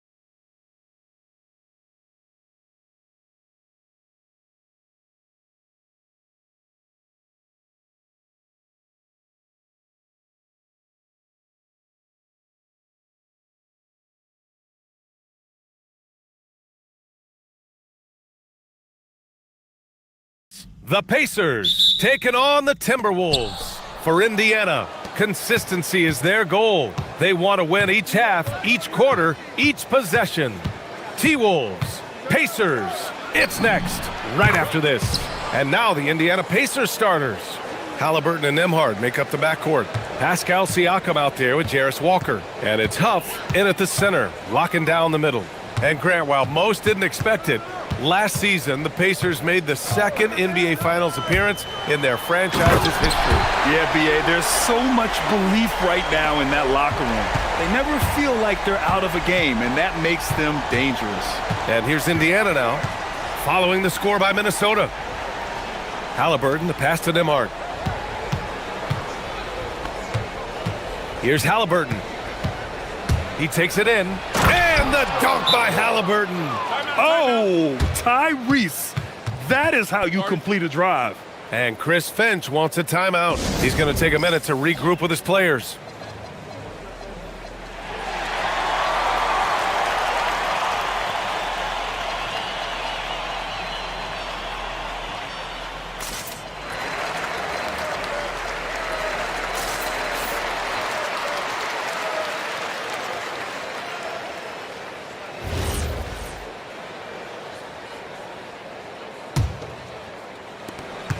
And it's Edwards with the ball for Minnesota.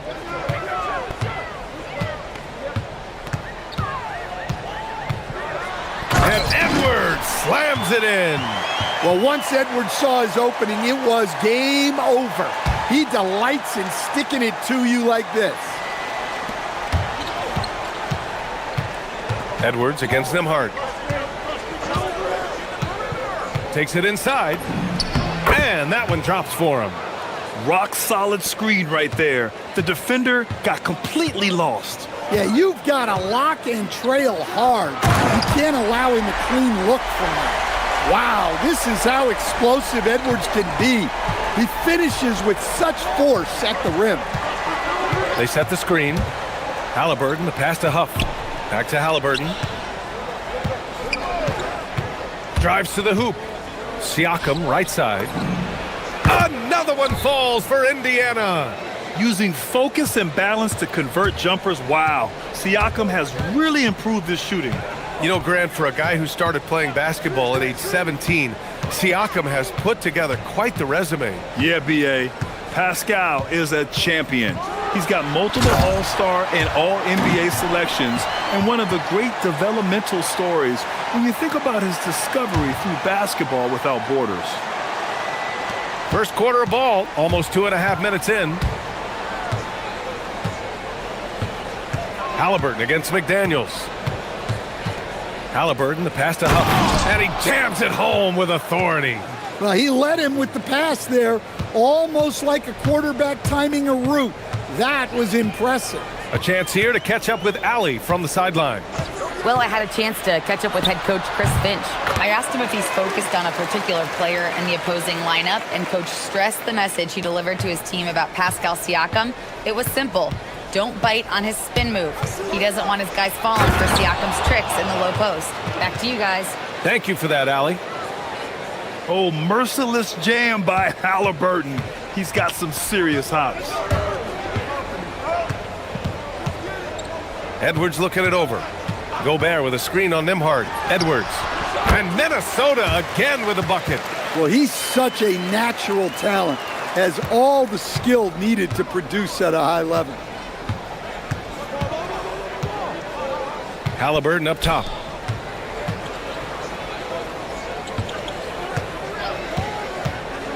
Here he goes. 3 shots, 3 baskets. Great efficiency so far. Yeah, great play. Halliburton ferocious with the ball in his hands, using that long frame to his advantage.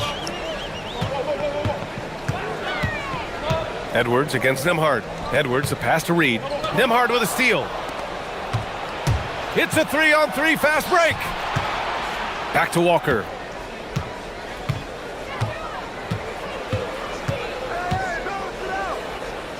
Pass to Nembhard. Walker sets a screen. 5 on the clock. Oh, and that one, no question, powered it down. I mean, what an acrobatic move. Walker just leaving them speechless. Outside Edwards. And Edwards slams it in. Hey, when in doubt, run the defender off the screen. And you know, with a result like that, we'll see them run it again. Yeah, defensive breakdown there. Gotta communicate and switch that screen. On the ball, Halliburton has great concentration. His focus is what helps him find the wide open man. 2-second difference between shot and game clock. And here's Edwards outside. The Pacers pull it in. Now Halliburton. He's got 6. Pass to Huff. Outside for Halliburton. What a play! He drains it at the buzzer! What a huge shot to beat. And so it's the Indiana Pacers closing out this quarter with a 7-point lead, just pounding the painted area. That's helped them build an advantage. We'll be back in a moment. Hope you've enjoyed the broadcast so far, halfway through the first half in this one. And a closer look here at the scoring breakdown for Indiana. Well, yeah, early on, the mid-range jumpers have been an important part of their attack. They're going old school. And the other area they've impressed me is their commitment to the dribble drive, not settling from the perimeter. On the court for the Pacers, second quarter underway. Halliburton and Nembhard make up the backcourt. Jarris Walker out there with Pascal Siakam. And it's Huff in at the pivot spot, manning the middle.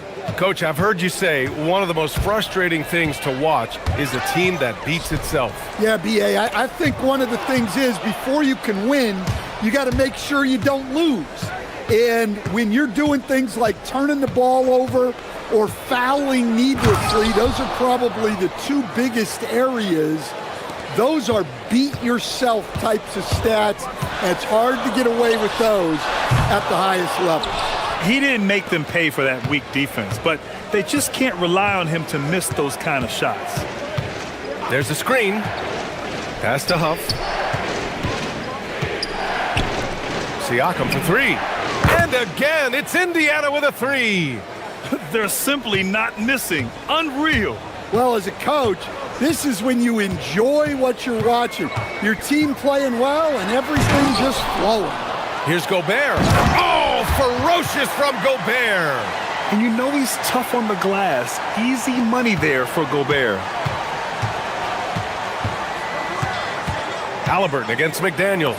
Halliburton's shot is good. And staring at a sizable deficit, the defense has to tighten up. Timberwolves trail by 13. Stan, Rudy Gobert. He can be a double-double machine, but his real importance is on the defensive end. Yeah, he's been named Defensive Player of the Year 4 times, which is tied for the most in NBA history, B.A., and he's been the anchor of multiple top-ranked defenses throughout his career. No one covering. Huff's got 6 points in the quarter. Well, we see this more and more. Big guys who can really shoot it from deep. Edwards against Nembhard, picked by Gobert.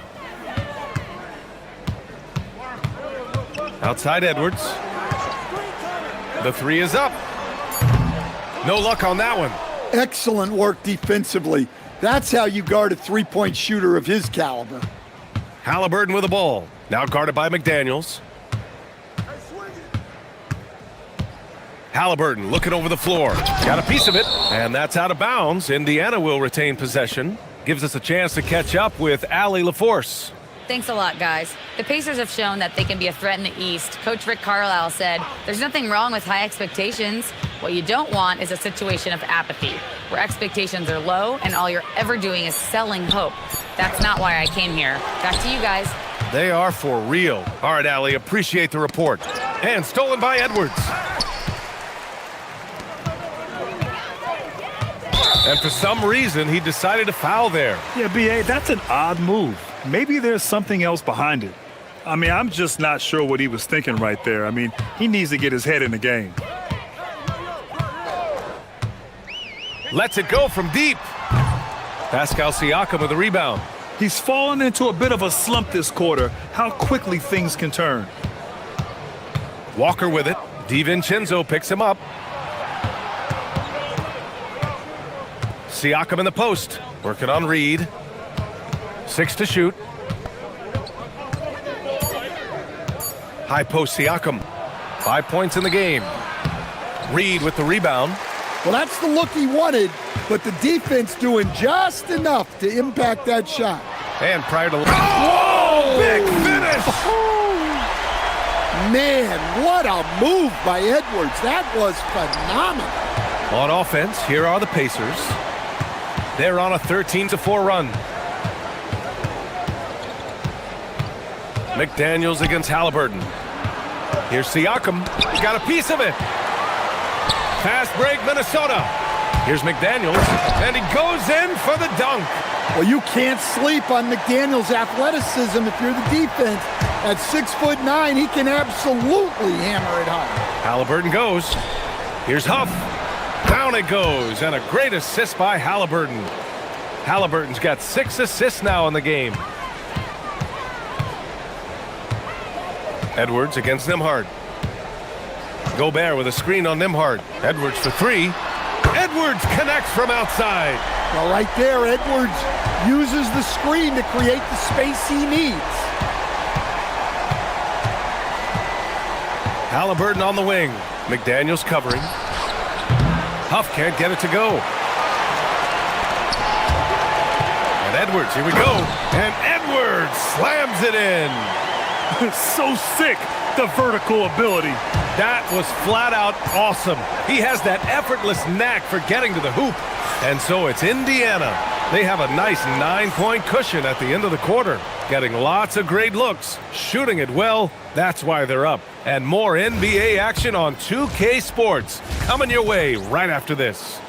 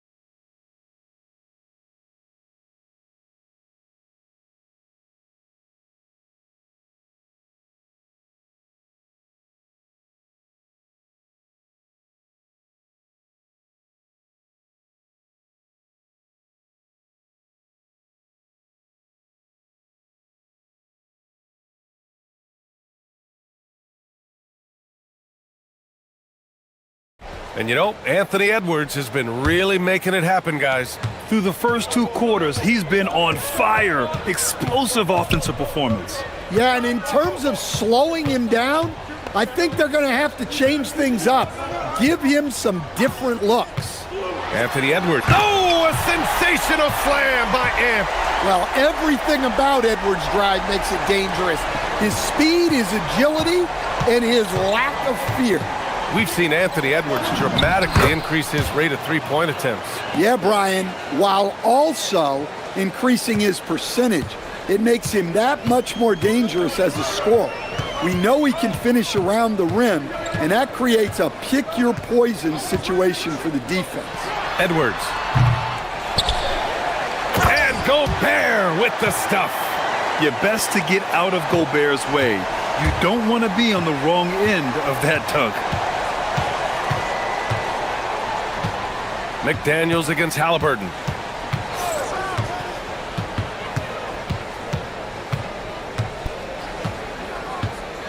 Pass to Huff. Lets the 3 fly. And yes, it's good. He's 7 for 8 now. I want Halliburton running my offense. Tyrese is a fantastic decision maker. I have to admit, I mean, it's always a tough decision for the ref on the block charge call.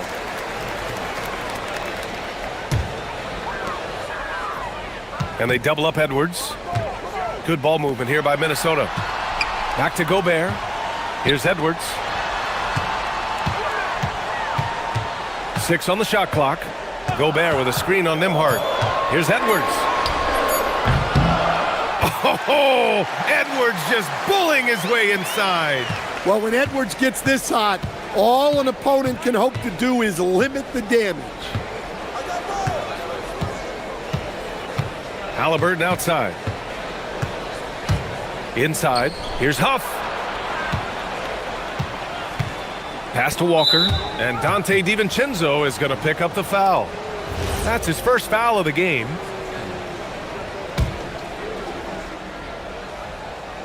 Two minutes gone in this third quarter now. Halliburton punch it in. Lays it up and banks it in. Halliburton's got 17. He can move around with the big boys. Halliburton not giving in on the interior. And after that surprising Karl Anthony Towns trade, it took time for Minnesota to gel. Yeah, last season some inconsistency, but they seem to find a groove down the stretch, capping it off with a deep run. A little over 2.5 minutes off the clock in this final half of play. Shot clock at 6. Siakam with a screen on McDaniels. Pass to Huff from behind the arc. McDaniels with the rebound. And so it's Edwards who brings up the ball for the Minnesota Timberwolves. It's a 10-point game.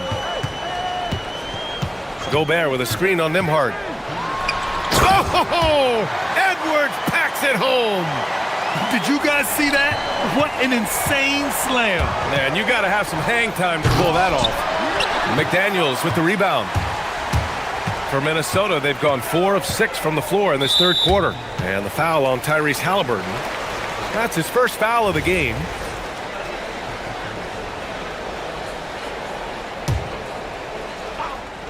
.144 left in the third. Edwards against Nembhard. The shake. And Edwards slams it in.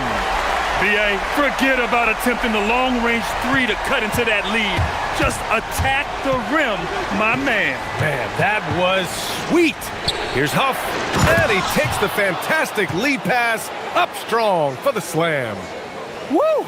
Defensively, you can't afford to let him get to the rim that easily. Well, that might be why their deficit is what it is right now. Well, that's too easy. As he says, let me add to my highlight reel. Gobert with a screen on Halliburton. Edwards driving, and Edwards slams it in. Yeah, doing it with speed and style. Edwards putting on a show at the rim. Pass to Huff. McDaniels against Halliburton.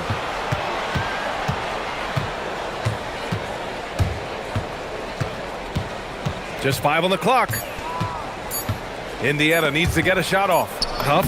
And it's good with time running down on the shot clock. Huff's got 7 now in this quarter. Timberwolves trail by 8. Here's Edwards. The rebound by Nembhard. Yeah, he might want to avoid looking over at the bench for a little bit here. A missed dunk like that is infuriating to a coach. 4 seconds separating the shot and game clocks. Halliburton goes. Wow, what a strong flush from Halliburton. And he has taken over this game. Halliburton looks like he's on cruise control at this point. Edwards with it. Lets it go. Whoa! He just got it off in time. That was close. Now, he doesn't panic in these situations. He released it just. And so it's the Indiana Pacers, up by a healthy 8 points at the end of the period. Appearing in control, but could still use a little more of a push to feel totally comfortable in this one. And don't go far. We'll be right back.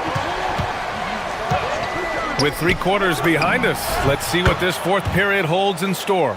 And the Pacers, looking at who they've got, Halliburton and Nembhard make up the backcourt. Pascal Siakam out there with Jarris Walker. And it's Huff in at the 5.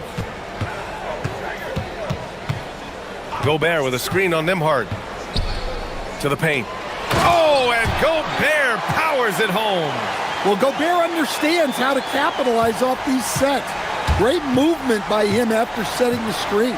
Halliburton draws the double. Pass to Siakam. Halliburton against McDaniels. Back to Siakam. That's good. And Halliburton gets the assist. Here in the second half, they're really focused on stretching the floor. Yeah, and where has the defense been? They've been content to let them fire away. They've got to close out to the arc.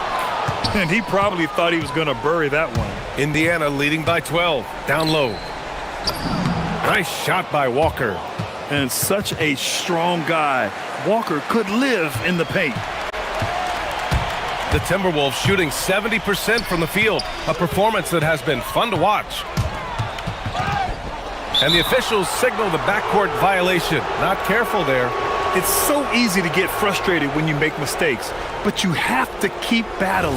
Yeah, it's definitely a momentum shifter, but it's time to refocus, make smart decisions, and start fighting their way back. Fires from way outside. Minnesota with a rebound. Gobert's got 5 rebounds in the game. Now here's Edwards.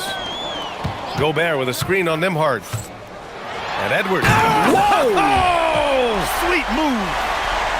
What a ferocious drive by Edwards, fending off the defense with ease there. McDaniels against Halliburton. And a bit of a battle for the ball. And the officials signal a jump ball here.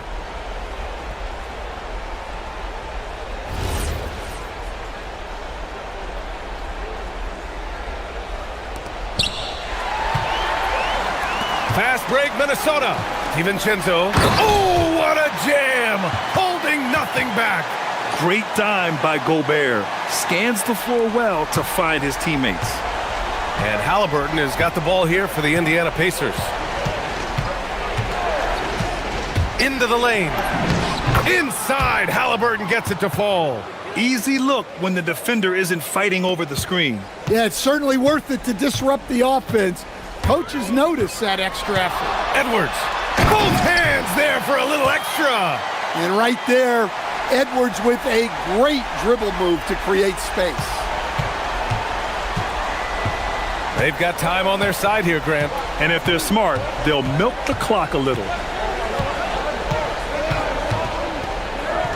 From downtown. Yes, sir, with the 3. No hesitation. Nice work by Walker, not overthinking it. Edwards against Nembhard. Now Gobert. Oh, the drop pass, and he dunks it down. Well, you love the unselfishness, makes the next pass, and enables his team to capitalize on the possession. McDaniels against Halliburton.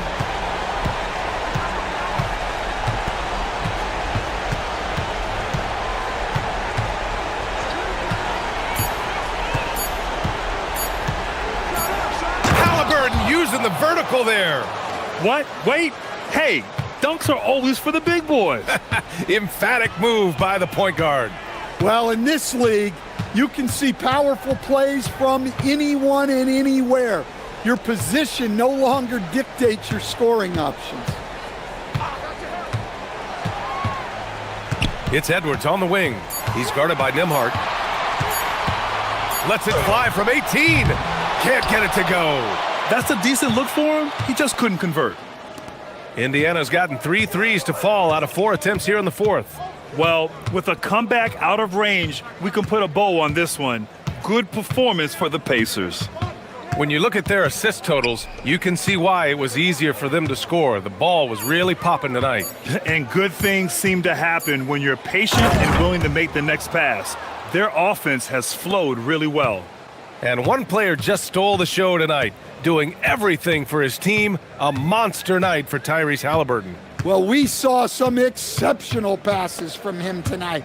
His vision did a lot to elevate their offense. Gobert with a screen on Nembhard. Here's Gobert. Walker with a steal.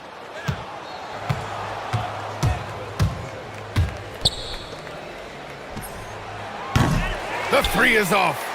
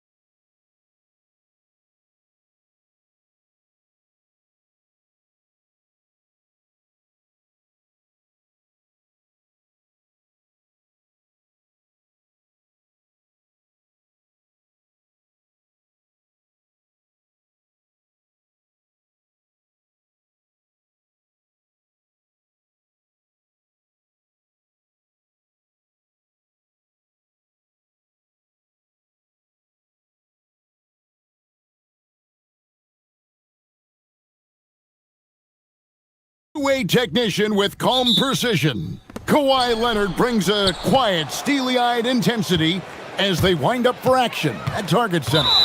Clippers, Timberwolves. Tip-off coming up next. Here are the 5 for the Clippers. Filling the perimeter slots are Dunn and Leonard. Jones is out there with Brook Lopez, and it's Mathurin in at the point. You know, when you break down these teams, Greg, they are excellent on the defensive end. Yeah, so let's give credit to their coaches. They prepare their teams well, motivating their guys to give that consistent effort. And Mathurin has got the ball here for Los Angeles. Pass to Lopez. Back to Mathurin. Hits the jumper in space.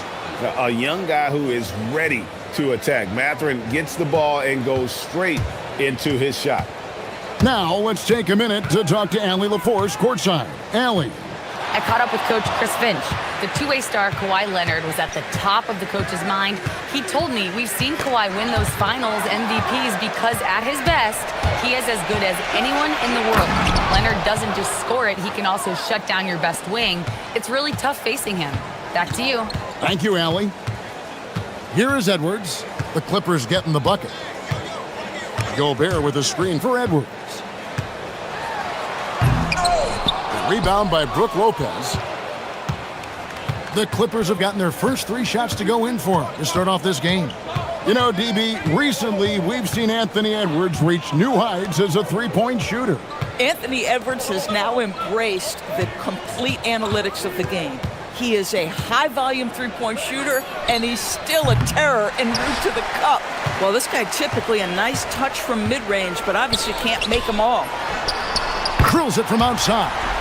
You have to anticipate those quick release opportunities. Jaden McDaniels ready on the catch. Leonard against McDaniel. Another miss by Leonard. For Minnesota, they've gone 2 of 3 here to start off the game. Down low. And the rebound goes to Lopez. Shoots. Leonard with the bucket. Leonard's got 7.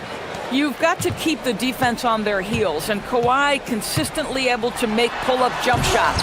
It's rebounded by Leonard. The Clippers have gotten 4 of 6 field goal attempts to drop in the first quarter. And the defense scattered all over the place on the break. Nice job finding the wide open 3. And here's Edwards from the arc. Just superb timing. Lopez stretches out beautifully to send that back. Adding to their advantage, trying to find a way to blow this one open. One of the things they're doing is identifying favorable matchups and then going at them. Now here's Edwards. From out on the wing, he knocks it down. 5 points in the game. Well, in pick and roll action, Anthony Edwards is thinking score first. Good decision right there. Here's Leonard. Banked in off the glass. And a nice job here early of establishing an inside presence. Edwards looking it over. Inside. Here's Gobert. And slam dunk by Gobert. How quickly does Rudy Gobert move off the screen? His mobility makes him a tough cover in the pick and roll. Leonard draws the double. Pass to Lopez. Fades. That falls. Nice feed that time from Leonard. Poor design there defensively. They know he's a knockdown shooter from that spot. That's not coming with the right mentality. The defender neither closes the space nor challenges the shot. That's frustrating as a coach, boy. 1:05 left in the first. Here's Edwards. A special move before the shot. And I like to see this. They're calling his number early, and he's delivering. They know that if this guy goes off, their chances of winning rise exponentially. Now here's Leonard. He's got 12. Count the bucket, and he's got... And here we go. Coach's challenge happening right now. The ruling on the floor stands. Time now where the officials can review in closer detail what constituted the original personal foul. Getting a different angle can sometimes make it a lot easier to determine. Indeed, and the one thing with replay review is that when you see the slow motion replays, you really get a new appreciation for just the immense speed at which these players are moving at, and how fast the action really is, and how hard it can be sometimes, Greg, to make the right call. And so the word is in, they've decided that the call stands as it was made on the floor. And even if a coach still feels this wasn't the right call, you got to acknowledge the effort being put in to reviewing it. The double checking and the game continues on. Now Kawhi Leonard missing from long range. Outside Edwards. At the elbow, it's Gobert. Over Leonard. Gobert, no good. Oh, he had all the room he needed, just failed to convert it. Leonard, no luck. Now DiVincenzo. And he takes that one up and powers it through. So far, both teams scorching the Nets. You gotta love it. Well, you love it when you can get off to a fast start offensively. You hate it, though.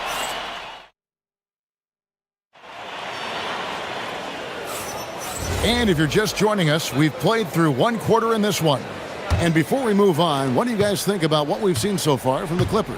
Yeah, in that first period, they looked to push in transition at every opportunity. And why wouldn't they? You see their effectiveness in the open floor. Very difficult to slow down. Here are the 5 the Clippers have to start the second. Filling the perimeter slots are Dunn and Leonard. Brook Lopez is out there with Jones. And it's Mathurin in at the 1. Lopez outside. From outside, off the mark. Hard to figure out how he doesn't knock that one down. No defender in sight. Mathurin against Edwards. And finished off by Edwards. Oh, give me a little sauce, Anthony Edwards. Rise high and finish over the defender. Outside Mathurin. The three-pointer, no good. For Minnesota, they've gone 2 of 3 from the field here to open the second quarter. And he drives in. Oh, just solid on the one-handed slam. And guys, when it's a tight ball game like this, he's the guy they want with the ball. Jones with the screen on McDaniel.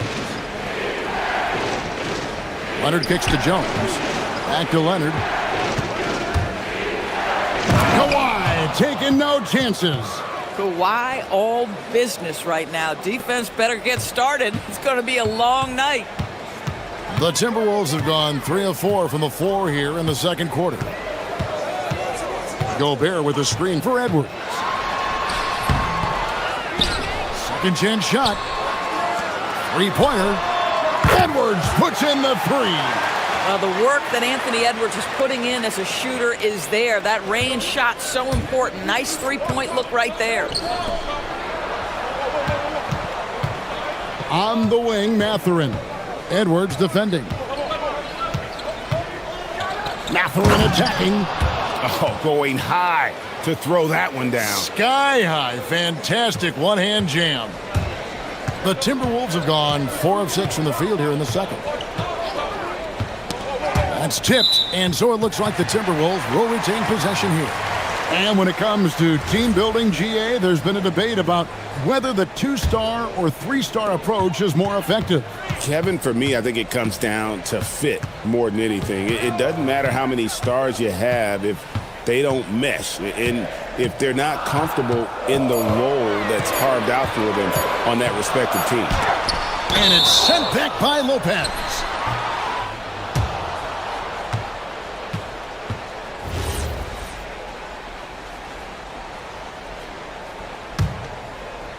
We're just over 2.5 minutes into the second quarter.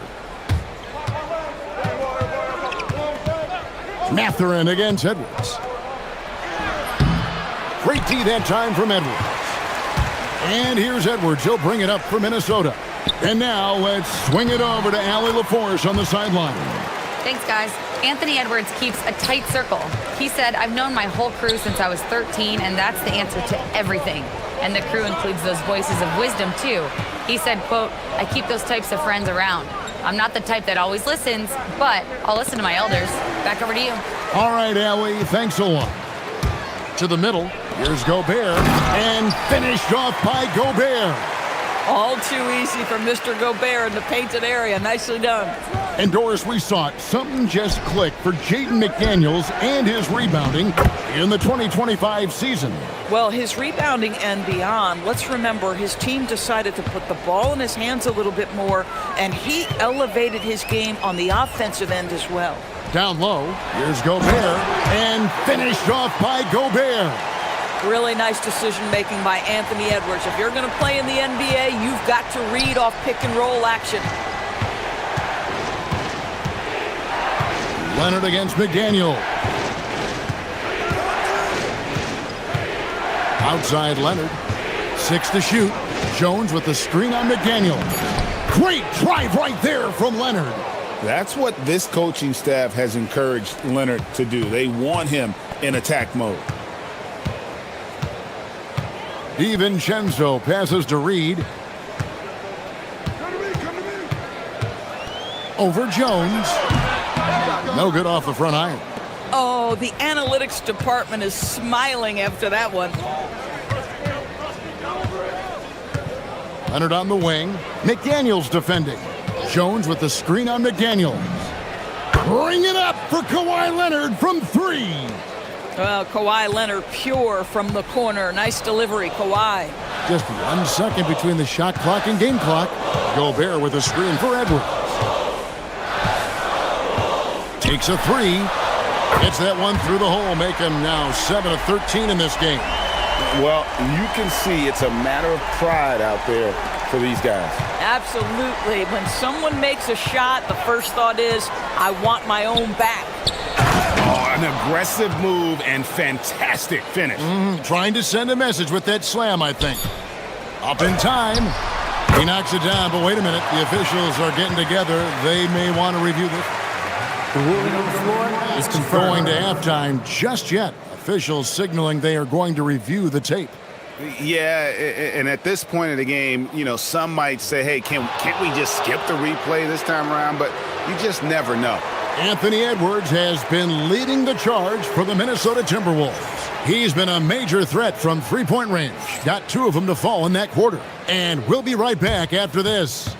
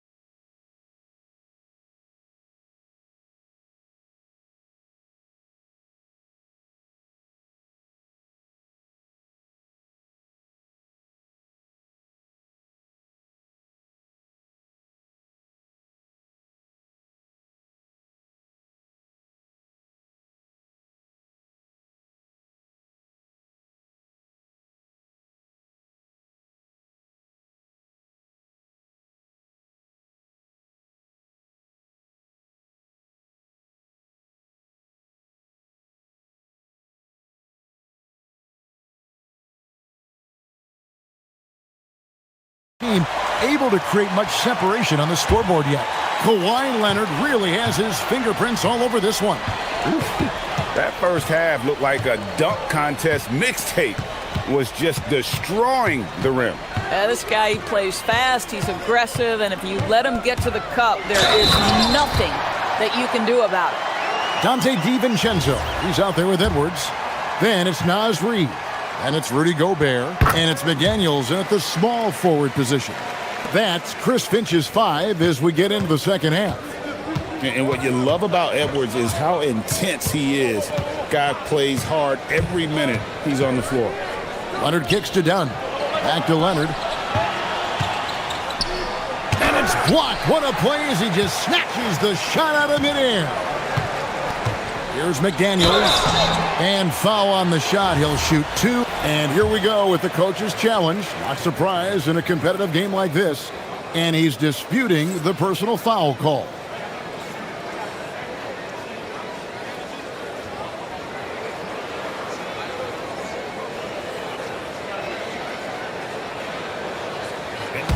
After review, the ruling Where the officials can review in closer detail what constituted the original personal foul. Getting a different angle can sometimes make it a lot easier to determine. Indeed, and the one thing with replay review is that when you see the slow motion replay, you really get a new appreciation for just the immense speed at which these players are moving at, and how fast the action really is, and how hard it can be sometimes, Greg, to make the right call. And so the word is in. They've decided that the call stands as it was made on the floor. And, even if a coach still feels this wasn't the right call, you got to acknowledge the effort being put in to reviewing it. The double checking, and the game continues on. And McDaniels drops them both. Well, this is what we've come to expect from him, right? Excellence at the foul line. Jones sets the pick for Leonard. And Kawhi Leonard with the slam. Oh, boy, you love to see that kind of burst from Kawhi Leonard. What a finish. And the foul called on Kawhi Leonard. That's foul number 2 for him. Yeah, clearly struggling here with the foul. Still early, and just one more will put him over the limit. And Edwards puts up a deep 3. Rebound by the Clippers. Lopez has got 4 rebounds now tonight. Leonard. Kawhi tangles him up inside. Well, with a 7'3" wingspan, Kawhi Leonard can beat even good defense with that reach. Here's Edwards. And Edwards with the stuff. Man, he sure can get off the floor. He's one of the best in the business, absolutely. McDaniels against Leonard. For the 3. Good on the triple. Leonard's got 31. Well, what makes Kawhi so problematic in the pick and roll? He can do about anything he wants out of it, including keep the basketball. And there's the whistle. That goes on Chris Dunn. That is his first foul of the game. Los Angeles on D. Edwards, no good. Sometimes you just lose that little bit of focus, and this is what happens. And that one's good. Leonard. Just another place you have to take Leonard seriously. He's so capable from the outside. To the inside. And finished off by Gobert. Man, you lay that pass out there just like a great quarterback. Let your teammate run to it. Mathurin passes to Leonard. Kawhi, confident inside. Such a strong wing. Kawhi can more than handle his own down low. DiVincenzo against Dunn. Pretty early to be over the limit. That foul situation is something we want to keep an eye on. Minnesota shooting their 4th and 5th shots at the foul line in the game. And he makes the first.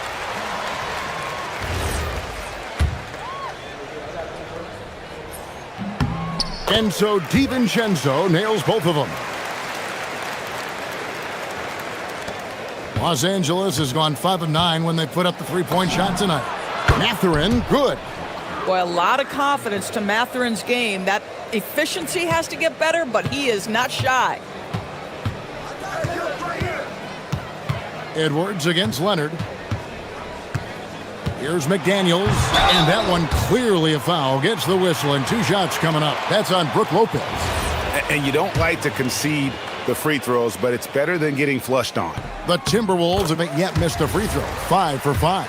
Yeah, and 79% from the line as a team a season ago. Pretty reliable in that regard. So critical that your big men be able to shoot free throws at a high rate. Leonard looking over the floor. Lopez dishes to Leonard. Off target with his 3. And Reed has got the ball here for Minnesota. A 2-point game. Just under 3.5 minutes played here in the third quarter. Kept alive. Here's Gobert. Lopez with the block. And Leonard has it in the corner. Leonard draws the double. Lopez kicks to Leonard. The three. Oh, my. He'll go to the line with a chance for a 4-point play. It's on Anthony Edwards. The Clippers have made their only other free throw attempt today in an earlier trip to the line. And when you look at their numbers from a season ago, 80% as a unit, that's something you'll be happy with.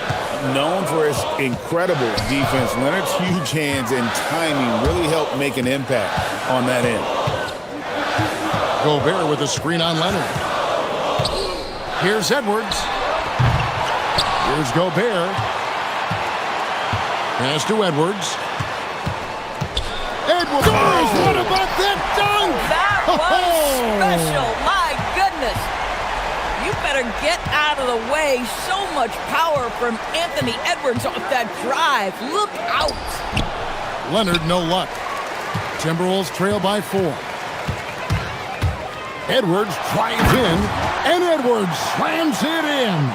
And look at hanging in the air, double pump, and then throws it down. And you see the D, they just stepped aside, let him pick what kind of move he wanted to make. Wow.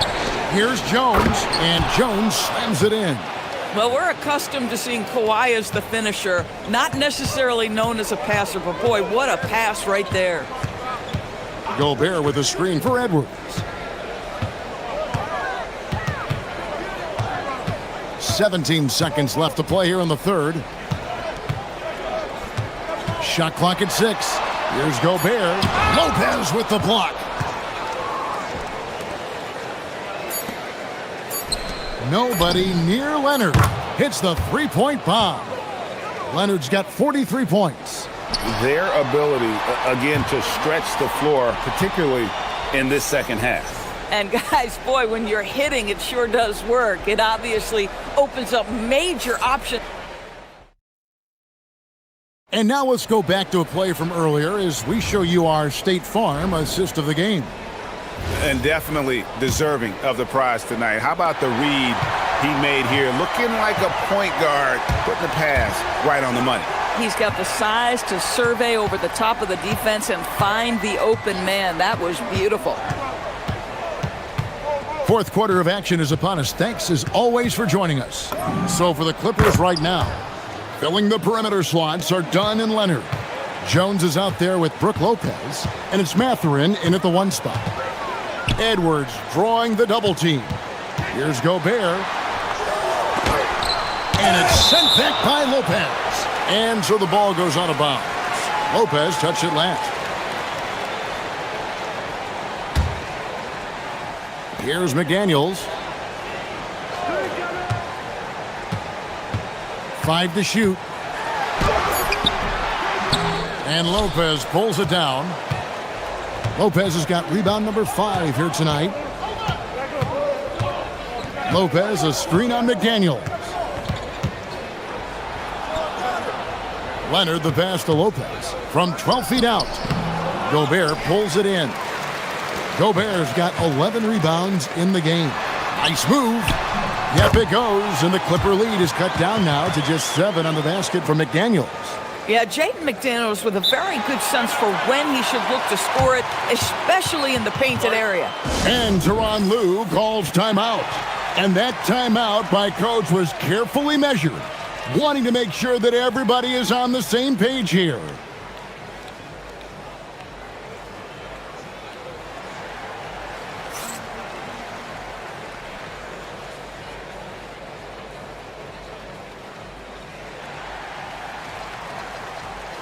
Right now, let's take a second to catch up with Allie LaForce on the sidelines.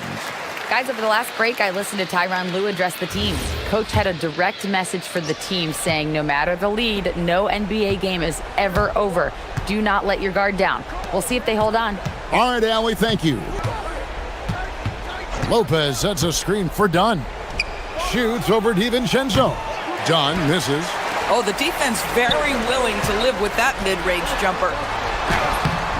DiVincenzo can't hit it. Los Angeles leading by 7. Lopez with the ball. McDaniels picks him up. McDaniels against Leonard. Launches a 3. Minnesota with the rebound. And so it looks like the Timberwolves will retain possession here. Yeah, gets a finger on it, but just can't quite come up with the steal. But a really good read on his part, being disruptive at the defensive end right now. Edwards against Leonard. Edwards with the powerful flush. I think his teammates understand that Anthony Edwards has every aspect of his offensive game working, so let's make sure he's got the basketball. McDaniels against Leonard. Here's Lopez. And here's Leonard. 17-foot shot away. Gobert there for the rebound. You know, the right thing there to try to fade away with the D all over him, but that is a difficult shot to sink. Got a piece of it. And stolen by Leonard. Now Jones. Pocket pass to the paint. And he punches it home. Well, if you don't take care of the ball, fellas, that's what can happen. Absolutely, Greg. That makes the turnover even more painful. At the end of the day, though, it's 2 points. Don't hang your heads. Let's get refocused and play with more patience.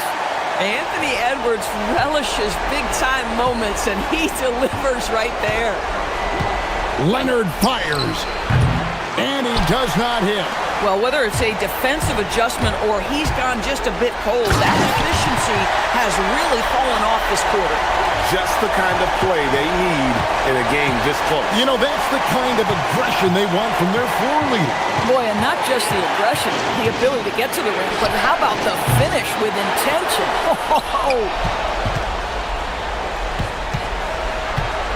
Leonard against McDaniel. Trying again, and he hits the jumper. Showing no hesitation, and in a huge moment, Kawhi wants the ball when they need a bucket. Right side, Edwards. Lopez rips down the rebound. Clippers leading by 5. Leonard! And good, he hits it again. My goodness, 50 for the game. Yep, he is putting on a show. Outside, Edwards. Into the lane. Gobert, another chance, and he lays that one in. Gobert is not fazed by these moments. He wants to be the man. Lopez, a screen on McDaniel. Kawhi, no good from 3. Minnesota with the ball. This has reached desperation time for him. I'll tell you, you need absolute perfection on every possession. That's what it's going to take here. We know this about Anthony Edwards. He is fearless in these moments. That's a big-time clutch delivery. Absolutely no fear. Kawhi Leonard welcomes these moments. He relishes these moments. They've got to take the first good shot they can find. And they've got to be efficient with the clock. Quick score, quick foul. And this is some serious showmanship. Loving that tomahawk right there. Greg, he came with force, and that's not just about getting 2 points. That was sending, I think, a message. Now, here's Leonard.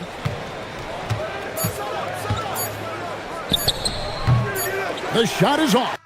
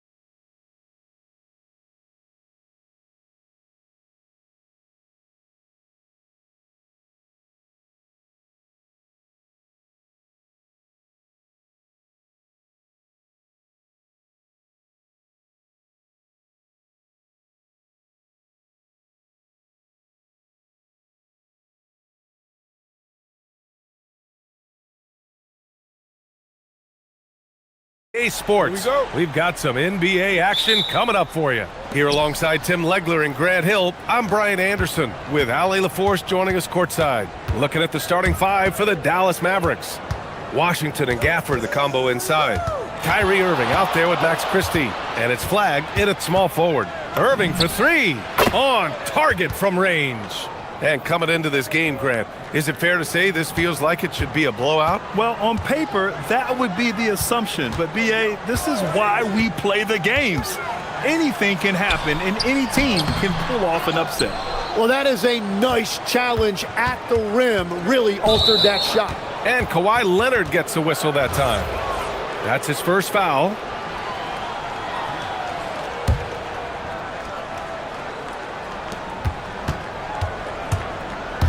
Irving looking it over. Gafford with a screen on Leonard. Here's Irving. Misses off the left iron. Good shot, gone bad. You gotta finish there.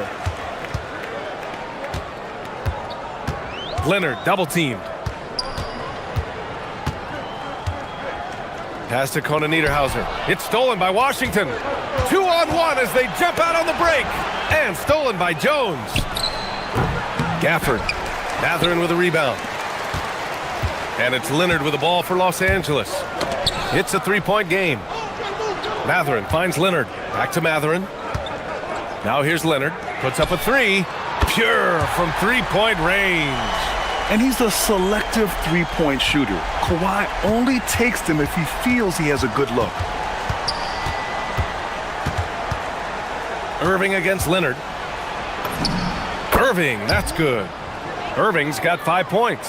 I love this approach. Getting him involved early, and it's already paying off. And we knew coming into this game, we expected him to be very involved early. This jumper from Kawhi is pure. Once he gets his feet under him, the rest is easy. And Tim, last May, Dallas with a 1.8% chance to win the lottery. But it happened. Incredibly, it ends up with the arrival of Cooper Flagg, which appeases a Mavs fan base that was just about in open revolt. So there's hope, both now and in the future. Christie. And all around the rim that time before dropping. Great setup by Irving. Just a tremendous playmaker. Leonard looking around. Driving inside. Oh, and makes it with the kiss. He has 7. When you're trying to stop a guy like this, you have to match his intensity level. Irving against Leonard. Gafford with a screen on Leonard. From downtown. And that one's good. Irving. And the handles Kyrie has are out of this world. He uses them so well in screen and roll action. Pass to Conan Niederhauser. Now Leonard. He's got 7. Shot clock at 5. Fires it. Offensive rebound. And he makes no mistake. Slam dunk. A stronger defensive presence would have saved them 2 points. Nothing will drive your coach crazier than what you just saw. Lack of focus, lack of effort. John Collins checked in for Dunn. 1:35 left now in the first quarter. Leonard against Irving. Pass to Gafford. And the dunk by Gafford. You know, he's smaller for the center position by NBA standards, but his leaping ability more than makes up for his lack of height. And let's send it over to Ali LaForce. Thank you. Mavericks coach Jason Kidd addressing the upset over trading away Luka Doncic, and Kidd said he did everything he was supposed to do for the city and the team. But things change. Now we are being judged on the change. If you don't like it, then you have to get out of this business. Back to you, Brian. Winning cures all. All right, Ali, thanks a lot. So it's Los Angeles now after Dallas's three-pointer on the other end. Count that one. And you gotta be right up on Mathurin, especially when he's roaming around the mid-range. The Mavericks lead by 4. Outside Irving. And the Mavericks, another 3. Defensively, you have to stay connected to him on the perimeter. The Clippers have gone 5 of 9 from the floor. Matherin against Christie. Shot's good by Matherin. Matherin's got his second basket. Great body control allows Matherin to finish through contact. Dallas shooting their first free throws of the game. First free throw is good.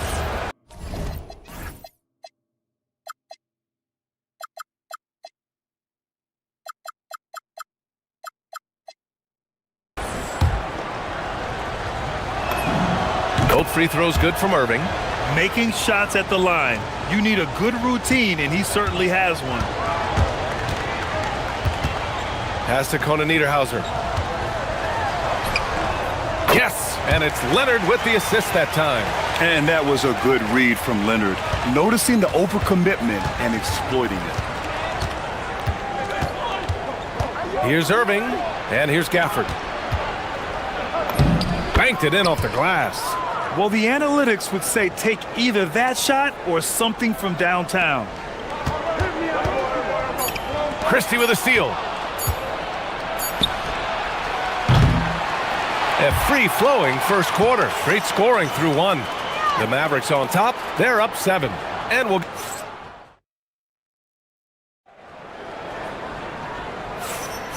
If you're just joining us, we played through one quarter in this one.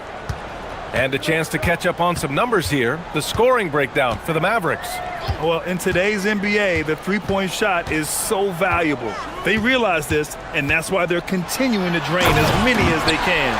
And what a great job they have done sharing the ball. This is what team basketball looks like, and I love to see it. On the court right now for Dallas. Washington and Gafford, the combo inside. Max Christie is out there with Kyrie Irving.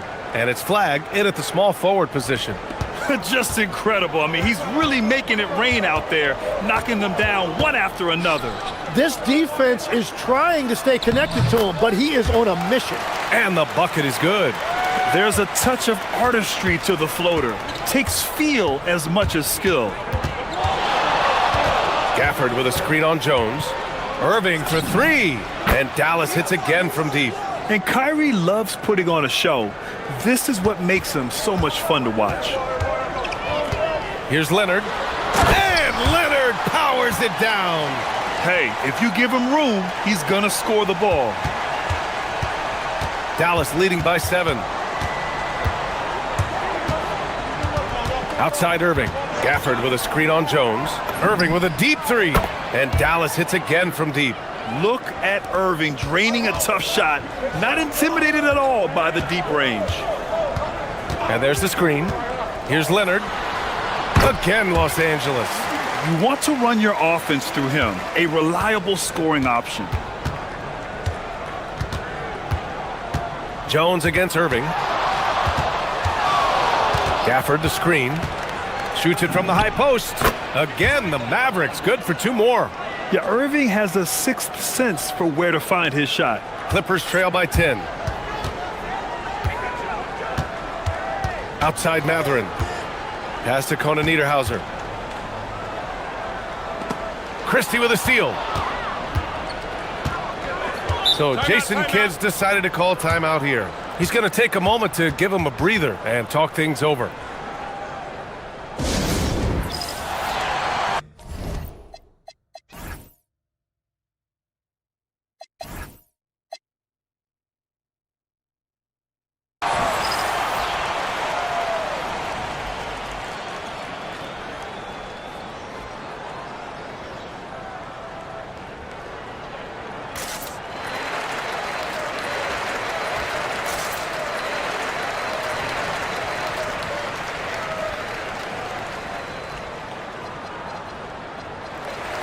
And great passing, so often the thing that separates the good from the great.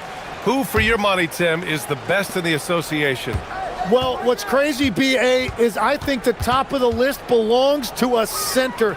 Trey, Nikola Jokic, to me, an all-time talent, still in his prime, and his playmaking ability, unquestionably, the best we have ever seen at the center position.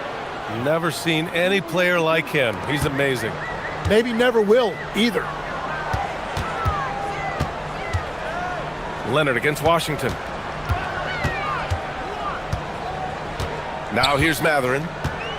He takes it in, takes it up with both hands and rips it down. Yeah, this is Matherin at his best, driving hard to the cup and finishing in style. On the wing, Irving, defended by Jones. This one for three. And Kyrie Irving, good for three. Irving's got 27. Defensively, you can't afford to get stuck on the pick. Well, you just have to communicate those switches. If you don't, it's on you. Leonard against Washington. Here's the pick from outside the arc. It's rebounded by Dallas. Just under 3.5 minutes played here in the second quarter. And you look at the fit with Cooper Flagg and the Mavericks, Tim. Man, what stands out here? I think the first thing for me is just his competitive edge. He is ready to make an immediate impact because of his toughness. Eventually, his aggressiveness as a scorer will catch up to that. And we forget, he's still a teenager. Yeah, but he certainly is made for this stage. Yeah, this is how impactful Matherin can be in close. He loves jamming it home. And Kawhi Leonard gets a whistle that time. That'll get him his 4th foul of the game. And so it's Irving with it. He brings it up for Dallas. There's 57 seconds left to play in the first half of basketball. Great anticipation defensively. He saw the ball coming before it even left the passer's hands. And it's Matherin missing. The Mavericks lead by 14. Here's Christie. And Dallas hits again from deep. And just totally relentless, only increasing the intensity level. Yeah, he can taste a win right now. He's just trying to close it out. Pass to Jones. Shot and game clock separated by 5. And the dunk by Gafford. And just a terrific look from Irving. He has the awareness to spot the wide open man. Here's Leonard. Count that one. He's scoring at a nice clip. He's 6 of 9 tonight. They're punishing those late defensive rotations, getting good looks inside throughout the half. Gafford with a screen on Jones. Irving. Again, Dallas. And he's going to nail these if you give him the space. That's just soft D. Well, if you're going to give him that shot, he will take it anytime. And so it's the Dallas Mavericks out in front by 19 going into the break. It hasn't taken them too many shots to get their points. They're winning with efficiency. More 2K action in just a moment.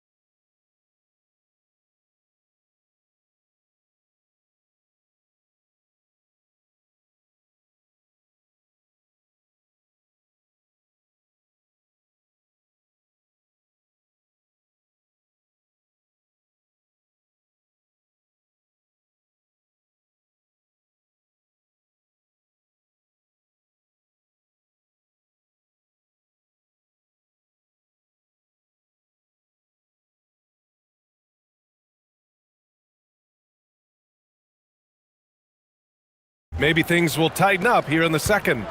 Well, you look at Kyrie Irving in this game, he's been everywhere. And the bulk of his production has been generated along the perimeter. Well, he's found his rhythm out there for sure. Now let's see how the defense adjusts to him in this half. Kawhi is the 3 with Jones playing the 4. Benedict Matherin is out there with John Collins. And it's Conan Niederhauser in at the 5. That's the group starting the second half for Ty Lue. Here's Christie driving in. Oh, plenty of contact on that shot. Officials call the foul, and he'll take 2 free throws now. Everyone in the building saw the obvious contact. Dallas shooting their 3rd and 4th free throw shots of the night. Christie hits them both. And for the Clippers, they're shooting it at 61%, a terrific average.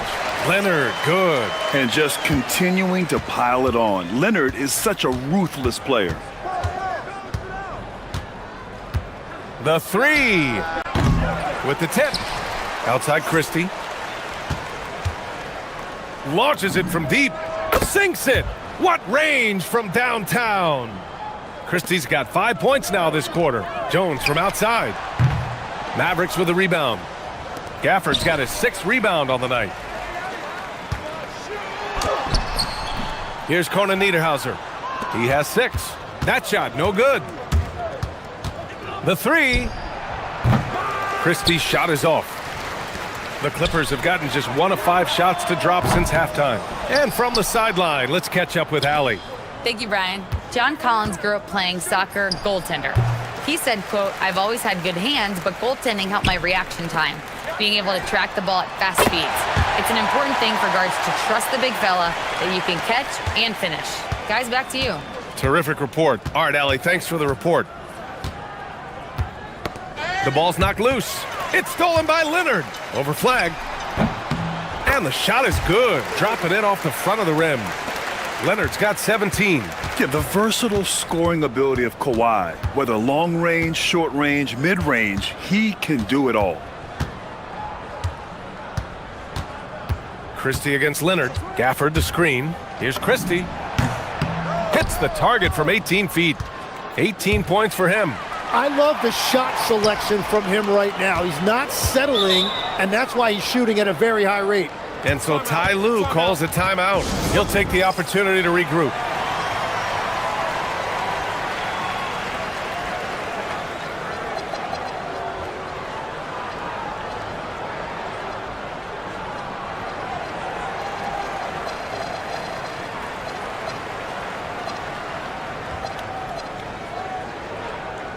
Bogdan Bogdanovic checked in for the Clippers.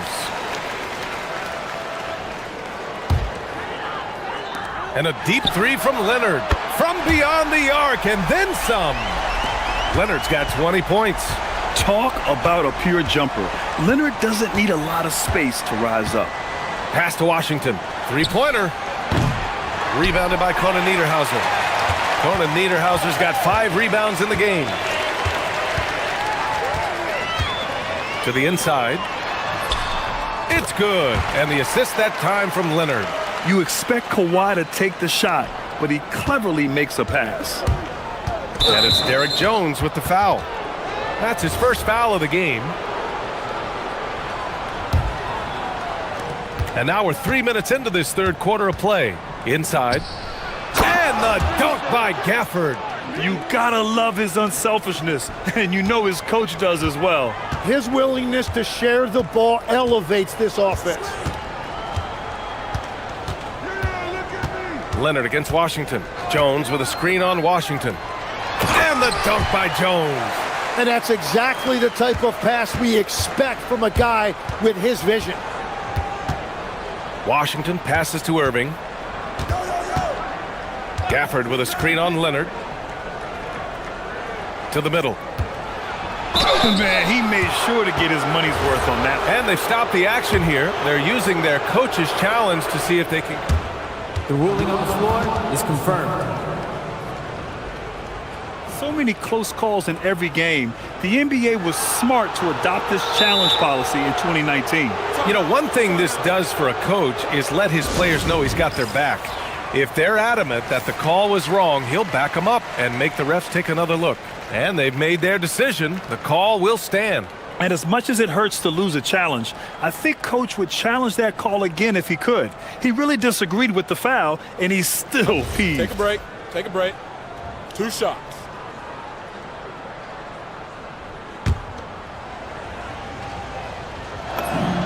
And he makes a first.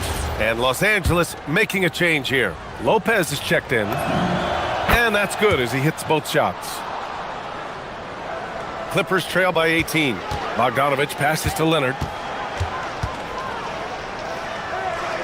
Lopez finds Leonard. Lopez, the screen on Washington. Leonard for 3. Leonard beyond the line. In total control on that possession. Kawhi just reading the defense and taking it himself. Yep, that one's good. Now, he's leading the charge for them, but let's be honest, he needs more help if they're going to get out in front. He's doing everything he can to keep them in this game, finding good looks. Gafford with a screen on Jones. Irving for three. Fires in the triple. Irving's got 32 points in the game. A huge part of Kyrie's game. He's so good at capitalizing from outside. Oh, Kawhi, right back at you. These teams are finding the range, showing a lot of confidence. Yeah, he was so ready to answer that. These teams are just battling. Gafford the screen. Unloads. And the dunk by Gafford.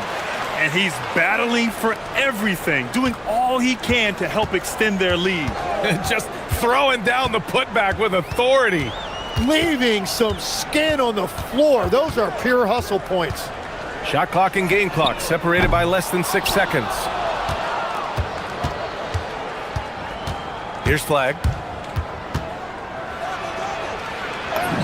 And that one's good. And the Mavericks lead by 17.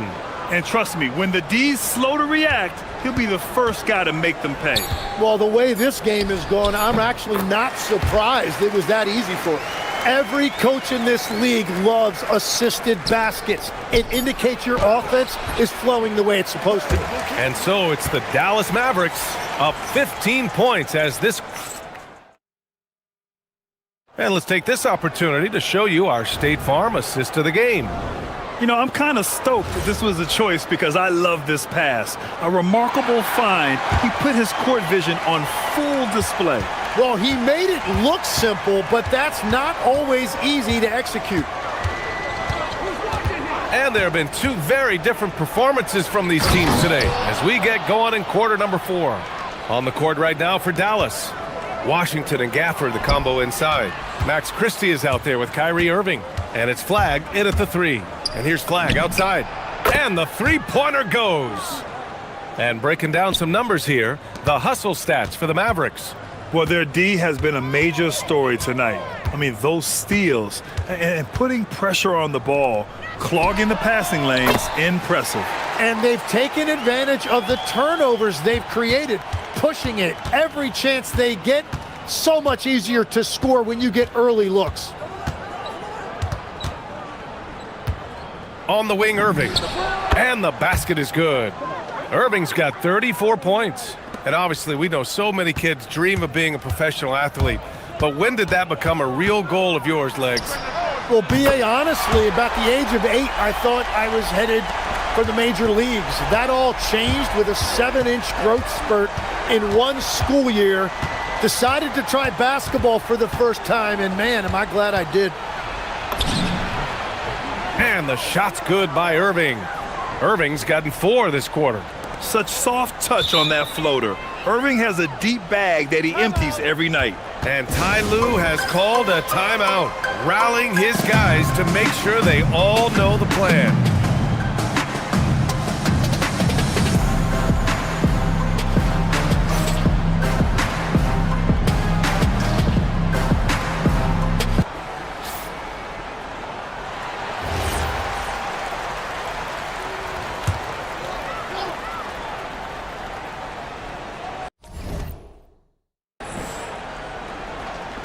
Fourth quarter now. We're about a minute and a half in. And the basket by Leonard. There is no doubt he's been the dealer for them on offense, but he is going to need some support from his teammates. Lets it go from the wing. It's rebounded by Los Angeles. That is a rarity. When he takes flight, he usually hammers it home. Drains the triple. Well, the defense was a little soft right there, and it made it a practice shot. Pass to Christie. He launches. Collins rips down the board. Now Los Angeles with it. They're on a 12-4 run. Pulls it from 20. Yes! Locked in on the J. They're making smart adjustments, setting guys up for success. And at the right time, they could have let this game get away from them, but they never stopped believing. Cash it in! In the interior, Kyrie is money. He has the touch to just drop it in with ease. Bogdanovic! It's good from beyond the arc. Well, if you came here looking for a scoring battle, I think you made the right choice. We thought this might be the case coming in. Not a lot of defense out there right now. Irving against Jones. Oh, impressive footwork down low. And it only makes sense to give him the rock again. He put the team on his back all game. Well, the volume has been there, but so has the efficiency, which is why they're in control of this game. The triple drops. And his perimeter shooting might be the key to trimming their deficit. Now, he has quickly piled up the points by stringing those threes together. Gafford with a screen on Jones. And no one in the vicinity. He's been carrying the load on offense in this one, and he might as well keep looking for his shot the way he's been going. Outside Leonard. Lopez, the screen on Washington. Washington with a rebound. The Mavericks lead by 10. Outside Irving. Here's Gafford. It's tipped.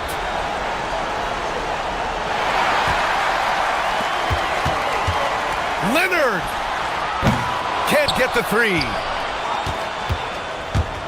Dallas has gone 1 of 2 from deep in this quarter. And the clock will wind down on this one. Just a solid effort and a good win for the Mavericks. Man, they were in a groove from long range tonight. Yeah, they were able to find space, and they were ready to let it fly the moment they saw an opening. And as it was happening, as it was building, you knew this was a monster game for Kyrie Irving. Yeah, and watching that last game, you could see the comfort zone he got into, just filling it up from all of the spots he loves. Well, Grant, in 2024, you added Cooper Flagg to the USA Select team before he even played a game in college. You know, B.A., he made me look really good, too. You know, he performed extremely well against the men's national team. And at just the age of 17, he already looked like one of the better players on the court that day. Here's Bogdanovic. Leonard! Now 8 seconds separating the two clocks. He's off from 3. And so it's Dallas with it. The biggest lead of the game was 24 points.